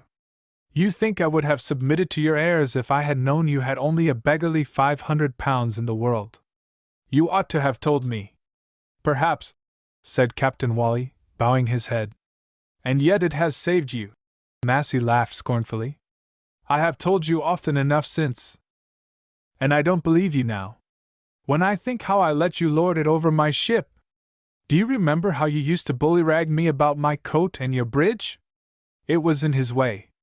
His bridge. And I won't be a party to this, and I couldn't think of doing that, honest man. And now it all comes out. I am poor and I can't. I have only this 500 in the world. He contemplated the immobility of Captain Wally, that seemed to present an inconquerable obstacle in his path. His face took a mournful cast. You are a hard man. Enough, said Captain Wally, turning upon him. You shall get nothing from me, because I have nothing of mine to give away now. Tell that to the Marines. Mr. Massey, going out, looked back once, Then the door closed, and Captain Wally, alone, sat as still as before. He had nothing of his own, even his past of honor, of truth, of just pride, was gone. All his spotless life had fallen into the abyss. He had said his last goodbye to it. But what belonged to her, that he meant to save? Only a little money. He would take it to her in his own hands, this last gift of a man that had lasted too long. And an immense and fierce impulse, the very passion of paternity, flamed up with all the unquenched vigor of his worthless life in a desire to see her face. Just across the deck Massey had gone straight to his cabin, struck a light, and hunted up the note of the dreamed number whose figures had flamed up also with the fierceness of another passion. He must contrive somehow not to miss a drawing. That number meant something. But what expedient could he contrive to keep himself going? "Wretched miser!" he mumbled. If Mr. Stern could at no time have told him anything new about his partner, he could have told Mr. Stern that another use could be made of a man's affliction than just to kick him out, and thus defer the term of a difficult payment for a year. To keep the secret of the affliction, and induce him to stay was a better move. If without means, he would be anxious to remain, and that settled the question of refunding him his share. He did not know exactly how much Captain Wally was disabled, but if it so happened that he put the ship ashore somewhere for good and all, it was not the owner's fault, was it? He was not obliged to know that there was anything wrong. But probably nobody would raise such a point, and the ship was fully insured. He had had enough self-restraint to pay up the premiums. But this was not all. He could not believe Captain Wally to be so confoundedly destitute as not to have some more money put away somewhere. If he, Massey, could get hold of it, that would pay for the boilers, and everything went on as before. And if she got lost in the end, so much the better. He hated her. He loathed the troubles that took his mind off the chances of fortune.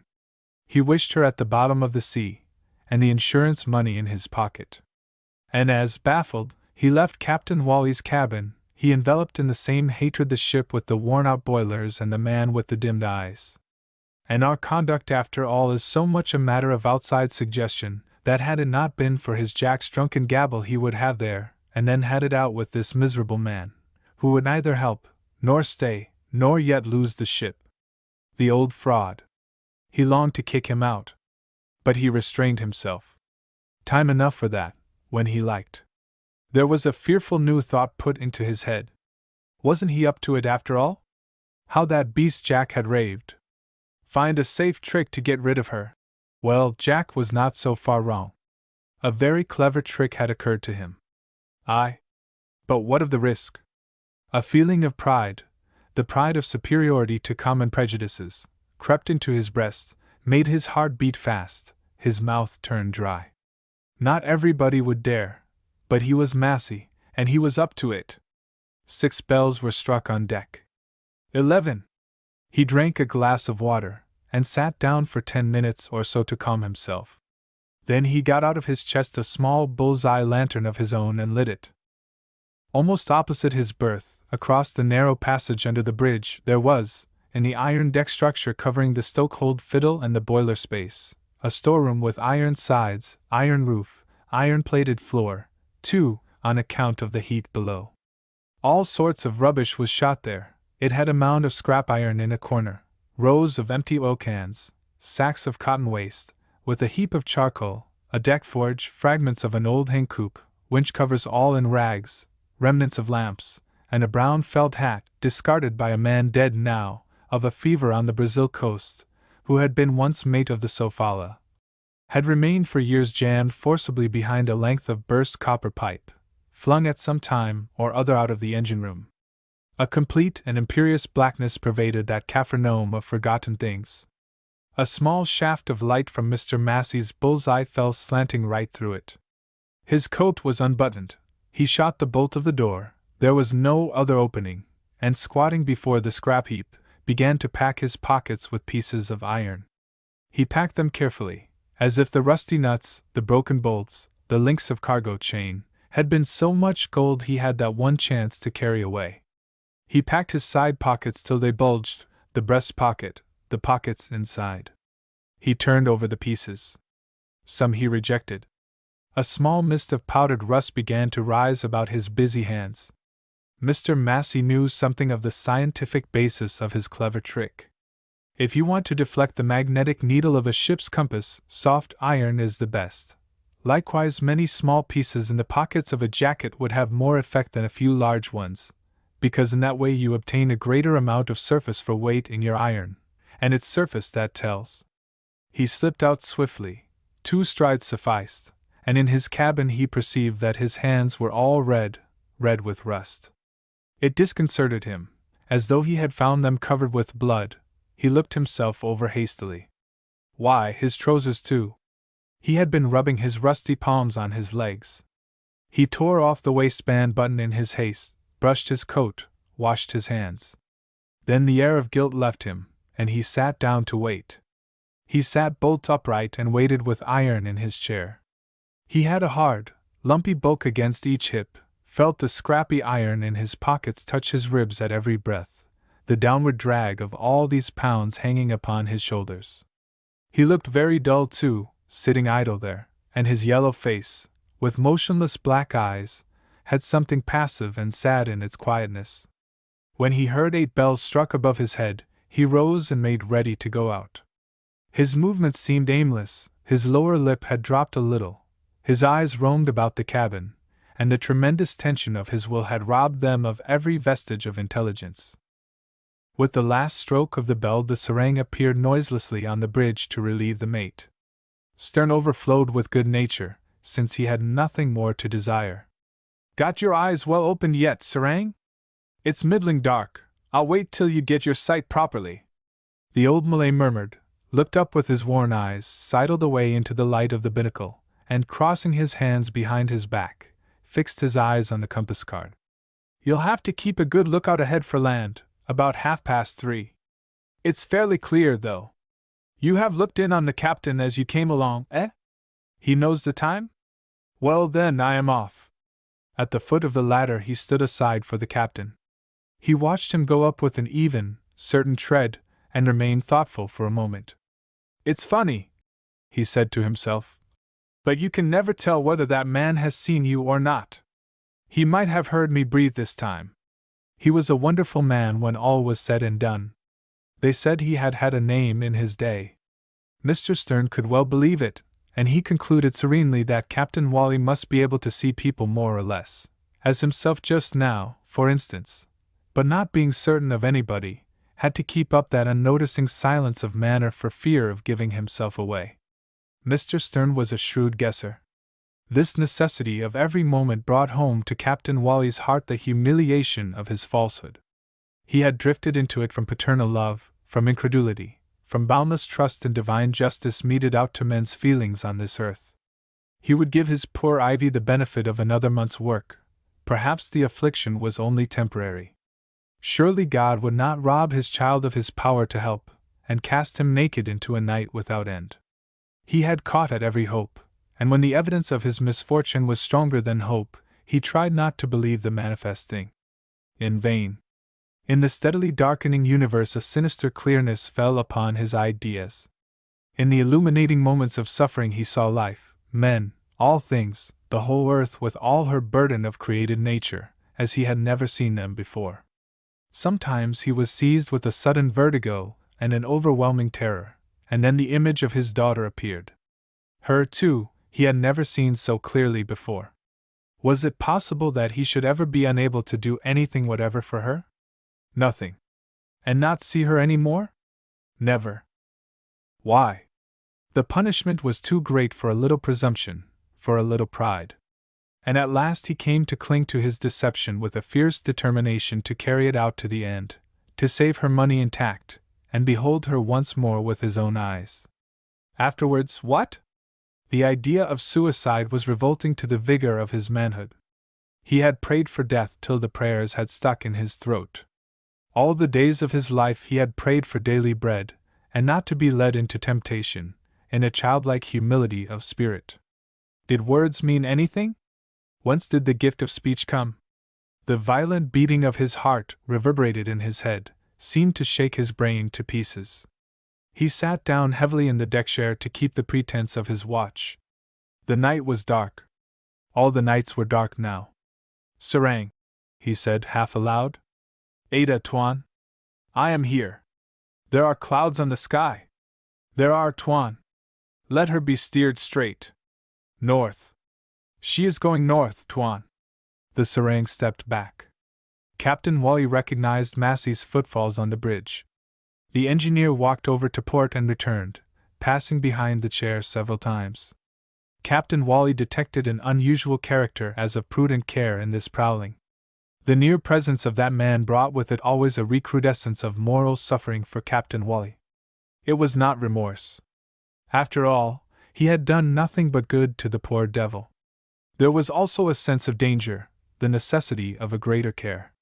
Massey stopped and said, So you still say you must go? I must indeed.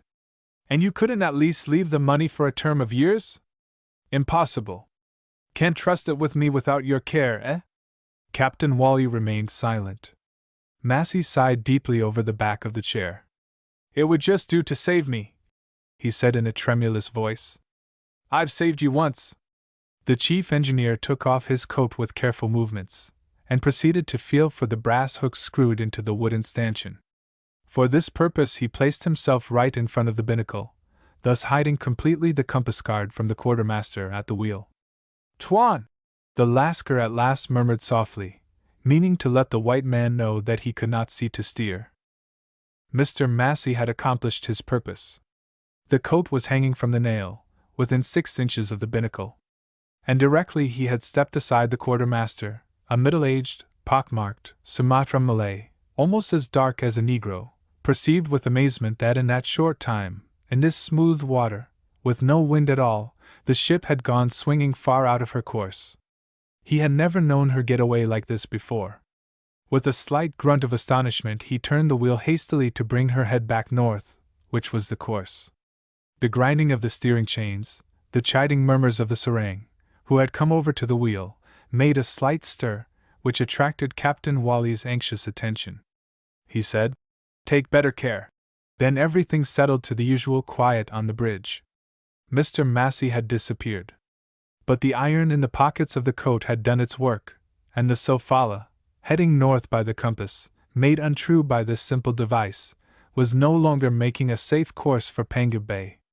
The hiss of water parted by her stem, the throb of her engines, all the sounds of her faithful and laborious life, went on uninterrupted in the great calm of the sea, joining on all sides the motionless layer of cloud over the sky. A gentle stillness as vast as the world seemed to wait upon her path, enveloping her lovingly in a supreme caress. Mr. Massey thought there could be no better night for an arranged shipwreck. Run up high and dry on one of the reefs east of Pangu, wait for daylight, hole in the bottom, out boats, Pangu Bay same evening. That's about it. As soon as she touched you would hasten on the bridge, get hold of the coat, nobody would notice in the dark, and shake it upside down over the side, or even fling it into the sea. A detail. Who could guess? Coat been seen hanging there from that hook hundreds of times. Nevertheless, when he sat down on the lower step of the bridge ladder his knees knocked together a little. The waiting part was the worst of it. At times he would begin to pant quickly, as though he had been running, and then breathe largely, swelling with the intimate sense of a mastered fate. Now and then he would hear the shuffle of the Sarang's bare feet up there. Quiet, low voices would exchange a few words, and lapse almost at once into silence. Tell me directly you see any land, Sarang. Yes, Tuan. Not yet. No, not yet, Captain Wally would agree. The ship had been the best friend of his decline. He had sent all the money he had made by and in the Sofala to his daughter. His thought lingered on the name. How often he and his wife had talked over the cot of the child in the big stern cabin of the Condor. She would grow up, she would marry, she would love them, they would live near her and look at her happiness. It would go on without end. Well, his wife was dead, to the child he had given all he had to give. He wished he could come near her, see her face once, live in the sound of her voice, that could make the darkness of the living grave ready for him supportable. He had been starved of love too long. He imagined her tenderness. The Sarang had been peering forward, and now and then glancing at the chair. He fidgeted restlessly, and suddenly burst out close to Captain Wally. "Tuan, do you see anything of the land?" The alarmed voice brought Captain Wally to his feet at once. See.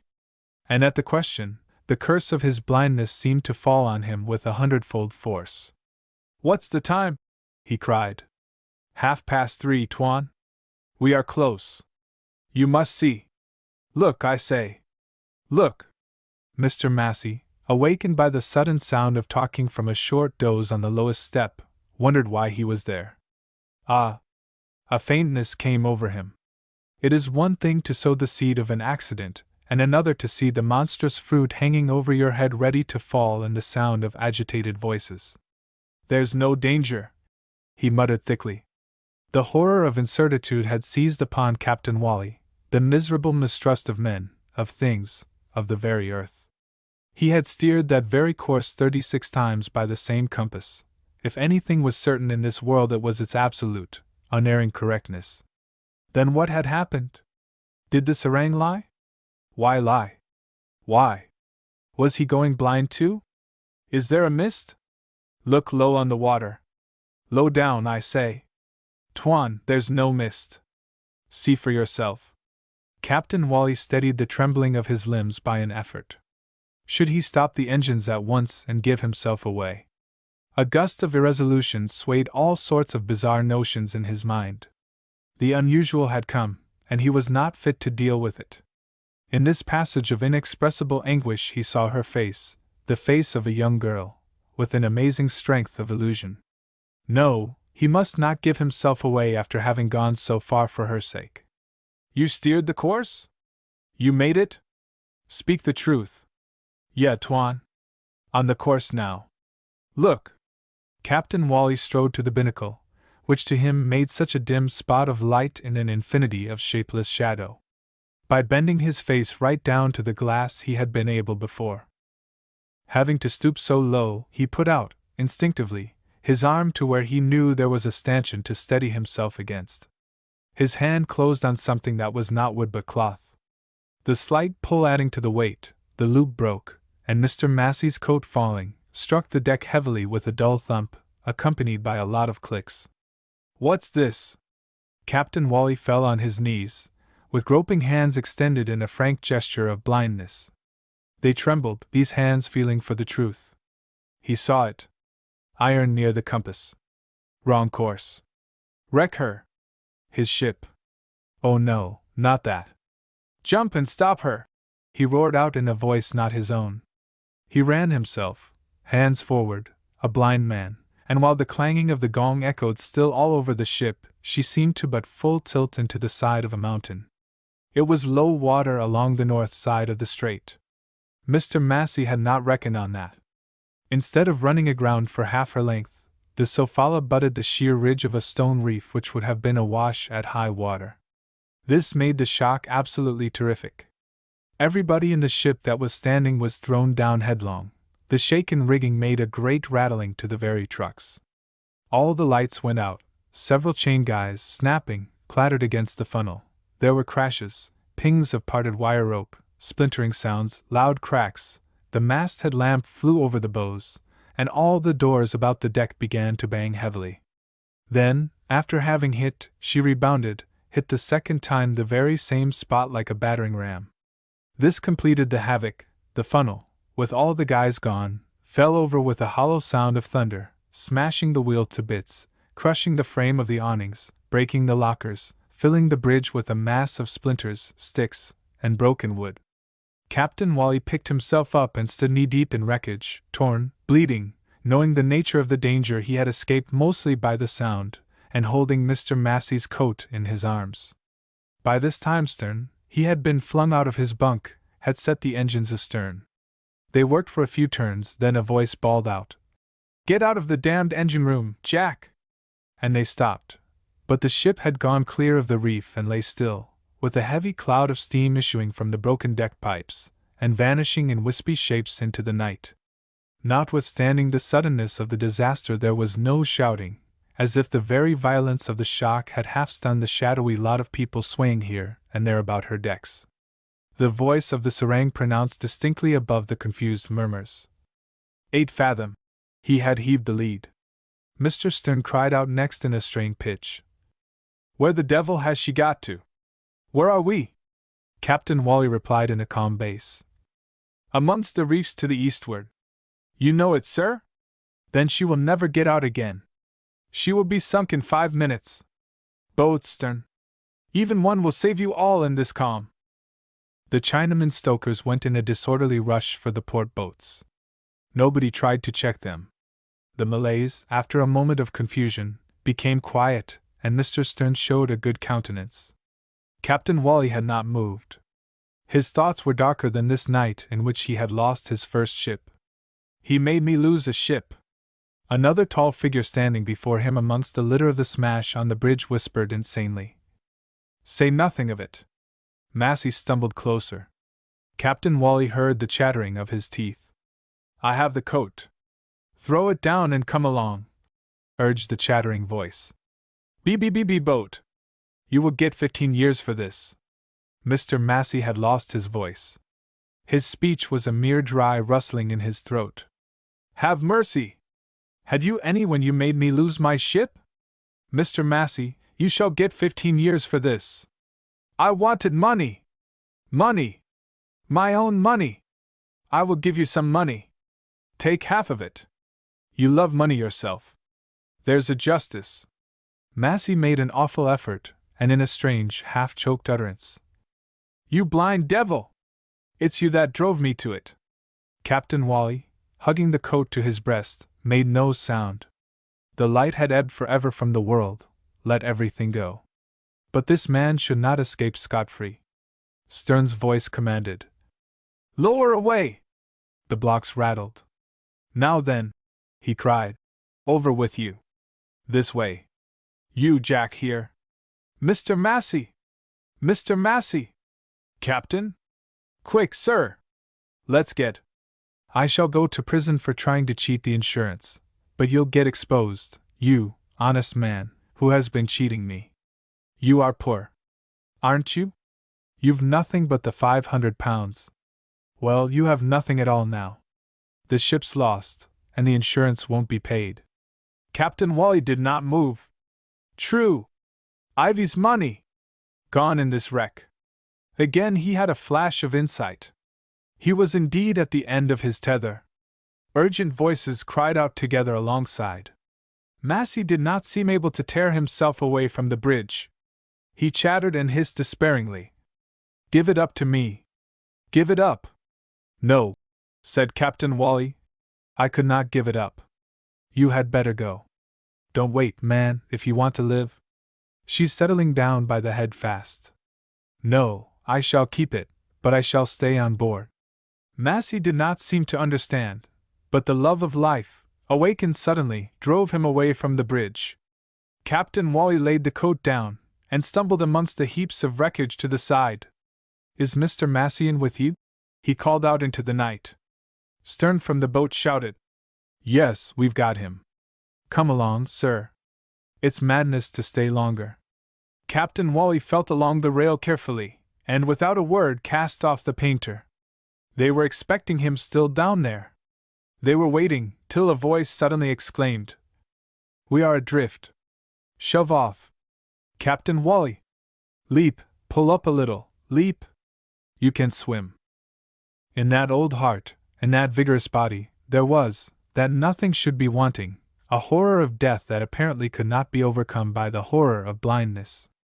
But after all, for Ivy he had carried his point, walking in his darkness to the very verge of a crime. God had not listened to his prayers.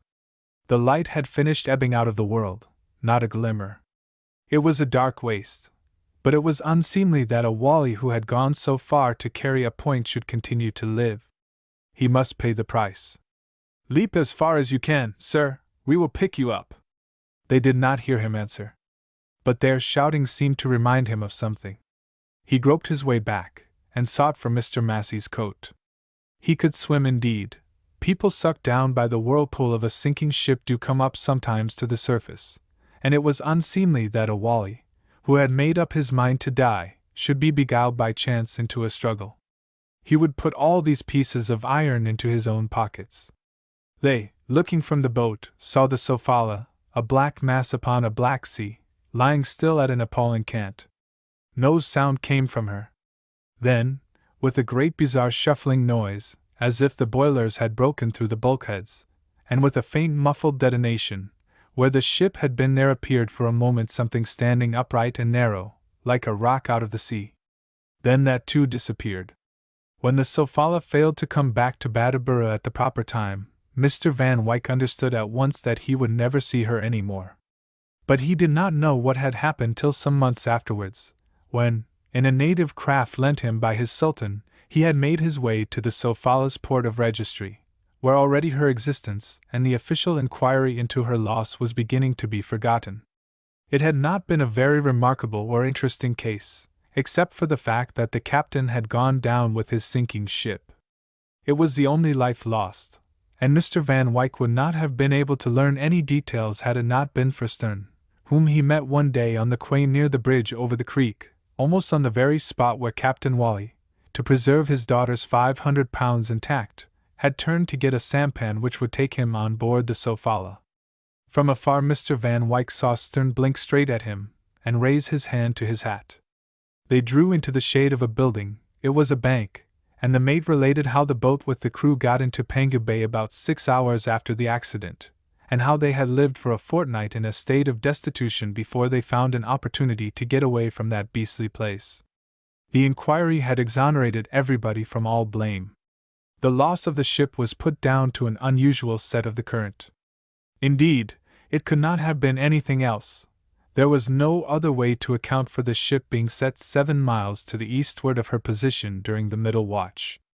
A piece of bad luck for me, sir. Stern passed his tongue on his lips, and glanced aside. I lost the advantage of being employed by you, sir. I can never be sorry enough. But here it is, one man's poison, another man's meat. This could not have been handier for Mr. Massey if he had arranged that shipwreck himself. The most timely total loss I've ever heard of. What became of that Massey? Asked Mr. Van Wyck. He, sir? Ha! Ha! He would keep on telling me that he meant to buy another ship, but as soon as he had the money in his pocket he cleared out for Manila by mailboat early in the morning. I gave him chase right aboard, and he told me then he was going to make his fortune dead sure in Manila. I could go to the devil for all he cared. And yet he as good as promised to give me the command if I didn't talk too much. You never said anything, Mr. Van Wyck began. Not I, sir. Why should I? I mean to get on, but the dead aren't in my way, said Stern. His eyelids were beating rapidly, then drooped for an instant. Besides, sir, it would have been an awkward business. You made me hold my tongue just a bit too long. Do you know how it was that Captain Wally remained on board? Did he really refuse to leave? Come now! Or was it perhaps an accidental? Nothing, Stern interrupted with energy. I tell you I yelled for him to leap overboard. He simply must have cast off the painter of the boat himself. We all yelled to him, that is, Jack and I. He wouldn't even answer us. The ship was as silent as a grave to the last. Then the boilers fetched away, and down she went. Accident? Not it. The game was up, sir, I tell you. This was all that Stern had to say. Mr. Van Wyck had been of course made the guest of the club for a fortnight, and it was there that he met the lawyer in whose office had been signed the agreement between Massey and Captain Wally. Extraordinary old man, he said. He came into my office from nowhere in particular, as you may say, with his £500 to place, and that engineer fellow following him anxiously. And now he is gone out a little inexplicably, just as he came. I could never understand him quite. There was no mystery at all about that Massey, eh? I wonder whether Wally refused to leave the ship. It would have been foolish. He was blameless, as the court found. Mr. Van Wyck had known him well, he said, and he could not believe in suicide.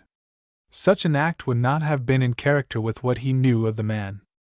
It is my opinion, too, the lawyer agreed.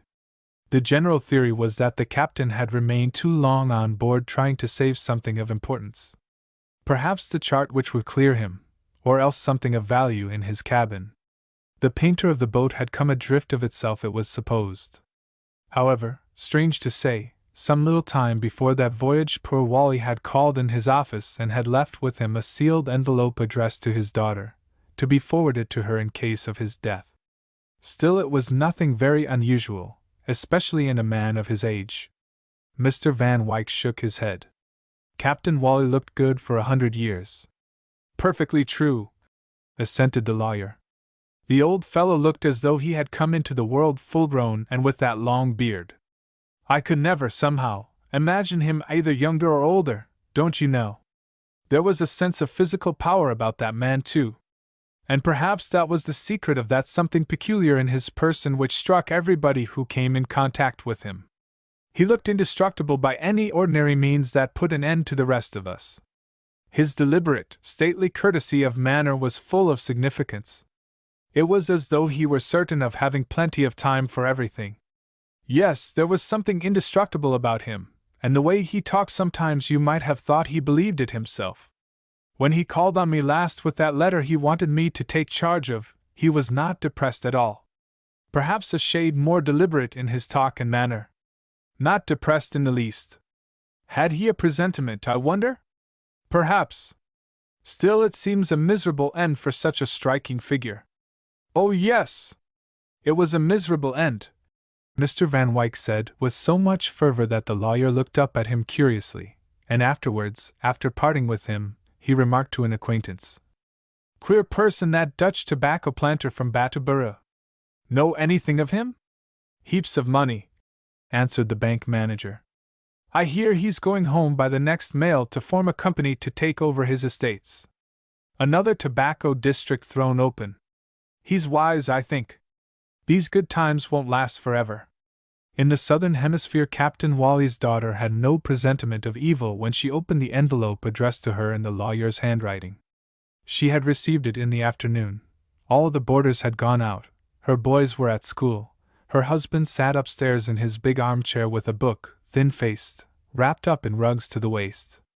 The house was still, and the grayness of a cloudy day lay against the panes of 3 lofty windows. In a shabby dining room, where a faint cold smell of dishes lingered all the year round, sitting at the end of a long table surrounded by many chairs pushed in with their backs close against the edge of the perpetually laid tablecloth, she read the opening sentence. Most profound regret, painful duty, your father is no more, in accordance with his instructions, fatal casualty, consolation, no blame attached to his memory.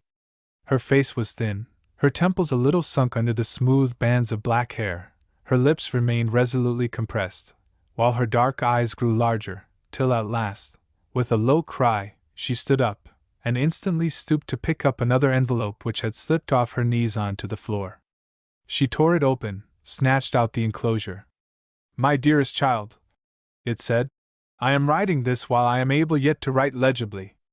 I am trying hard to save for you all the money that is left. I have only kept it to serve you better. It is yours. It shall not be lost, it shall not be touched. There's £500. Of what I have earned I have kept nothing back till now. For the future, if I live, I must keep back some, a little, to bring me to you. I must come to you. I must see you once more. It is hard to believe that you will ever look on these lines. God seems to have forgotten me. I want to see you, and yet death would be a greater favor. If you ever read these words, I charge you to begin by thanking a God merciful at last, for I shall be dead then, and it will be well. My dear, I am at the end of my tether. The next paragraph began with the words, My sight is going. She read no more that day. The hand holding up the paper to her eyes fell slowly, and her slender figure in a plain black dress walked rigidly to the window. Her eyes were dry, no cry of sorrow or whisper of thanks went up to heaven from her lips. Life had been too hard, for all the efforts of his love. It had silenced her emotions. But for the first time in all these years its sting had departed, the carking care of poverty, the meanness of a hard struggle for bread. Even the image of her husband and of her children seemed to glide away from her into the gray twilight. It was her father's face alone that she saw, as though he had come to see her, always quiet and big, as she had seen him last, but with something more august and tender in his aspect. She slipped his folded letter between the two buttons of her plain black bodice, and leaning her forehead against the window-pane remained there till dusk, perfectly motionless, giving him all the time she could spare. Gone! Was it possible? My God, was it possible? The blow had come softened by the spaces of the earth, by the years of absence. There had been whole days when she had not thought of him at all, had no time. But she had loved him, she felt she had loved him, after all.